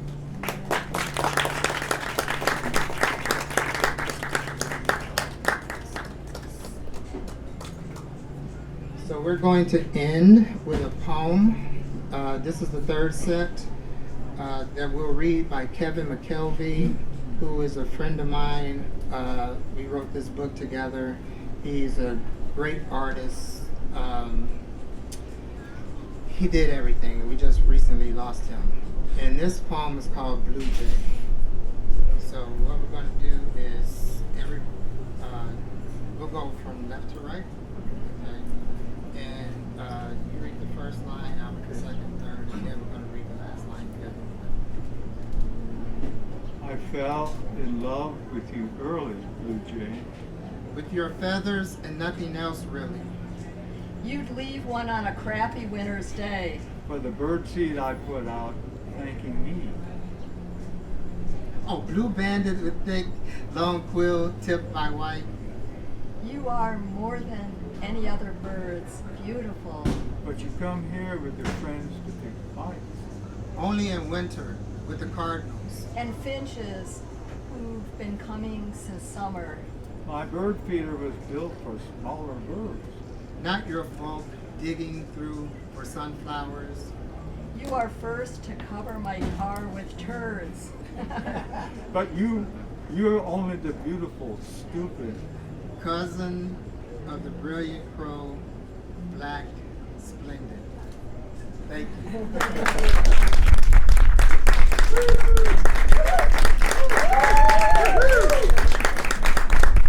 Thanks again for having us. Thank you. This is my first time here. My first time in Bloomington, Indiana. And I'm lucky to know Tony and Butch and Jackie, and we all met up in Columbia, Missouri. So anyway, yeah, those summers in Michigan pretty much set my life. The things that she just mentioned really shaped me. And my first time to Missouri, a friend of mine was there, and I was up in Chicago, and she wanted to save me, and she knew I loved to garden, so she invited me to come and work in her nursery. And while I was there, I spent some time doing some, what I call they're called nature prints. And so I wanted to show this to you. It's my ex-husband, the one wonderful thing he showed me, and I will show you afterwards. If you'd like to make a little chat book like this, it's just a chat pamphlet, and it folds up very nicely, and you can put your poems in there. So I did a series of poems called the Missouri series, A House with No Walls. I had gone there as a gardener, and the house was crowded, so they said, well, we have this, I can't describe it. It literally was a house with no walls. There was a roof and a floor, and it was on the river bluff. So I was living on the Missouri River, and I would go back to the house for showers and meals. And so this was inspired by those I met. I don't want you to clap in between because these are very short. They're not true haiku. What I did was something would happen, and I would try to describe it in the least number of words possible. The first one: cottonwood sails on a sunbeam, spring snow. Number 2, happiness passes, sadness passes, the cockroach remains.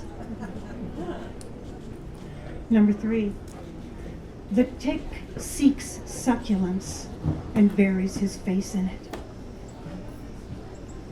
Number 4, my birthday. Another trip around the sun, glorious moment, solar flexing. Number 5, little of nothing stands between me and everything else.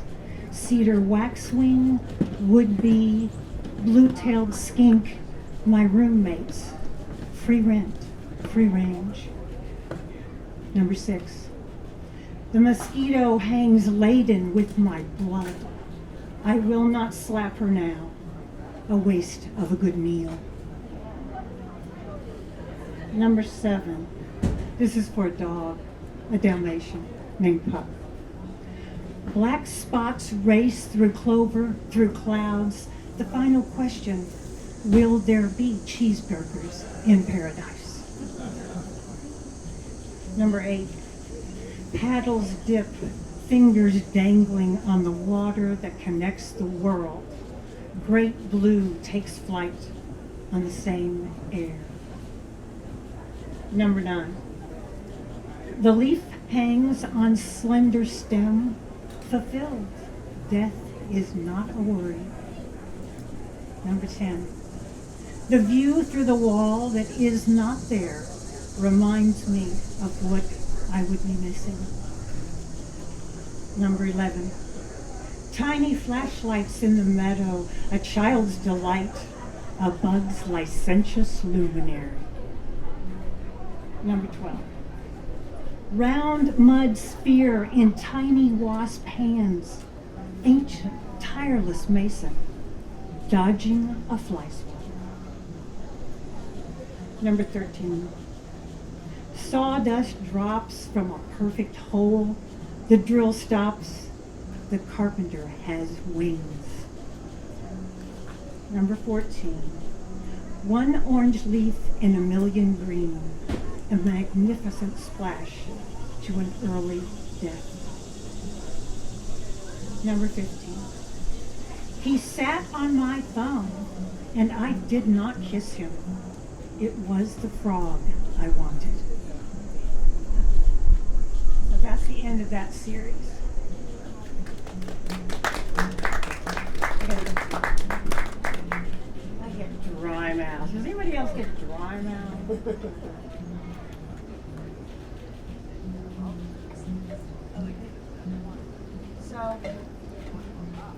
One of my favorite things in my life as I look back is when I've had these very close encounters with something in nature. This next one is, it's called Perfect Day. I was sitting by the lake on a perfect day, breeze off the water, expecting inspiration from the muse-laden clouds, and there you were, standing in the path, totally oblivious to the fact that I am a human being. You and your skinny little legs, your speckled breast, and your wide open mouth crying out, "Feed me, feed me." I ignored you at first, but you were persistent. You flew right up to a branch directly in front of me and kept up that pubescent chirping. Ah, to be accosted by a teenage robin. I walked over to you and you did not retreat. You looked at me and fiercely repeated your demand. So I did what any blue-blooded, concerned, mature woman would do. I chewed up a piece of my apple and I poked it down your throat. I offered you my finger and you I chewed up that piece of my apple, poked it down your throat. I offered you my finger and you hopped right on. I put you on my shoulder, you rode like a pro, and I watched you and you watched me, and I knew you could not rely on the kindness of strangers. It's a cat-eat-bird world. So together we went over to a soft bed of ground where it was damp, and I knelt and placed you beside me. I scratched at the dirt till I found what would excite you. You knew exactly what to do with that worm. You've got to learn to do this for yourself, I said. And when you were full, you flew, left me with a page to fill. A pen began to move across the paper, while butterflies lit on my shoulder and water lapped the shore.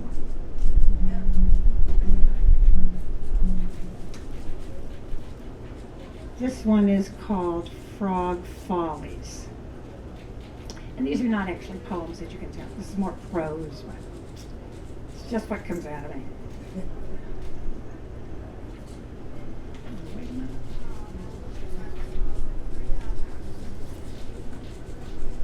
I am the first to admit that housekeeping does not rank high on my list of things to do.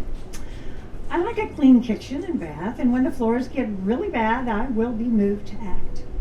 But back when I was living in an old river house that still had mud in the corners from the flood of '93, well, I didn't get real fussy. So when I saw the gigantic dust bunny, or what my mother referred to as foofies, I was far from shocked, although it was a bit on the large side. What was alarming was, when I picked it up, it leaped 3 feet. When I recovered from my surprise, I managed to catch it.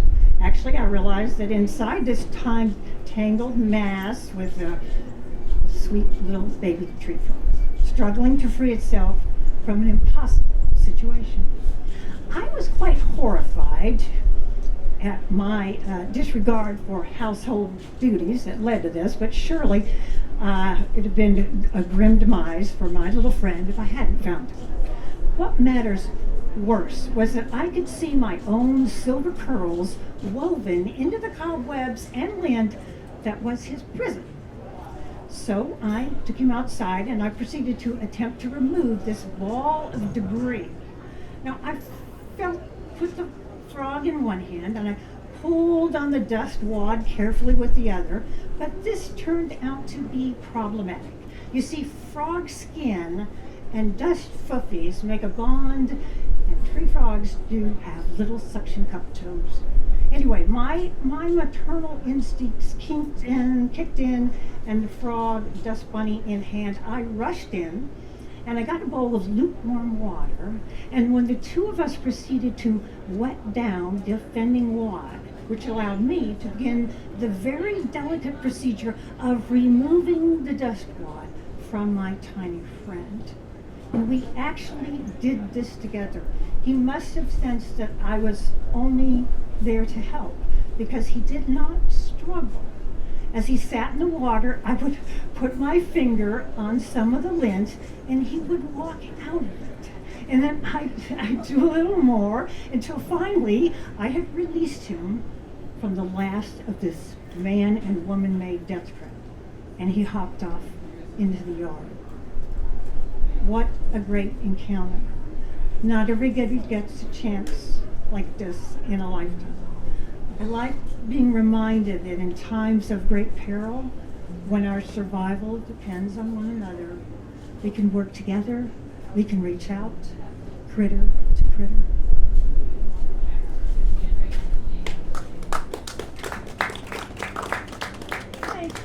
Thank you all. Oh, I've got another. I have been very taken, very smitten by this poetry on demand, and it's been wonderful to watch. So I was moved to write a piece. So it's called "I Want One." I sat in the tent and watched and listened as they started to come.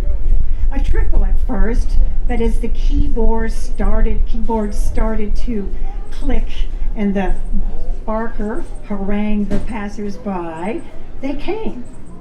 How does this work? Well, you give us a donation and we write you a poem. Well, what about? Well, whatever you want. Well, can I think about it? Sure, we'll be here all day. On my perch, I listened. Some gave just a word. Others go into great detail about their lives, or loves, or sorrows. And some come with babes in arms, others with lovers, friends, and some come alone. Notes are taken, and half an hour later, they return for a reading of a typewritten copy of their very own poem. Sometimes there are tears, but mostly thankful outbursts of appreciation. I love this. The typewriters are part of the attraction.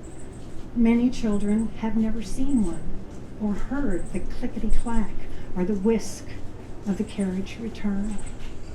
And people do return year after year.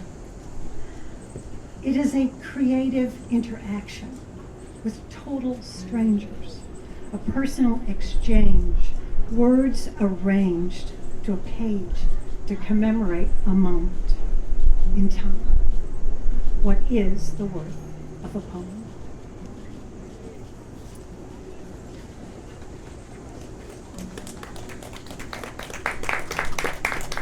$20 suggested donation. Yes, $20 suggested donation. And that's cheap, folks, that's cheap. I watched it happen. Okay, got a couple more here. I also have dealt with end of life a couple of times so far, and I'm going to deal with mine, so maybe I'll read you this. Make sure I got the pages right. Okay. My grandmother, let's see, yeah, this is ready to go. Yeah, okay, 2 pages are in. It's that wind thing, you know, the wind thing. It's part of it. Okay, so my family asked me to go out and stay with my grandmother for a while during the winter, because it was in Cleveland, Ohio. It's cold, and I was kind of in between places and things in my life, and so it was a good fit. So this is called the Ready to Go Club. She was in her 90s, the January I went to stay with her, still living at home. She needed someone, as winters were long, lonely, and frigid in Cleveland, Ohio. I was divorced in between jobs, and my aunt offered me a stipend if I would just spend the cold months with my grandmother. And I stayed with her that summer.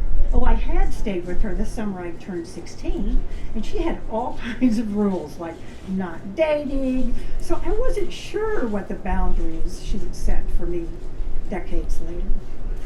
The evening I arrived, my first task was to fetch a fleet enema from the medicine cabinet and follow the directions. I had never done this before, but I didn't even flinch. She told me, "I need replacement parts for everything," she explained. She spent a lot of time in bed, resting, but she still got dressed every morning and made her own breakfast, usually cooked cereal. She ran the household from her rocking chair in the kitchen, and the refrigerator contents were strictly managed. Everything had to be visible, no leftovers lurking in the back. She seemed like it really did seem like a ridiculous demand, but a friend told me, when it appears that you have lost control of everything, you will fight for control over something. Other than breakfast, she seemed to exist on homemade custard and tomato pumpkin soup. They slid down easily when nothing much else did. Swallowing, it turns out, does not come with a guarantee. My grandmother had outlived all but one school chum, and they talked on the phone, and together they formed the Ready to Go Club. Each night we pray that the good Lord will take us in our sleep, but thus far he has paid us no heed. We got along fine that winter, except for one night. I wanted to go to learn how to polka at a German bar, and she forbade me to go. I said, "But Grandma, I'm an adult now. I need to know how to polka." This line of reasoning went nowhere, and in the end I defied her and slipped out of the house after I thought she was asleep. Nothing was ever said. But that night I kind of crossed the line, and I wasn't quite sure the Impop band was worth it. We would watch the evening news together on the couch, sitting with faces frozen in sorrow as the first Gulf War raged on. Using armchairs and door frames, she teetered back to her bedroom and explained to me as she went, "I've already lived through too many wars." My grandmother lived another 4 years and was able to die at home in her own bed when finally the good Lord finally listened.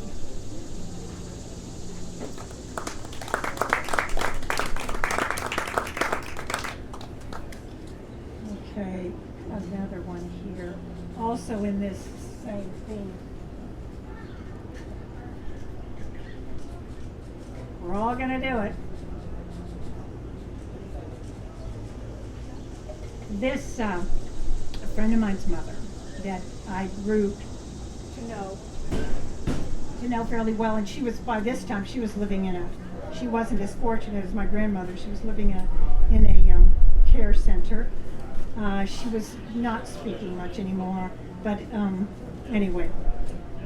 The plum trees are ancient, like the woman who owns them. In earlier years, she would collect the fruit and make winter's worth of jam.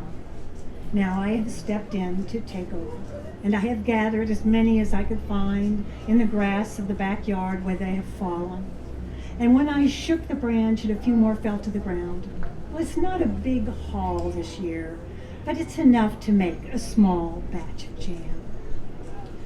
I think of her as I wash the plums and remove the pits, and I love their reddish hue, their lush. Little worms have made their way to the core of many of them, and I salvage what I can. Preserving the harvest feels like a ritual, like something that could pass away someday, something that people could forget how to do. I ask a friend if he thinks kids under the age of 15 will make jam when they grow up. And he says, not many. I choose not to get sad, but to enjoy the magenta hue of the pulp and the flavors of lemon, honey, and plum mingling. Last summer was the first time I made the jam, and it was delicious. It's not as good as hers because I was experimenting with using small amounts of honey instead of sugar, but it's a close second. She can no longer swallow solid food, so instead of bringing a cake on her birthday, we brought tapioca pudding and jam, plum jam, topping. Her eyes lit up with remembrance, and she opened her mouth eagerly as her son spooned in a bit of her past. She doesn't speak hardly at all, but she knew it was her birthday, and her brother was there, and we all put on hats and sang. And one of the other residents joined us at the care center, wheeled up, and he just invited us in. The plum jam was a hit. I don't know how long I'll live. None of us do.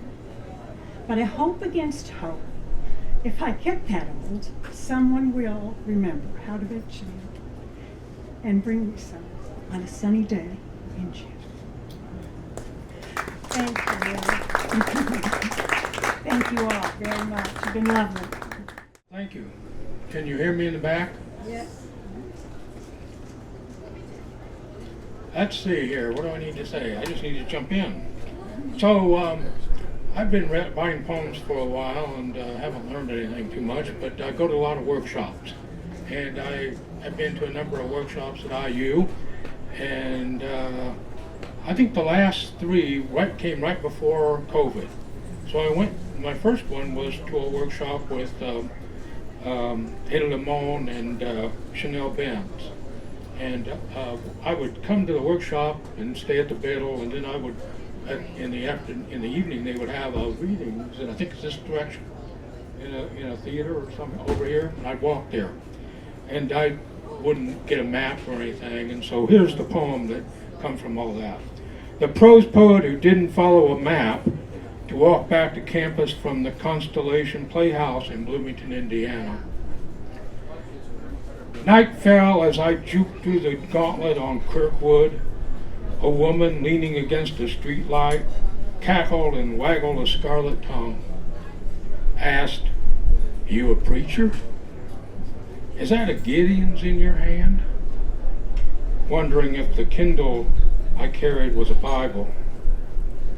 Nosferatu followed me from a pizza parlor until he crossed the street toward the Buskirk Chumley, where Bonnie Raitt glimmered on the marquee. I'd walked to an off-campus theater to hear Ada Limon and Chanel Benz read before a packed house, and was returning to my room at the Biddle. I zigged and zagged through the throng of night players, only to be greeted by a locked door at the rear of the hotel. A wedding, closed to a vagabond prose poet, unaware of the path he had passed, which would have led him to the front desk. Instead, strolling into the shadows, I ventured through alleys that ran past a lit dorm occupied by the ghosts of Hokie Carmichael and Theodore Dreiser, and past a graveyard of folding chairs and drunkometers in pursuit of the bold strains from Junior Brown's double-neck Get Steel, a haze of bone-anchored rhythms that lured me toward a streetlight's illusion, to where Janie Fricke asked, "What are you doing tonight?" from an empty bench beneath an ashtray tree.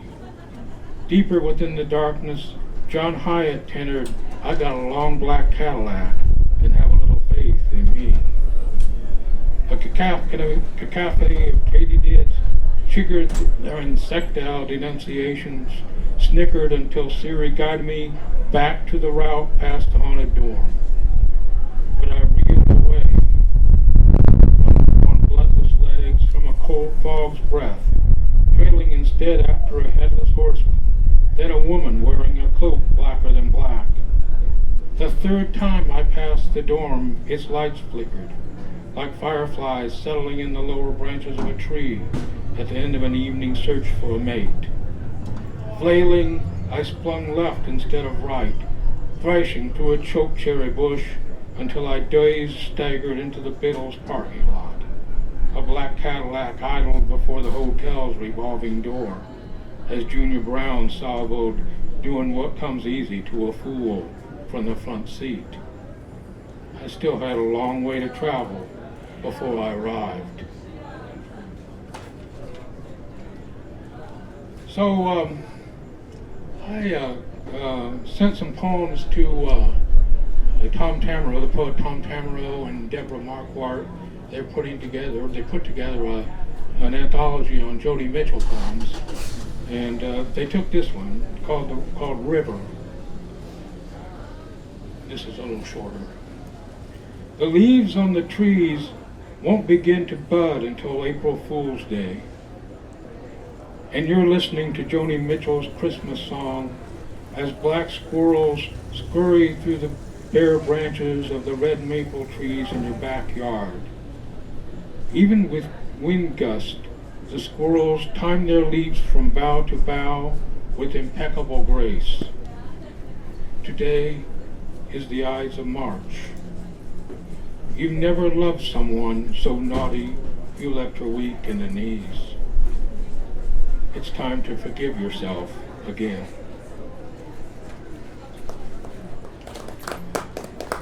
So thank you.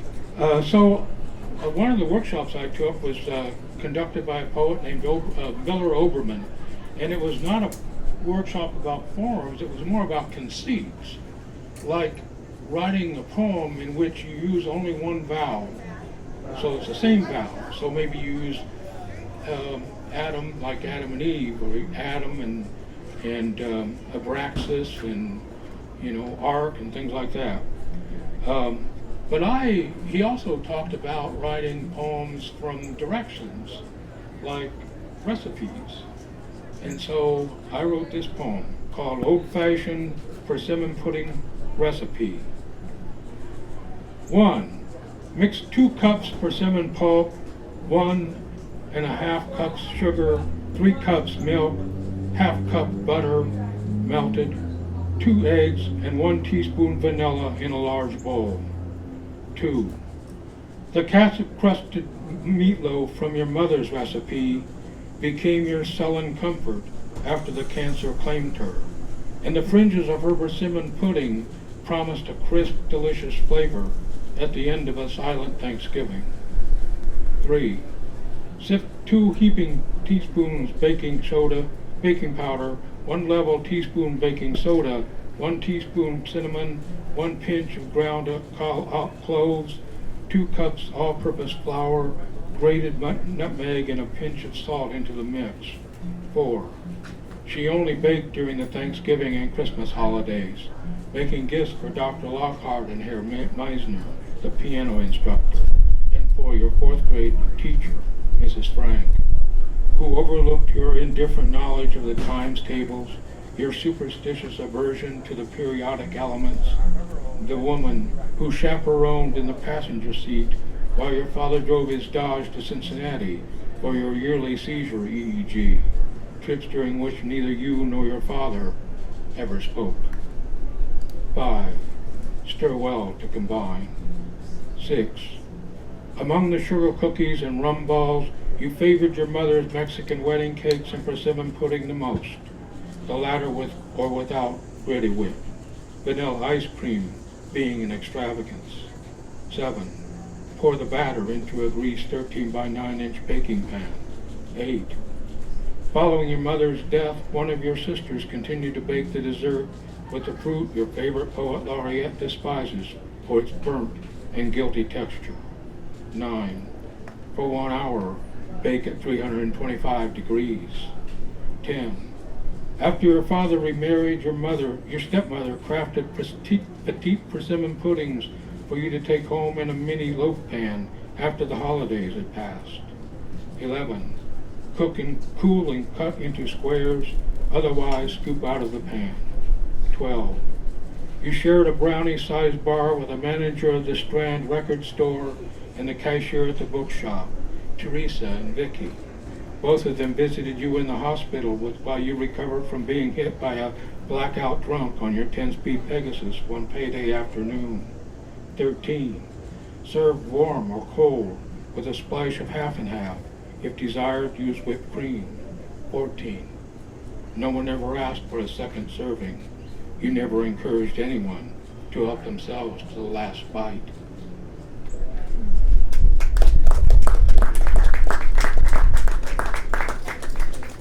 So, believe it or not, I have a book out circulating, trying to find a place, home.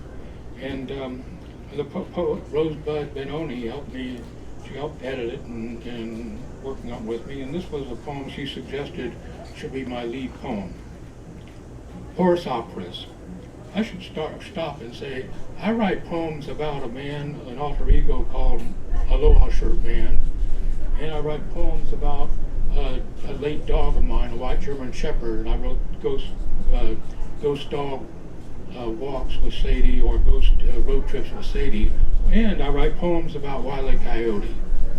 This is Wile. Horse operas. In the early days, after wrapping up guided muscle or scrambled eggs, I hung with badasses, Lee Marvin and Jack Palance.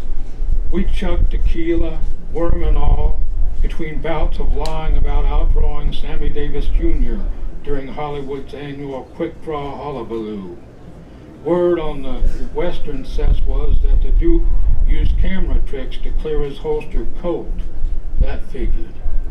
After I hinted at wanting a big screen gig, Palance hooked me up with the cattle calls when Ford needed some trickster coyote howls.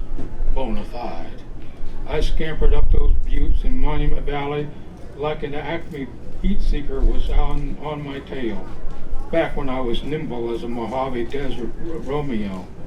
To get in character, I pretended I was serenading Penelope Pussycat, or imagined staking Pepe Le Pew onto a bed of red ants with honey sprinkled over his mangy carcass. Up in those hills, my ardor and bravado echoed off the cliffs, until Strother Martin couldn't come out of his trailer without the gunslinger's sidekick found in a log and pole of straight bourbon. Of course, most of my lines got cut.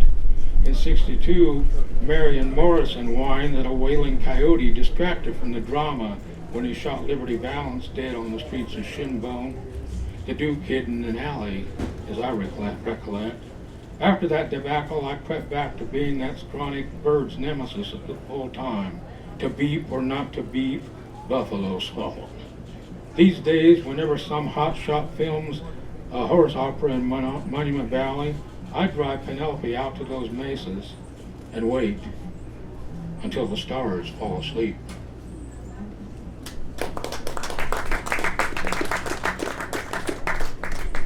When Rosebud was working on my manuscript, she also liked this particular poem. It's called Maureen. I was taking a workshop with the poet Don Lonsinger. It was called Love and Lust. I told Don, I said, I don't know anything about either one of these. And so she said, you can make it up. I said, I'll do that. So I made up some stuff here, and I called it Torch. And then when I workshopped it, the women in the group liked it, and they said you should call it after the name of one of your for me, it was like the instruction was to write a poem about infatuations and crushes. So this is Maureen, cliche. It was my best friend's sister. Maureen. She knew which balloon to buy when Woolworths offered banana splits for the price on the token hidden within the party favors. She had a knack for choosing 39-cent bargains. I had a paper route at the top of A Street Hill. She babysat for a family in the boondocks near the end of my route, saving her pennies for college. On Valentine's Day, I'd give her sweetheart sugar candies and one of those small cards with a puppy-eyed Cupid on the front before scoring sandlot touchdowns she never saw at Claypool Park. Before I left to play football with her brother, she'd quote Mae West, "Too much of a good thing can be wonderful," she'd say. I used to be Snow White, but I drifted. Come up and see me sometime. While her friends screamed yeah, yeah, yeah with the Beatles, she had a thing for duets. Simon and Garfunkel, the Righteous Brothers, Phil and Don Everly. I sang All I Have to Do Is Dream to her after my voice quit breaking, when I could imitate Don's baritone. She listened, while her eyes made darkness seem sacred, while looking jaunty in a red beret paired with a turtleneck sweater. As a freshman, she joined the first German class our high school offered. The next year, I took Neuling Deutsch as a senior. By then, she knew I'd bottomed out of driver's ed. Like everyone shaking it up at the Armory Saturday night dances, she believed I couldn't tell the accelerator from the brake. Only one of my memories of her is true.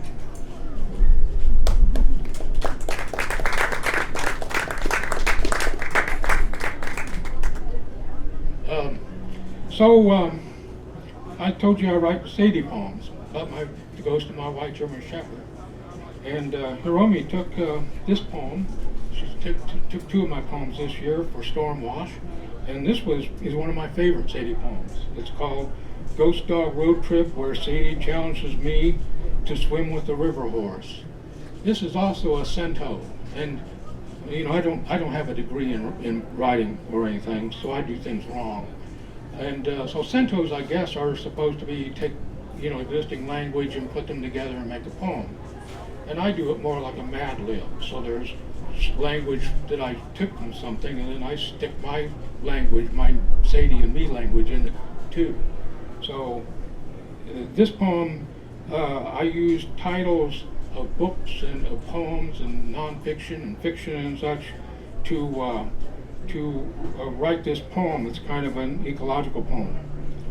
So again, Ghost Dog Road Trip, where Sadie challenges me to swim with the river horse. Sadie says, all dogs are blue as I steer our Silverado to the day the birds of opulence return. We have attached a dinosaur feather to the antenna and find our rhythm in the Leviathan drum that beats within us. All night we rode through a symphony of frog music, while Sadie reminded me how to be a good creature. Now she asked, what would happen if cats disappeared from the world, or dragonfish, birds of a lesser paradise, the blue horses that nicker to guide us through an unexpected fall? As day breaks, the great animal orchestra celebrates the dogs of Detroit. Above us, panthers in the sky join the evolution of beauty. Indomitable beasts rise out of Macedonia. Stressed Sadie stretches her legs, yawns, scoffing at my salmon of doubt. My spirit dog challenges me to swim with the river horse. Her ancestors' origins, myths dyed into stepping stones, punctuate the shoebill's primeval chuckle and the hellbender's Appalachian silence. Sadie says, we are white dancing elephants, saving fish from drowning, welcoming thornbirds and winter loons to the jubilation of whale light, where even the cachalot can fly. I steer the truck through Coyote America, past a murmur of docile bees, until we loiter in the territory of forever dogs, through lamentations, sounders, and wisdoms. On the back of a turtle beneath the light of fireflies, Sadie and I become wild. A strange person. So I read the Persimmon poem, and you know, I don't know how you go about. There's some things you just don't know how you can publish that stuff.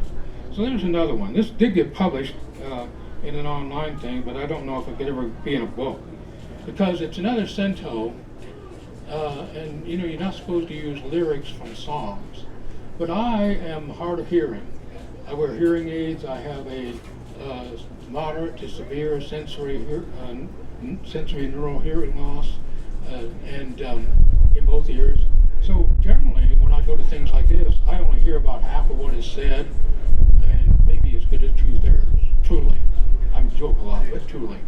But this, actually, the acoustics here have been great. I've heard everything everybody said, I think. Sometimes I'm not fast enough to process it. So this is a cento of a guy, aloha shirt man, who hears mondegreens. Does anybody know what a mondegreen is? So a mondegreen is when you hear a song or hear a poem or something and you mishear the lyrics. Like if you're listening to Jimi Hendrix sing, "Excuse me while I kiss this guy." The lyric is, "Excuse me while I kiss the sky." Well, I will always hear the wrong lyric. So, another one is, "There's a bathroom on the right." So there we go. So y'all get that now. So Aloha Shirt Man sings, "Rosalita, jump over the lion," while he walks his German Shepherd toward Halloween. He's trapped in a mondegreen prison where he acapellas "Ain't No Woman Like the One I Got" and all the lonely Starbucks lovers.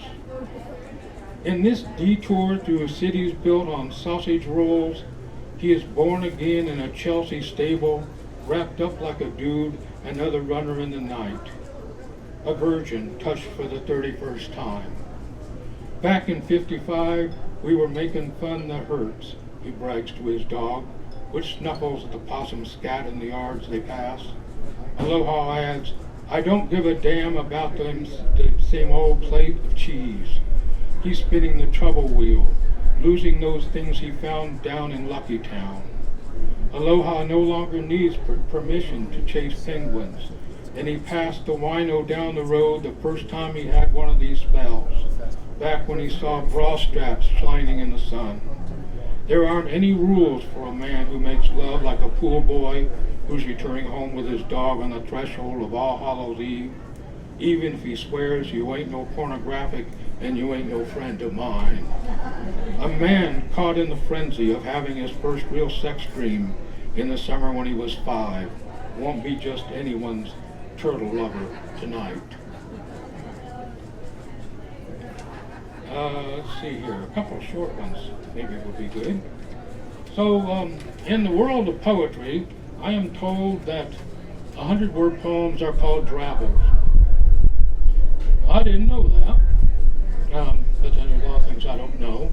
I personally think I could come up with a better word than drabble for a 100-word poem. Century comes quickly to mind. Anyway, this is a 100-word poem, and it's been kind of a custom of mine. Nobody knows this, but when I do these readings, spoken word readings, I usually read a baseball poem. And this year, I thought I'd read my poem "Idol," about my favorite baseball player growing up. His name doesn't come till later in the poem, so I'll tell you. His name was Veda Pinson. I think he should be in the Hall of Fame. Idol. My 60s childhood idol glided across center field for the Reds. Today, Hot Stove League All-Stars regale each other with lies about witnessing Mazeroski's walk-off jack in the World Series, about a shortstop who was famous for being a Yankee. No one remembers Veda Pinson's stolen bases and gap shot triples, or that he played the trumpet like Freddie Hubbard and looked like an Esquire model in that photographs I clipped from Sports Magazine. He set the table for Frank Robinson's Hall of Fame career, flagged down Aaron's rockets as if his sprints were choreographed.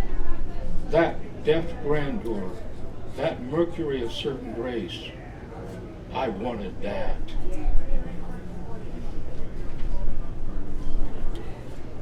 Let's see here. A couple years ago, we're doing all right time. A couple years ago, I was doing Bards on the Run, Poems on Demand thing, and usually you were talking about how different people come up and such like that. And so in my case, 5 or 6 gentlemen came up, college students, and one of them had the word stuntman on his shirt, and he wanted a poem for another guy who was pretty much quiet. And so stuntman and I talked a little bit, and all of a sudden the poem kind of came out. This is called It's Complicated. His stuntman says, Randy, oh, by the way, does anybody here have a good loud voice? Nobody has a good loud voice? Yeah. There you go. When I doff my hat, I want you to say, when I doff my hat, I want you to say overruled. Overruled. That's great. Overruled. There we go. It's complicated. His stuntman says Randy eats hot dogs and studies medicine in the state famous for its horses and volunteers. Ellie started law school at IU in August. Hobbyist corpus and voir dire. Indiana with its chair-tossing basketball coach and the preacher who married Lyle Lovett to the pretty woman. Whoa!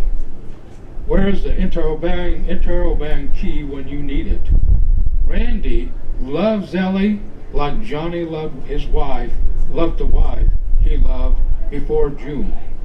And like Jennifer loved Brad once upon a time. It's complicated. And along comes Evil Eric. There's always an Evil Eric pretending to be Judge Judy's nephew, showing off his objection, Your Honor. But nothing's going on, according to the stuntman.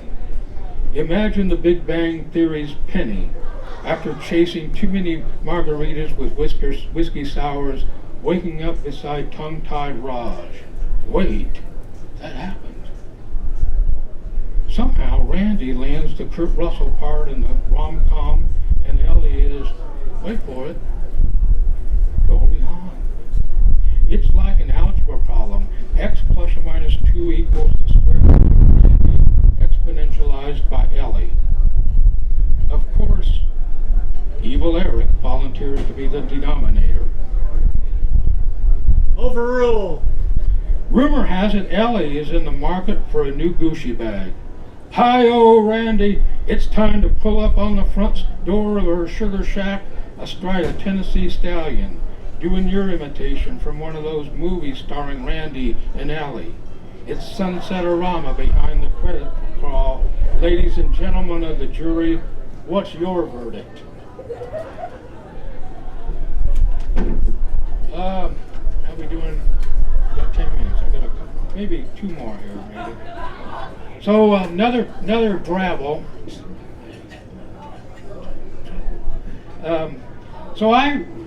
Jeff Pearson and I do poems on demand things, and we go as Bards on the Run, kind of like the Takeoff on Band on the Run by Paul McCartney. And I wrote a poem for this one woman. She wanted a poem, and I asked her what she wanted it to be about, and she said, I know it'll be good. So I wrote a poem, and it was a poem, I don't have it with me. In the front, I had kind of an Aloha Shirtman character driving a car down a mountain with lightning behind him, and in the back of the shirt, of course, you know who's in the back seat of the car, George Washington and Marilyn Monroe. And so I wrote a poem about this, kind of dark and dour like I am and such. And when I read it to her, you could just see the sorrow in her life collecting and falling like tears out of her eyes. And I disappointed her mightily. And ever since then, I've been kind of concerned about how she's doing. So I wrote this drabble, this century, this 100-word poem. If I could write another poem for Julie, whom I disappointed. What were your rebel years like?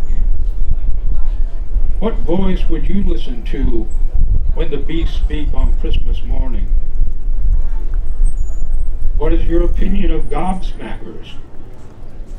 Did you buy tickets to trains or safaris? Who would you name a star for? Would you choose pies over cakes? The bitter or the sweet? What did the carnival gypsy say? Would you prefer to be an astronaut or a deep sea diver? What color are your eyes? What is your favorite French word? Who would you want beside you when you enter the tunnel of love? Would you rather have a halo or wings?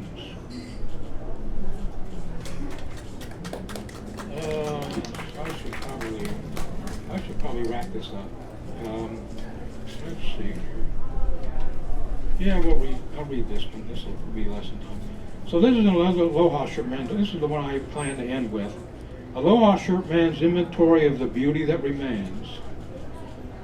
A day after the Braves euthanized the Reds' mathematical chances of playing in the postseason and left my hapless team with 9 bean counter games to limp to the season's end, I loiter in the wreckage of my butterfly garden.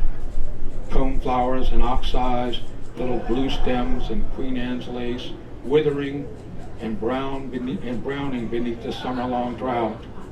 The sedum still salvaging a token drift of color despite the relentless heat.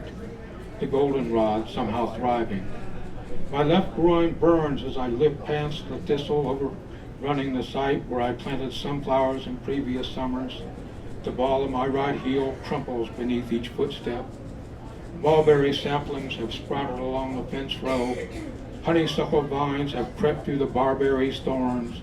Burrs stick to the fabric of my jeans, to the bottom of my shirt. I lean against the trunk of the red maple that soars above its girdling roots. I place my palms against the resilient trunk, mumbling to the tree about my intentions to revitalize the pollinator garden. A stand of black sedum on the east side of the front porch, and a shock of red coxcombs under the kitchen window. A bouquet of sunflowers along the fence row. Skyscrapers, Sundance kids, mammoths, earthwalkers, short-haloed little Beccas, and wine-dark Chiantis, choosing hybrids for their names as well as their midsummer appearances. The time for wood smoke has not yet arrived. Persimmons have not yet sweetened out their sour.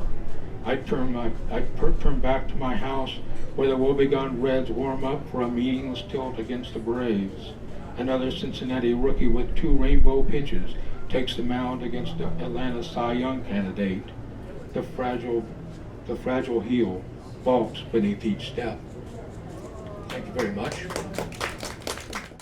I'd like to thank the Writers Guild here in Bloomington for bringing this stage to all of you, and for bringing wayward poets from Muncie down to Bloomington, which is always a joy.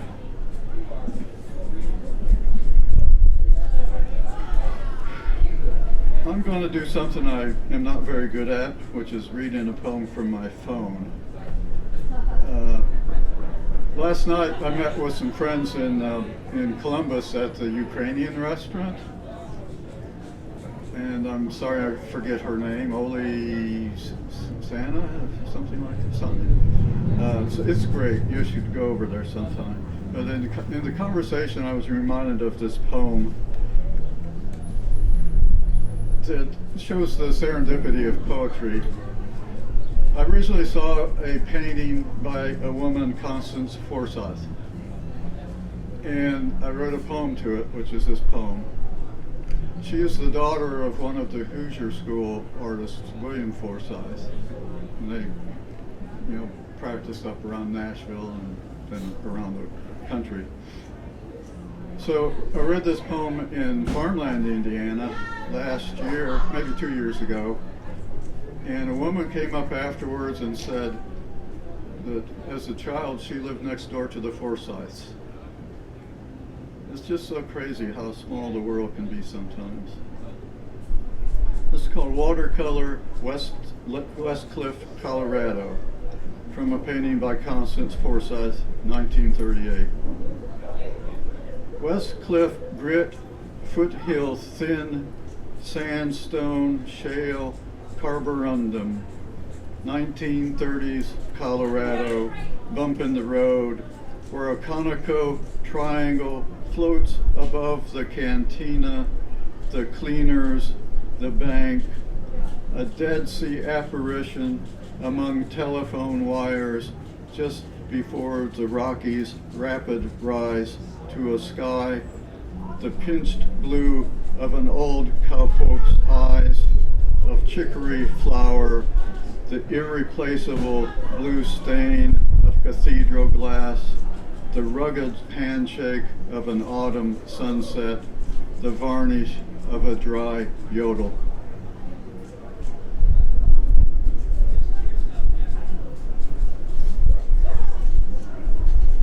So last year when I came down here the night before, I spent on Lake Lemon, I wrote this poem from that. vanished immortals on Lake Lemon. The moon is too quick, even for Li Po to try to grab it tonight. Setting before the sun, so swiftly she slipped into the water unseen. But the lowered gowns of heaven dressed the eastern sky, the sun not low enough to be forgotten, dabbling with their ruffles. First pure white, then burnt orange, as if for the loss of a lover, a cut too fresh to have bled the lifeblood of life's mess we've made. Oh, immortals, what are we doing here, floating on the earth again, as if the stars were never enough for us?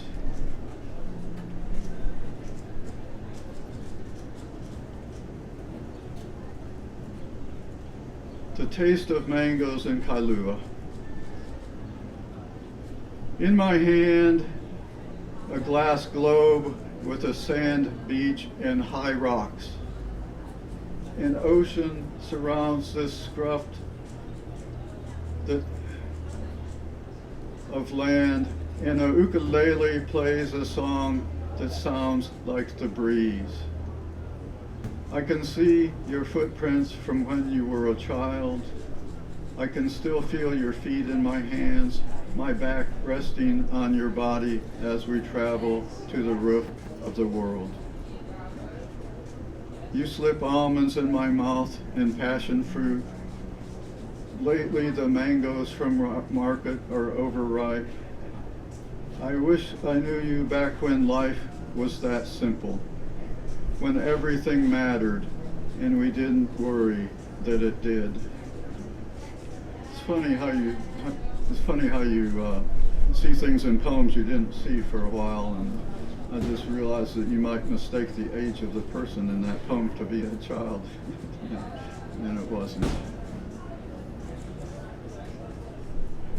Nevertheless,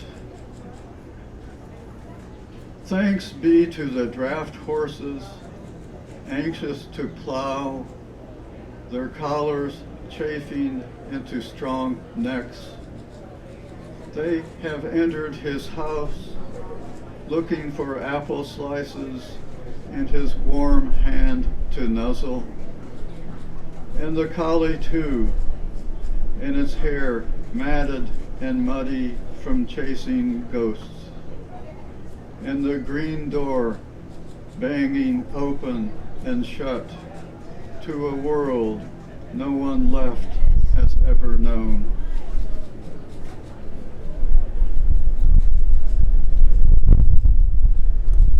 This poem, the math is not always accurate, but it's pretty darn close. And I wrote its first thought trigger came from a poem by Sonora Babb that I read. It's called The 38th Parallel, January. 108 moons. The poet writes of coyotes coupled for life, coming down from the hills in springtime. If they happen to argue, they won't remember. The moon so close to the horizon, and they have some hunting to do. We ask ourselves, what is it like to be hungry for days on end, or to lay with full bellies under the moon, each on lookout while the other sleeps? If the moon repeats itself 108 times, side by side, it would reach the earth, and we might finally learn ourselves the deepest meaning of love. My mala beads on my bracelet number 108. 100 beads for my mantra, and 8 for mistakes and for those who have forgotten to count. My brother's sun refuses to be diminished and matches Sister Moon in mystery. 108 solar diameters from Earth. I ask you, which came first, sun or moon? And of course I know your answer. Perfectly round and proportioned. No wonder the poet writes best of love by not saying a word.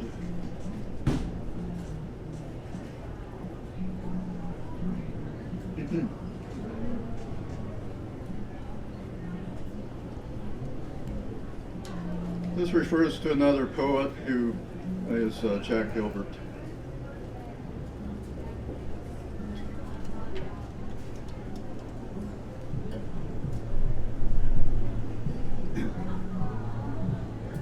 Trying to remember something important that may have gotten lost.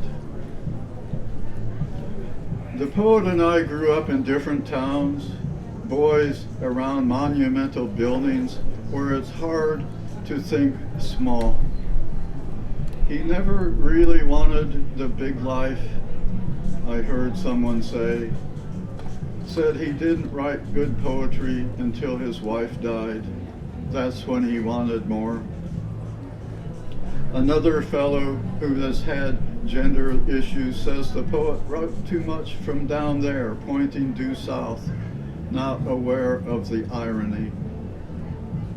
I dreamt of being bigger than I can ever remember, not even when I was 20 and my heart pumped blood like a sperm whale, enough to warm the Atlantic. Lately, my internal witness has grown more and more divorced from me and can't be relied on. I'm not sure if we're still friends, whether it forgives the sins of loss. In her review of a new book, a writer said the poet rises up like an eel trying to control his stars.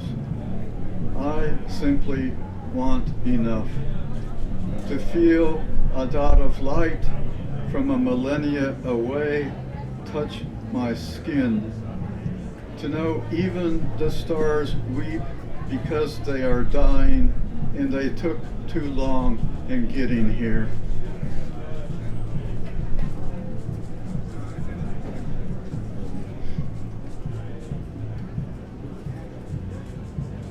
Beach still life.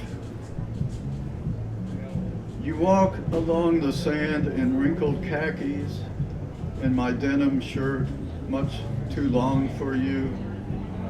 A scarf you found in Basque country catches the breeze as your hands work out a new canvas. I watch you glide from the window, sandpipers skitter unnoticed at your footsteps. All stop. Waves far up the coast lose their motion as if glaciers stuck on Mount Shasta. The suspension that allows us to shut down the future, to inhabit only the now. Never mind that bedrock beneath us someday will shift, that the sea will rise, that insects will grub a month too early or too late for hatchlings, terns, and swallows. We light scrubwood at dusk as waves scuff the backdrop of the evening. The firelight holds your face with exceptional beauty. If I touch your skin, my fingertips may melt as if wax of a warm candle. White caps, the tide rushes the shore.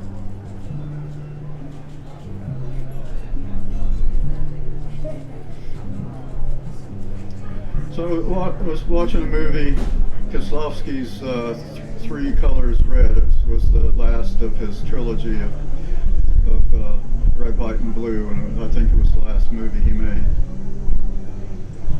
And there was a scene near the beginning kind of struck me, and that's where this came from. It's not really much of the movie, but that's where I got started here. It's called Voyeurs. The light late in the afternoon is particularly beautiful, but you have not noticed until the stranger invites you to stay moments longer by his window to watch the ongoing refuge of light, and you follow its vibrance as it streaks across field and room into every dark place. And you imagine your face might be illuminated forever by its touch. When you leave at last, you stop in fence-row shadows of wisteria and bindweed and catch him putter for a while in his old house shoes to snoop on his neighbors, and think you have learned a part of him, true and binding to the grave. But at what harm have you taken? Our simple conversations nothing more than a form of eavesdropping. Even in your family, secrets are secrets, not yours to share. A father who is not father to his son, the grandfather who in weakness upset decorum and called it sadness. When you return home, someone asks, "Did you like the movie?" It might be your lover, but who am I to tell?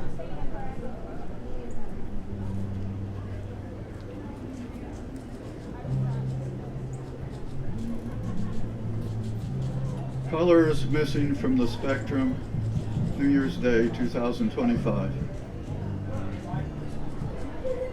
When you see black lines, we're missing shades of the rainbow.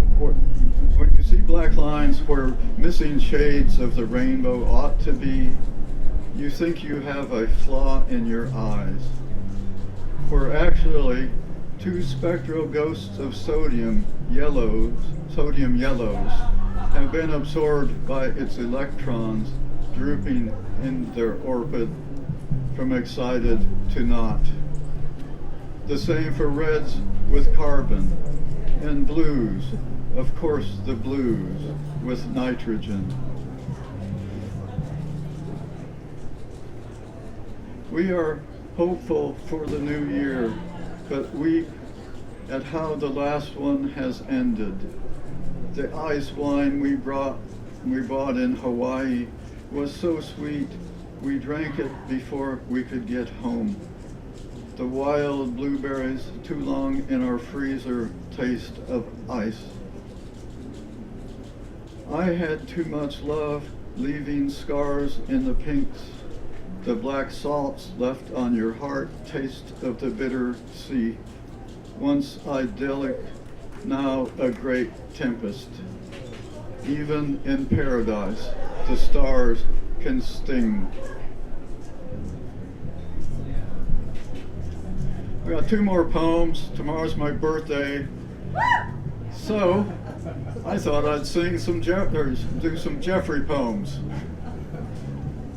First one is Jeffrey's Too Long at the Fair. The Midway that year was missing one ride, deemed criminally dangerous. Its turns too abrupt, its deeps too steep, its dips too steep. Its track kept falling apart, but never in our city. We never allowed death to interfere with fun. We set fires in the alley, threw stones at cars off railroad trestles. What could go wrong? A busted windshield, a dented fender at most, a heart attack? No way. Not when we lit firecrackers under the big top. The Ferris wheel never toppled. The House of Horrors never had a serial killer in the flesh. That was the year the carnival added the girly show. which is when hormones mixed with the lifting of the curtain, God the barker, and everything melted into illusion. The way the show opened and closed before anyone saw too much, before anyone died.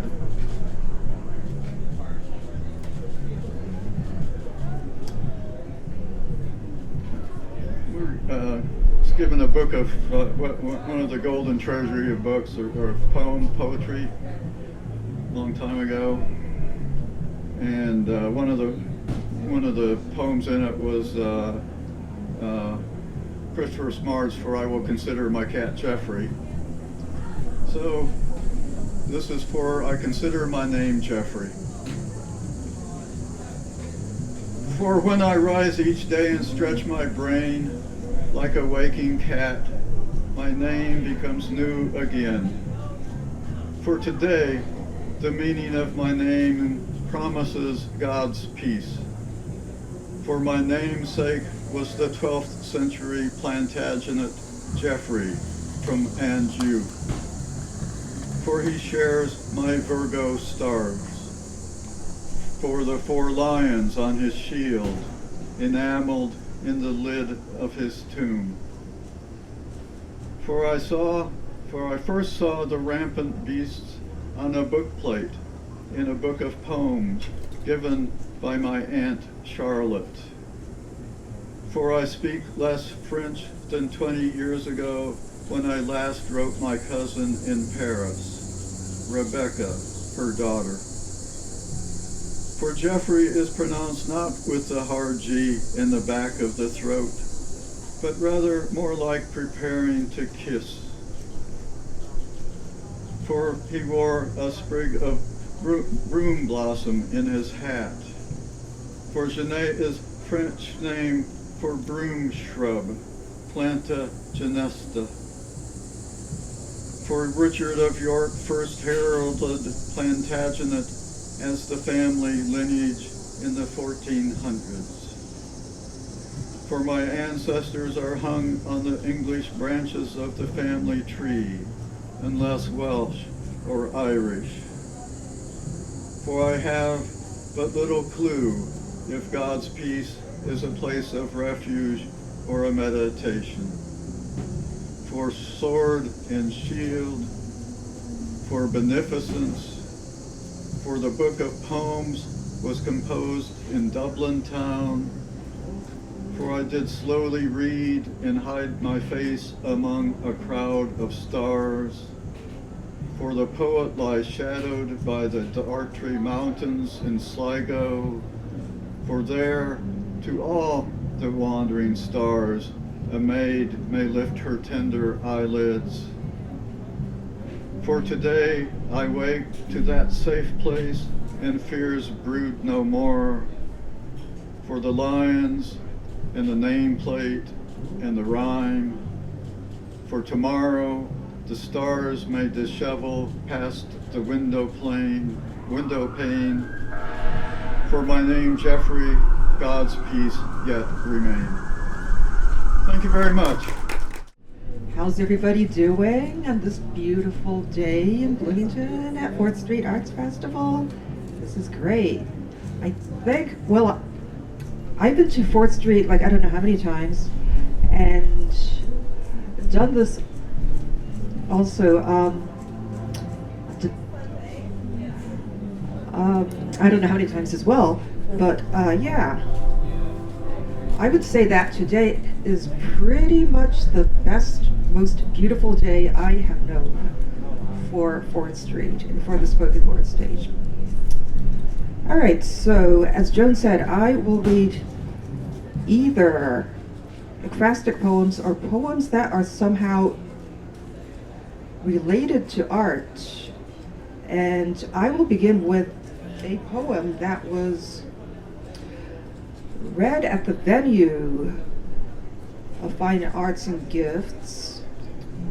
And this was in response to Don Gera, I'm not sure how to say his last name, but his painting.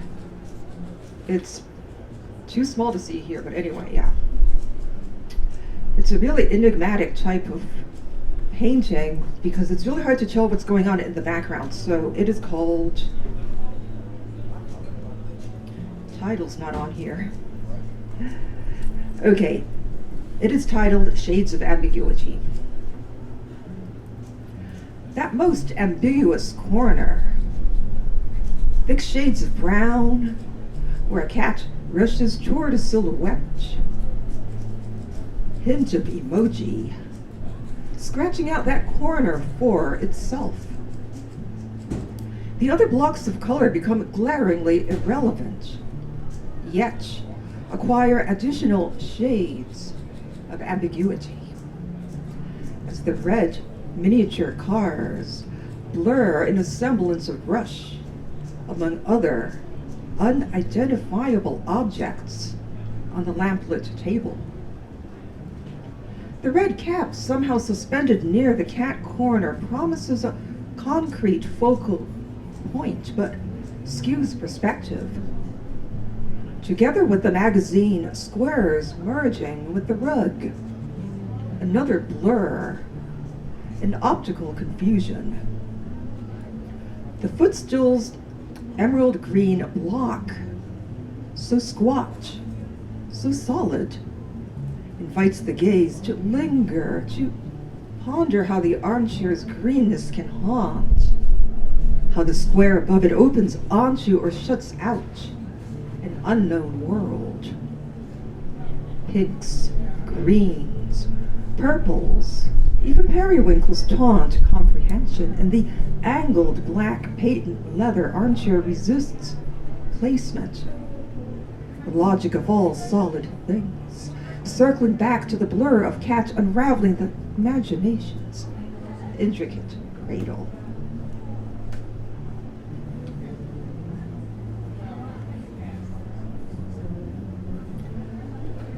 All right, my next poem is from my Icarus Burning chapbook, and it's based upon my experience of attempting to do life drawing at IU Fine Arts.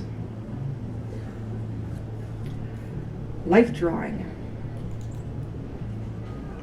Straining optical nerves beyond limits of the immediately visible. The life drawing model is squarely positioned before her, an immobile granite sphinx of luminous flesh. A challenging assignment. Every fiber of the artist's body pulsates outward from beneath skin's thick epithelial lining, and its pointillistic pores steadily guiding the disciplined hands 4B pencil stub, converting molecules of lead into curvilinear lineaments on the unsullied sketchbook page. She feels the film of gray scum already seeping out of her pores, already coating her tense body, straining toward that unblinking, fleshy sphinx. She draws the lines, then blurs and smears them again and again, dragging shadows into their proper places, always trying to maintain perspective without undue manipulation of objects outside the frame she is working within. So tentative at first, and then so boldly obvious, with stroke upon stroke accumulating layers of charcoal gray emphasis, covering the same ground. The figure emerges from the sheet of paper as though it were always meant to be there exactly. A tentative smudge boldly outlined, a gray, voluptuous shadow projected outward from the artist's own body, perspiring scum pointillistically.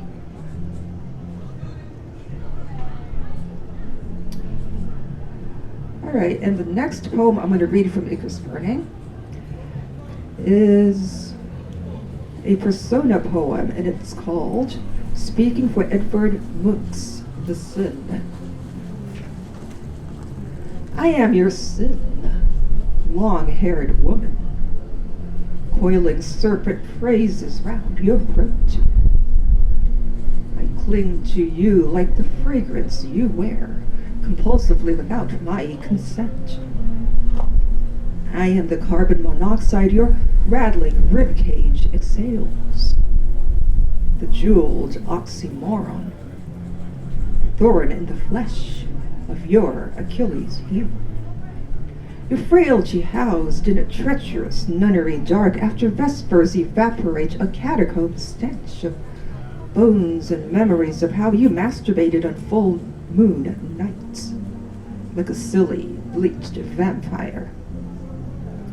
Darling, I am your wide-eyed sin, growing unkempt secrets behind your eyelids, the dirt in your fingernails, the piss in your pants, the garlic nymph reeking formaldehyde.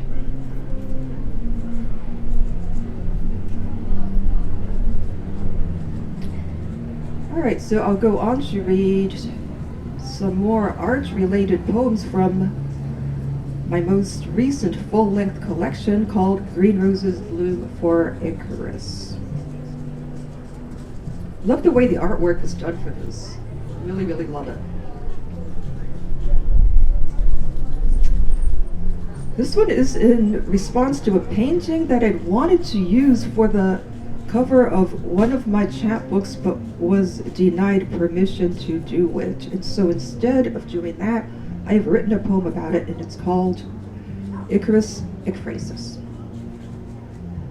In Louis Parsons' oil painting, Icarus is already a ghost, a white, chalky form floating against a night blue sky, bleeding pink, rose petals and purling stars, scratching away paintbrush errors and afterthoughts beneath dense layers of roiling blue and rust-colored paint, or colored wings to gird the ghost bleeding his way out of Crete before the cruel sunrise, and the secret greening of Aegean sea waves curling into frothy roses beneath the ghostly feet, pale vertical streaks streaming from oversized wings, viscous tears and eye wax, a flutter of eyelashes and startled birds.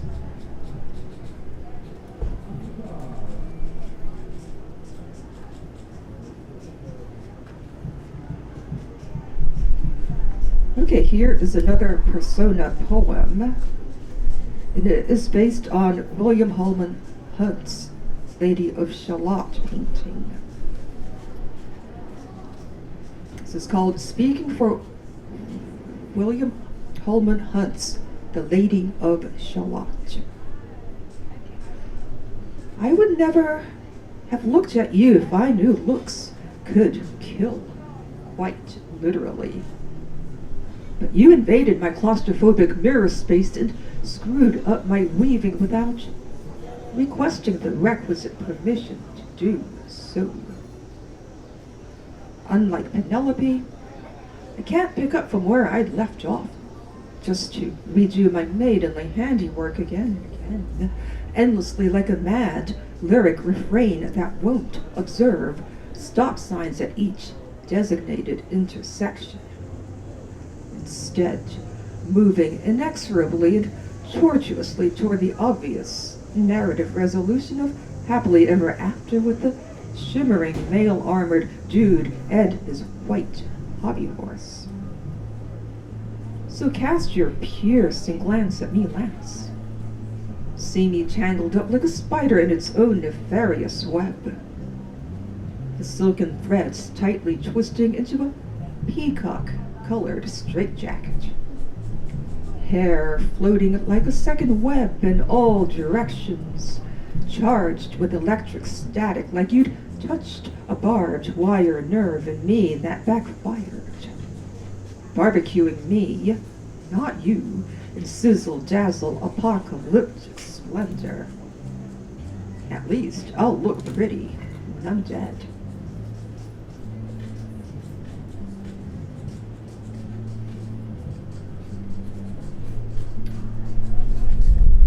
All right, this one is called Icarus Redux. Green roses bloomed for Icarus beneath his pasty heels. They hit the Aegean sea waves with a vociferous splash. He morphed into the flipped bird at high noon when he gave the finger to the sun god Helios falling out of the burning sky. Charred piece of debris floating like a dust mote or a waxy speck in the blinking eye. His ego waxed as the sun waxed, shedding hot, golden cheers. Feathers sadly drifting from the cunningly wrought osier framework of synthetic wings upon the oily surface of the sea. An interminable canvas of sloppy experiments, choppy with roiling acrylic paint. He then became a work of art, however crappily executed, gawked at in museum galleries, featured in poems by W.H. Auden and William Carlos Williams, albeit to illustrate such things as the massive indifference of teeming human life, busy as geeky ants, almost as blind. He even stood in for Suicide Sylvia and all the other heroic icons who failed to die the normal geriatric way. So when green roses bloomed for Icarus, green became the iconic color par excellence. Oxidized copper pennies became the tarnished currency, circulating corrosive envy and burning bile. And Icarus was minted in accolades of green. What mortician of high noon can reverse this process of oxidization, restore the clean gold face of the sun, the wings of our Copernican darling, accomplish the mission of Daedalus without unseemly detriment? Green roses bloomed for all of us when Icarus fell from the sky.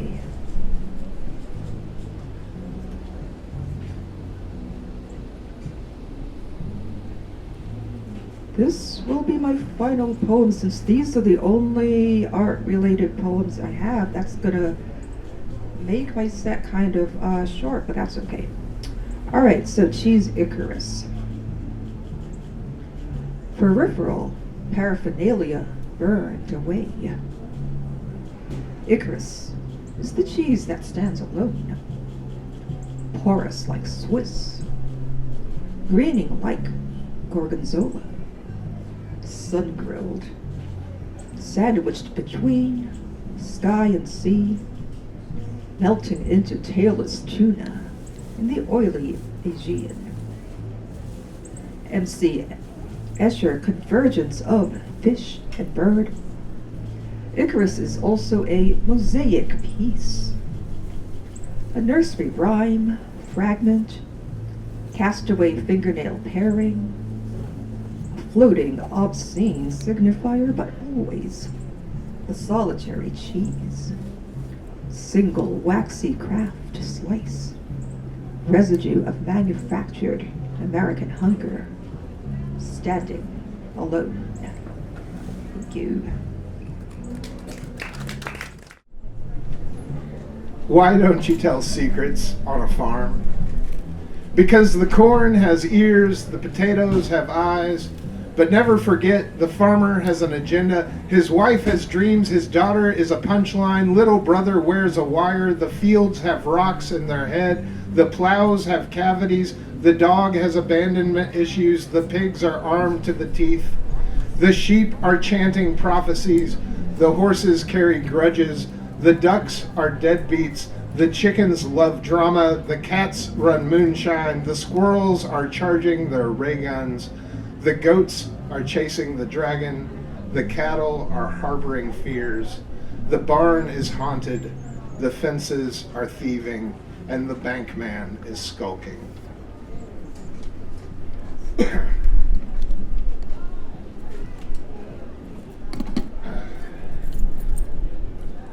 Becoming gods.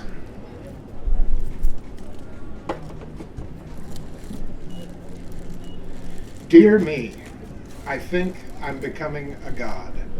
Emperor Vespasian, just before evacuating his bowels and dying. In Pompeii, you can see how the people became gods, empty spaces where life once was, near perfect molds of the imperfect. Last moments cast in ash, men and women scrambling for safety, horrified at the idea of becoming venerated memories in a city of shrines. I was down the hall when Mom was deified. Her life was traded for all our prayers calling for compassion, a series of missing dishes at holidays, and newly remembered hymns of motherly praise. I was there when the room became vacant, when Dad stopped telling stories and became a series of tall tales. An empty driver's seat, an unsmoked cigarette.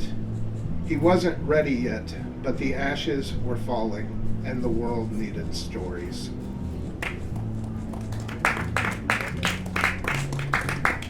Thank you. I will try to do better next time. I'm just trying to live the best life for myself, and if you don't like it, I will try to do better next time. I will remember Sally expects me to be available for phone calls. When I am an ant crawling on the forest floor, just one of a million ants walking in a row, I will keep in mind that if Sally calls, I must drop this leaf and answer my phone. I'm sorry I couldn't always take your calls this time around. I should not allow for my family and my work to come between myself and your spoken truth. No, when I have moved on to a new body and existence before even the queen of the colony, you will come first. I will try to do better next time. I will remember that Daniel needs special consideration. He feels he needs a little more credit given to him for things I have done. So when I find myself as an invertebrate with translucent skin and no name given by humans, floating on warm thermal currents near volcanic flows at the bottom of the ocean, just doing what I can to avoid predators, I will remember that simply saying thank you to Daniel is just not enough, and I should do more. I should bow before him and kiss his ring and praise his name, Daniel. I will try to do better next time. I will remember that simply my continued being bothers my neighbor Richard. When I am a lichen on a rock somewhere in Denali, I will understand the hours I kept, the people that came and went from my home just were not up to Richard's high standards. I let my grass grow too high. I will keep in mind that whatever Richard imagines happens behind the closed doors of my private residence aggravates him infinitely. So in the next life, when a dull sheep is licking at the scum that I am, consuming me for nutrients in those harsh environs, I will do what most approximates self-reflection for a complex form made up of both a fungus and an algae. I will try to realize that this is what is best for Richard. I deserve this. After endless cycles of rebirth and repeating your oh so constructive criticisms again and again on a loop in my many minds, perhaps I will be released from this existence entirely, finally reaching nirvana, all thanks to you and your kind insights. But until then, I will try to do better next time.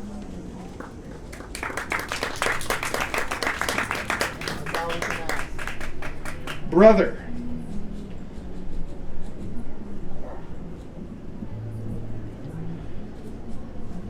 there is a starving coyote, ragged and beaten in the yard across the street.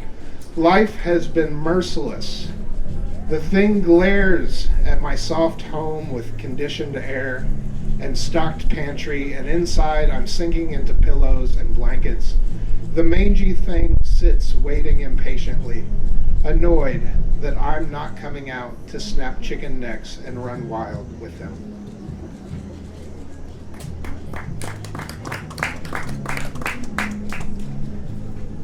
Bell, Missouri. Standing on the road, head turned up, staring into the starry dynamo, cloudy blue lines of energy, the cartography of destiny, until it becomes too much and I look away. To see Tony standing next to me, a Rubik's Cube werewolf between forms. I think he knows I'm looking. He really starts stretching his skin and twisting his head backwards. I can only look for so long before turning to snow. But she is a lounging pile of triangles, posing for Picasso, planning a book, planning her move. I'm glad we get this time. The new grand narrative, or what comes after the grand narrative. The stars are living unhindered lives, satisfying each other's wants and needs just by existing. But we're not there yet. We are the only people here now, and lightning reaches out of the clouds on the horizon and plays with the stars for the three people watching from the hills.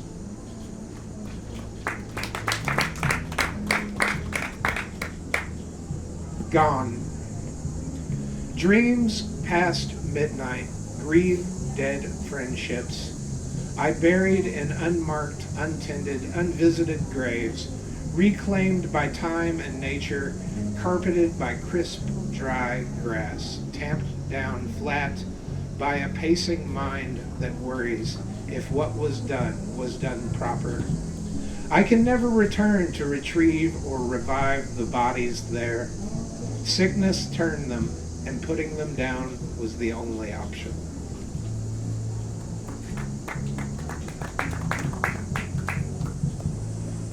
And this keeps happening. A reasonable man debated 20 feral children on the highway, and I slowed down to watch. I don't know why I couldn't look away from where this poor guy stood in the tall grass, circled by gnashing teeth. In a non-threatening posture, open palms held outward with a Mr. Rogers voice, he began to explain the history of the U.S. legal system, the importance of checks and balances, civil liberties and social safety nets, but the kids kept stalking closer. When he started expounding on the benefits of a well-educated populace, one of the children darted forward, strikes and bites off one of the man's fingers, chews it, and spits it on the ground. My car was at a complete stop. I was craning to see more, and another leapt and sunk its teeth into the man's thigh. With pain in his voice, he told how Citizens United gives corporations too much power. Blood flowed down the man's pant leg. He went down under a swarm of claws, his point about gerrymandered districts interrupted by his own choked screams. I started my car and drove away, and I never got to hear the children's rebuttal.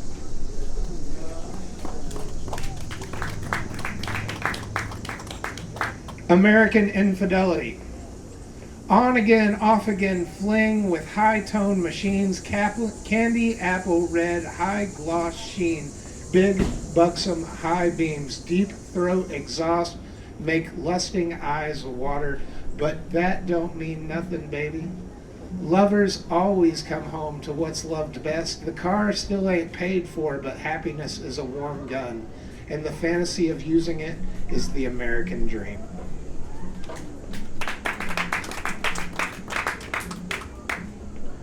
Total. She's talking to me, and it's important, but it's heavy and it's early. My mind is a sponge, dry and brittle and full of holes. I don't know what she's looking for, but I pray it's on the side of this cereal box. I'm sorry I can't talk about your mother at this moment, but I'm reading over these documents. Nutritional facts. Serving size, 3/4 of a cup. How many bowls would it take to equal all the nutrients in a single cup of Christ? Her mother isn't getting around well. She wants a bed in my library for when her mom comes to stay, to be infirm, to die. My parents had the good grace to not be a burden, to bow out early. There is 110 calories, 150 with skim milk, just enough to wet the bowl. Even my cornflakes are thirsting for more. Thinking about the milk in my head, I make a joke about her mother being a cow too dried up to make milk. But it's because I'm conditioned to make mother-in-law jokes by primetime sitcoms, and not anything against her specifically. She's fine.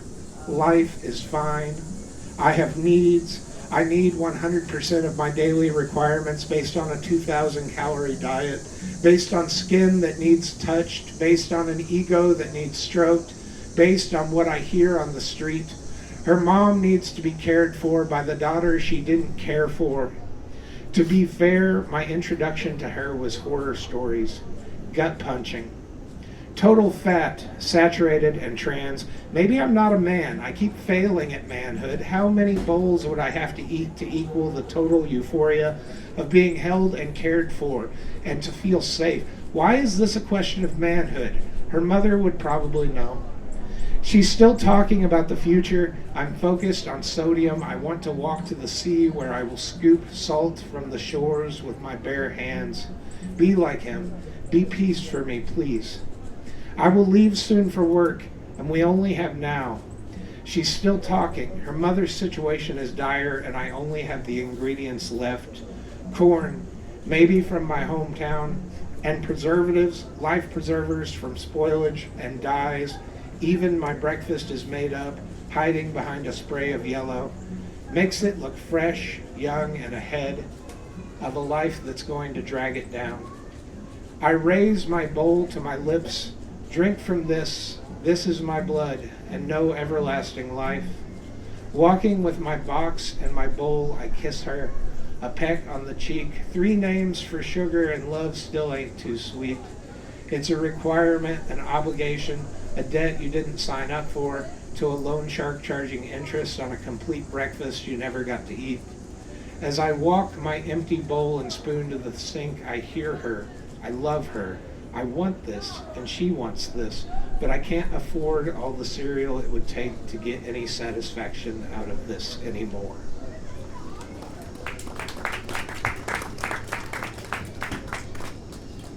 The first bit of Trump's second term as a dream after a spicy late-night snack with a glass of milk. I'm an adult, and I'm back in the home I grew up in, the place that doesn't exist anymore, and everyone remembers differently. Outside, the yard is overgrown and filled with signs, written insults directed at the neighbors. There's a storm inside the house, and rainwater is filling the walls. There was a brown-skinned boy hiding in the kitchen cabinets, a little migrant refugee playing dual roles. He is fading, leaving an empty spot to fill with our guilt later. Right now, though, I'm in a rush, frantic to get to my government job, but I can't find my socks, and pants have become impossibly complicated, like wrapping a cactus in tissue. Then a sickly child with downy yellow feathers, the head of a chicken, and corduroy bib overalls walks past where I am floundering in a pool of navy blue socks and slacks. This little chickie in his Easter outfit peels back the faux wood panels of my old bedroom, still filled with hand-me-downs. I expect an empty tomb, but instead, misshapen rats, wet and screeching, are climbing the rafters within the cavernous crawl space. I wake to the alarm.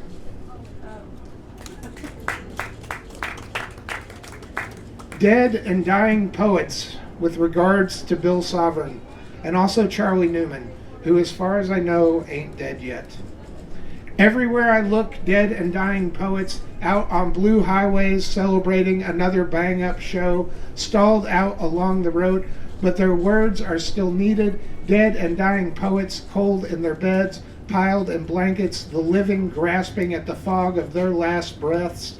Dead and dying poets in stained blue collars with sweat and tears and blood, straining voices to be heard, roaring over assembly lines. Dying poets rock dead poets in their arms, cooing elegies.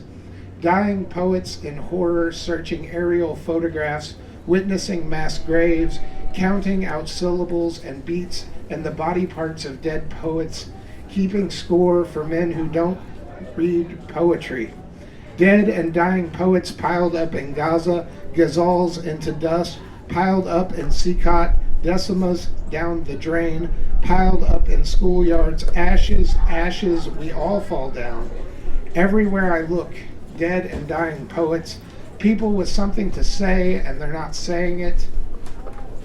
Dead poets, prayers unanswered, dying poets, poems not yet written.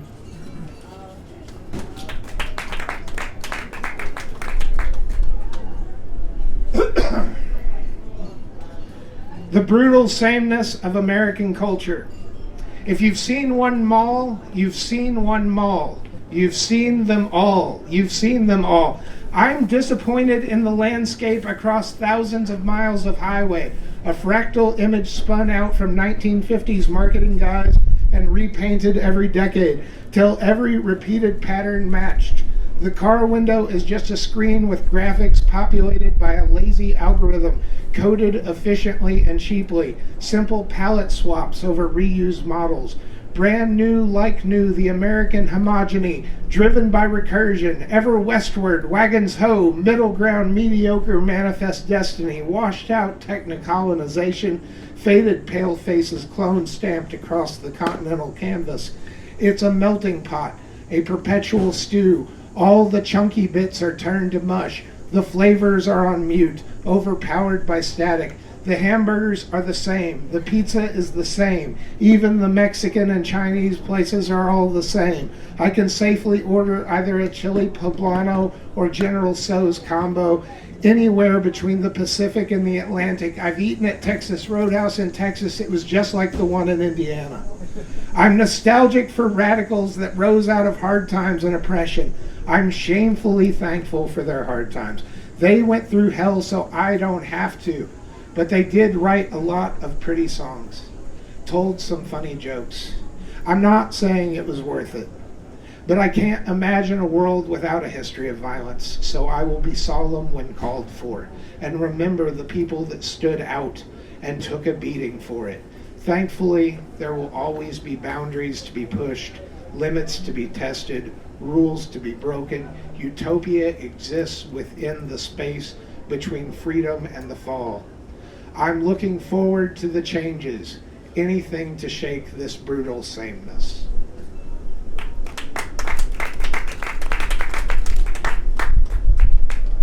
Chester Hammersworth, American president.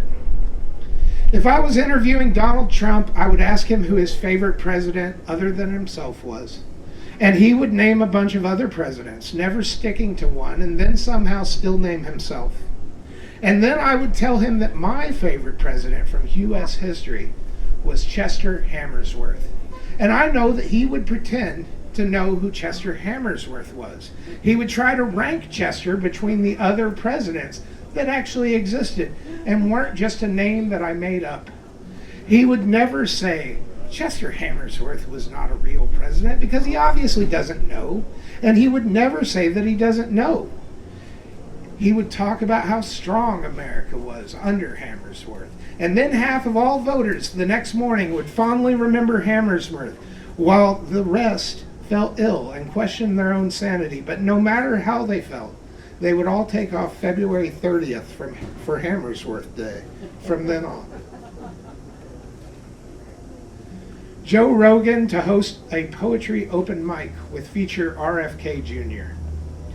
After wistfully remembering heroin in sort of a free-form stream of consciousness rhapsody, Robert holds up his one finger and bleats, "Just one more." Dr. Oz beats the drum and Robbie Boy takes us on to Beatsville. The Coexistence Bagel Shop Blues, the Bearded Ladies, haiku poems, all of them, the whole damn album. He's Rod McEwen choking on steel wool. Pete Hegseth snaps from over at the bar. McMahon and Bondi and Levitt, the whole crazy political poetry chick crew let slip with the breathy oohs. As Junior drives on smooth, grinding stones in his throat back to Sausalito, until finally he lets us all know just what is a Fabian. Joe just hangs mouth open, an enthralled damsel consenting to the kiss from a vampire, and whispers, "Whoa."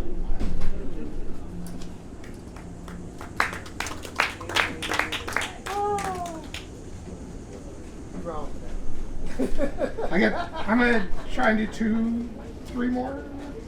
The men of Sodom wear red hats. The men of Sodom follow a fool, excuse a beast, celebrate pain, mistake hate for patriotism and gold for grandeur, and wouldn't know what to do with love if they found it.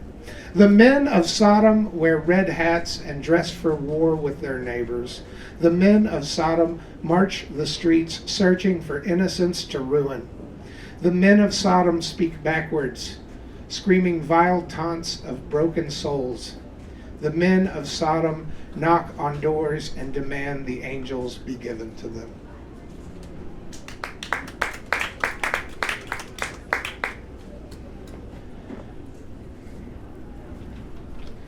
Los Tejadores.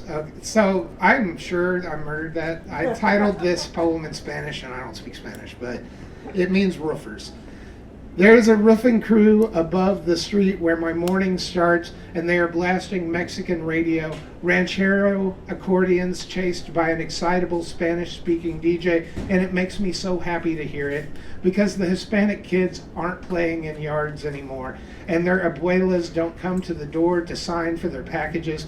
The military is being sent into cities to make them less interesting, and the news keeps showing the same picture of a burning robot taxi. There are children in Missouri waiting to see if their father is going to be sent to a country they have never been to, and men and women who have never left their hometowns are cheering this on. So I am thankful that up above where the sun shines, there is music playing in joyful rebellion against this dreadful homogeny.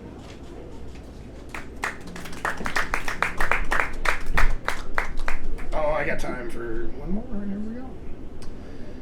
Just wait until the band starts. Foreigners and queers, at least for a while, will have to meet in private. The repression will squeeze them like snakes in a tin of nuts, and on the occasions they can relax, they will explode like April Fools.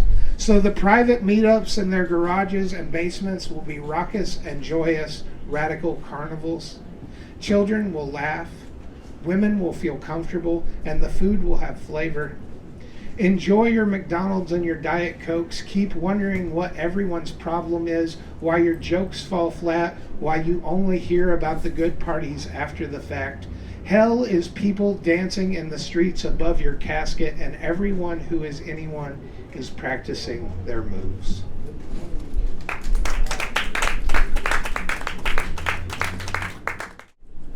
Thank you, Hiromi.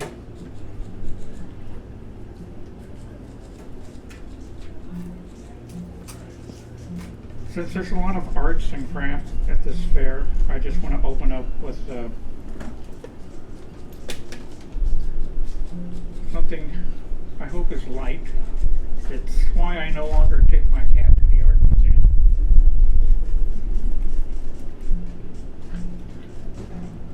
Unbeknown to me, in his portrait of Mona Lisa, Leonardo da Vinci's scientific mind created a portal through which my cat dashes before I could grab his tail to pull him back as he hisses and yowls.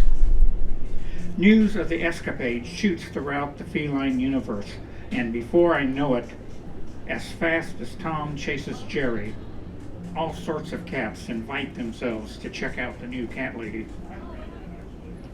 The Cheshire cat argues with Mona Lisa on the proper way to smile. He unsuccessfully urges her to ditch the demure smile for a full frontal display of teeth. Ms. Lisa can't resist reprising Sylvester's sibilance, the sloppy lisp of suffering succotash on her lips. Garfield introduces her to the lasagna diet, making possible the flirtatious overtones from Rubens. And now the conservators are charging me for the cost of brushing out Mona Lisa's new Hello Kitty bag. But it doesn't end there.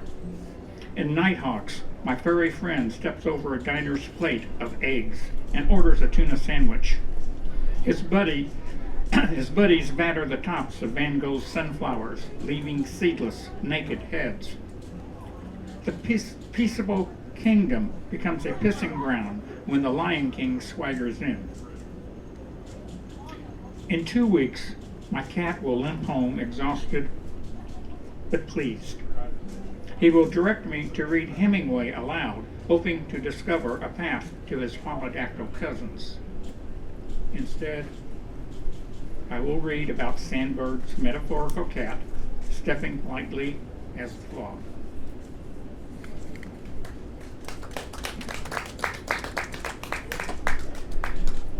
I'm about to do something that I've tried to do in the past and it always ended up in disaster because I'm technology, now I can't speak. When it comes to technology, I'm challenged. But I'm going to try to read some poems from my phone.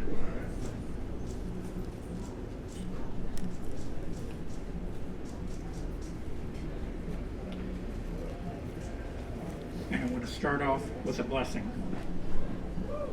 Japanese garden.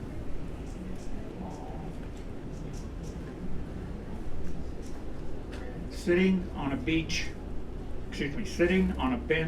under a pine tree, a breeze skips off the pond where koi gasp for food beside a lily pad. Looking out, I realize I cannot see the contour of the universe. In the heat of the day, rippling water licks the rocks, turtles gulp for air, dragonfly hangs mid-flight. I cannot see the bottom of the water or this dream.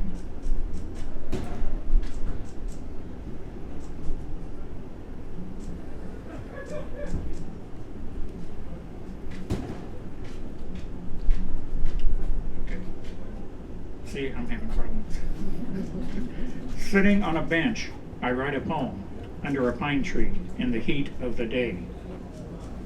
Breeze skips off the pond, rippling water licks the rocks, where koi gasp for food and turtles gulp for air. Beside a lily pad, dragonfly hangs mid-flight. Looking out, I realize I cannot see the bottom, I cannot see the contour of the water, of the universe, or this dream.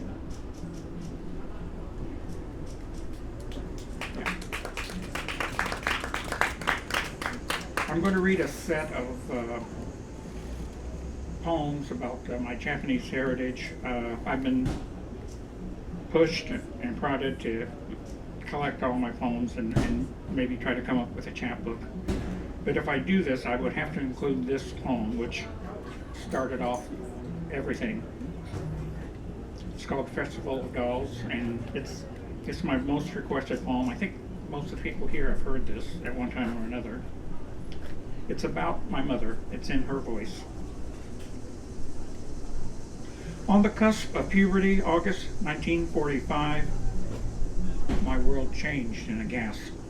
From Fukuoka, somewhere between Hiroshima and Nagasaki, I saw 2 chariot clouds that would lift me from the cellar where precious potatoes were stored, as if my atoms were shaken, rearranged to find myself riding the cap of a mushroom shroud, drifting over Fujiyama, then east across the ocean. I believed any place else was better than where I lived, coaxing warmth from ashes, scouring streets for ragged sheets of seaweed to wrap around black market rice and fish. Once, I stole a sack of red plums, and Mother smacked my face before she sliced the fruit and offered it to Father. But in Nagasaki and Hiroshima, a hand imprinted on a cheek means nothing to shadows set in concrete. Why can't life be like Hinamasuri, where I would dress up all my dolls for their hand-picked husbands? I would dream of real daughters to swathe in fine kimonos. I surrendered to smiling soldiers who nicknamed me Doll and promised me chocolates today and tomorrow. So much for a hungry girl with eyes for America, land of silk and money.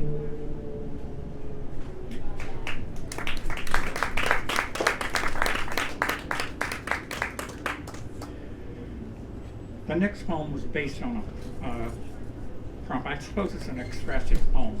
It's a sculpture of a dragon made out of recycled parts. It's called Slow Burn. In the case of iron, the oxygen creates a slow burning process, which results in the brittle brown substance we call rust. Men have extinguished the flames from my mouth. My breath grows cold, and I am reduced to charred bones, glazed with acid rain. I once rode the wind into Szechuan and swooped up peasants who were fond of peppercorns. They simmered in my belly, kung pao style. I spewed nostril flares. When I belched, I scorched crops and rocked 7 years of drought. I slept off my meals in an iron mountain and dreamt of sulfur and smoke. You can see me as I was. Observe the spine that once bore my chain-link scales. Imagine my esophagus, a passageway to hell, a brimstone hilt for an archangel's sword. My shrunken remains now stand stiff in this humid air. My claws cannot retract. But wait. Fireflies flit around my rusty tongue, like sparks stirred from the ashes of my ghostly gut.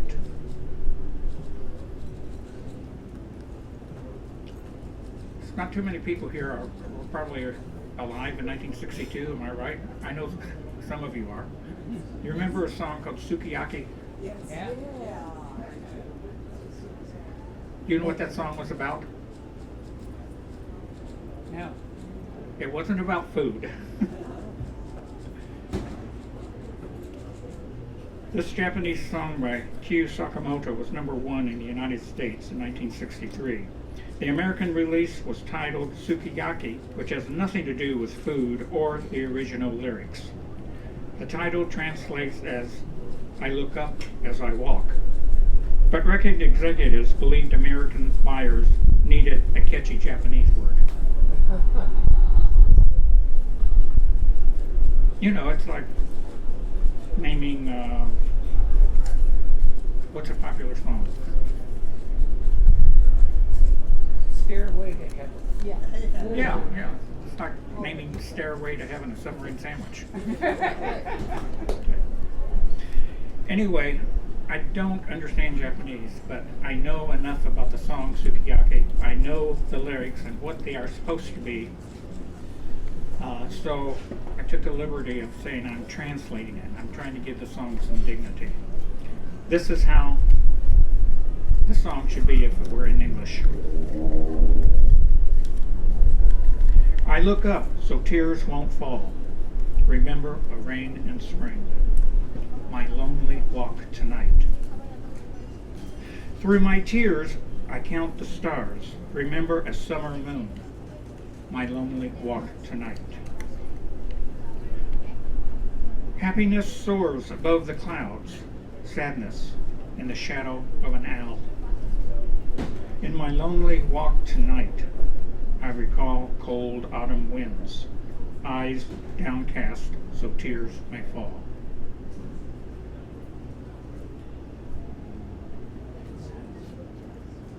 Another poem about my mother. Resurrection. She slathers egg whites on her face. In a few minutes, she will peel off her dried mask, lifting the wrinkles underneath. She misses the morning sun peeking over mountains. She says God trusts those he can't see on the other side, but those who inhabit flatland need watching. She smokes Salem ceaselessly. Peace in, peace out. Serious seeker of serenity. Breathe in, breathe out. She wants to eat rice again, but in this flatland she's surrounded by corn. Her options: cornbread, cream corn, corn on the cob. She misses the moods of the sea, from the rage of tsunamis to the tug and pull of blanket tides on a bed of sand. She never attends funerals because when she was a girl, a dead ant's soul slipped into her body and stayed for 8 days. She believes in venerating her ancestors, but on her altar to the dead she leaves space for a glow-in-the-dark image of Jesus. His father and hers watch from above. She dyes uncooked eggs on Easter morning, just to get rid of the leftover colors, just for play, before she cracks the shells for the yolks.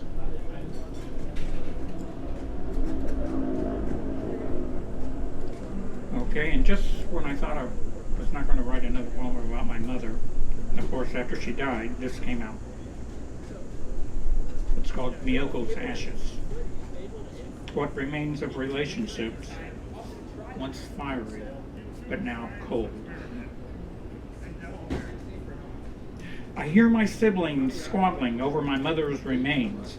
They can't decide where or when to scatter them, and who should be in charge, so they divide her up. My sister wants to take the ashes to Disney World, then to a beach near Jupiter as an offering to Atlantic tides. I think Mom might enjoy the Magic Kingdom. Her nickname, after all, was Mickey. One brother yearns to drop them near the Golden Gate Bridge, where Mom gasped when entering America. I want to tell him to release a blossom when he pours the ashes, so he can see which way they flow. Another brother knows he will never touch the sea. He wants to harbor ashes in an urn on a mantelpiece next to a knick-knack, a hand-me-down keepsake from Kyoto. I think the warmth would comfort Mom. This bickering is news, sad news, to me, the son who shuns all clamorous ceremonies. I claim no ashes to release. Instead, I keep my mother breathing in poems and memories. I would tell all my siblings, if I could, in passing, that their mother once said, the ocean feels cold, but that she can find heat in the arms of shipwrecked sailors, the embraces of muscular men.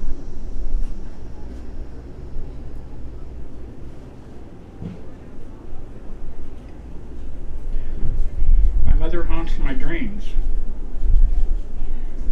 Bananas befuddled my mother's tongue, the way she phonetically peeled that word. Bananas, she'd say.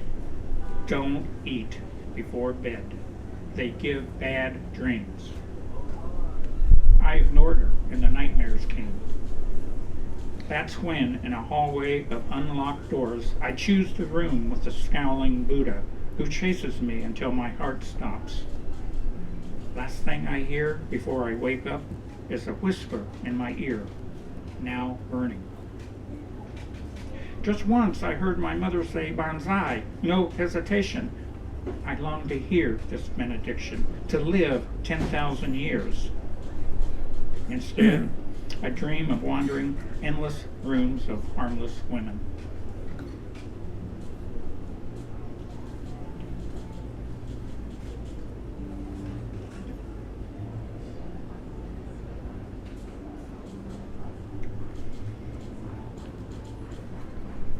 Shinobi. Ninjas walk among us, watching every naked move we make. They saw when we strode, unclothed, stopping to pick up cold, flat stones. We flung them at the sleeping trains, held sacred for happiness and long life. Recall the hour we taunted the homeless, huddled beneath the temple bridge. We hurled rice balls soaked in sour wine, fingers smelling of vinegar and dill. Remember when we stole ashes from an urn, then picked the unburnt bones? While mourners shriek, we dance like demons in the lunar light. Ninjas see and whisper among themselves, demanding penalties of bamboo and blizzard. Just a minute. Hang on. I got you.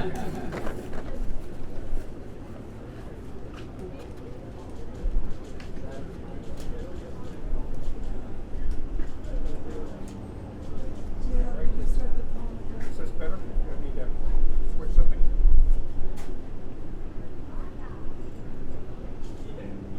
Hang on just a second.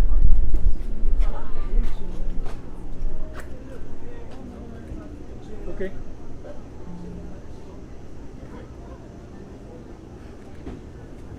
Marinasati.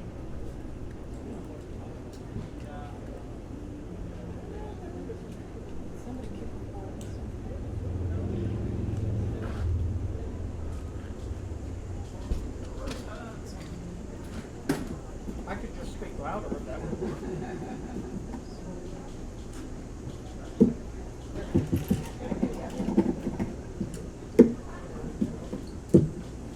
Okay, here we go.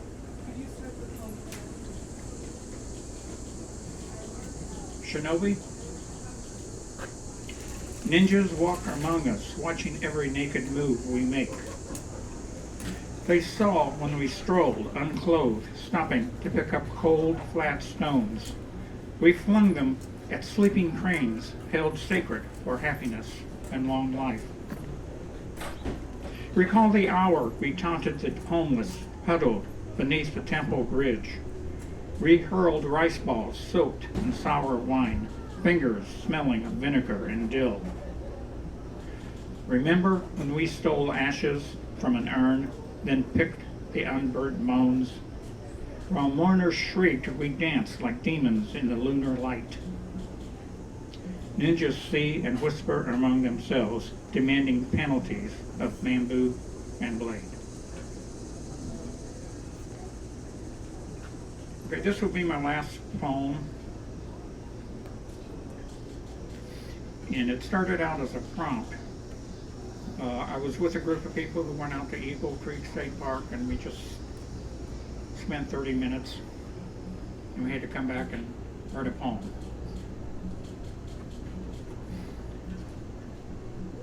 My poem is called, I think I'm pronouncing this correct, Marinasati. It means meditation on death. Still green leaves wait their turn in autumn. The ones that would not cling lie withered on the ground.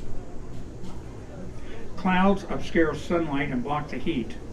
Cold, yawning soil sips the diffident drips of rain. False summer surrenders thin ice, thick furs. Soon the snow, soon the dirty, shoveled slush. It all comes down to gray. Gray sky, gray pond. My gray hair falls back as I tilt my neck to the wind. Thank you very much.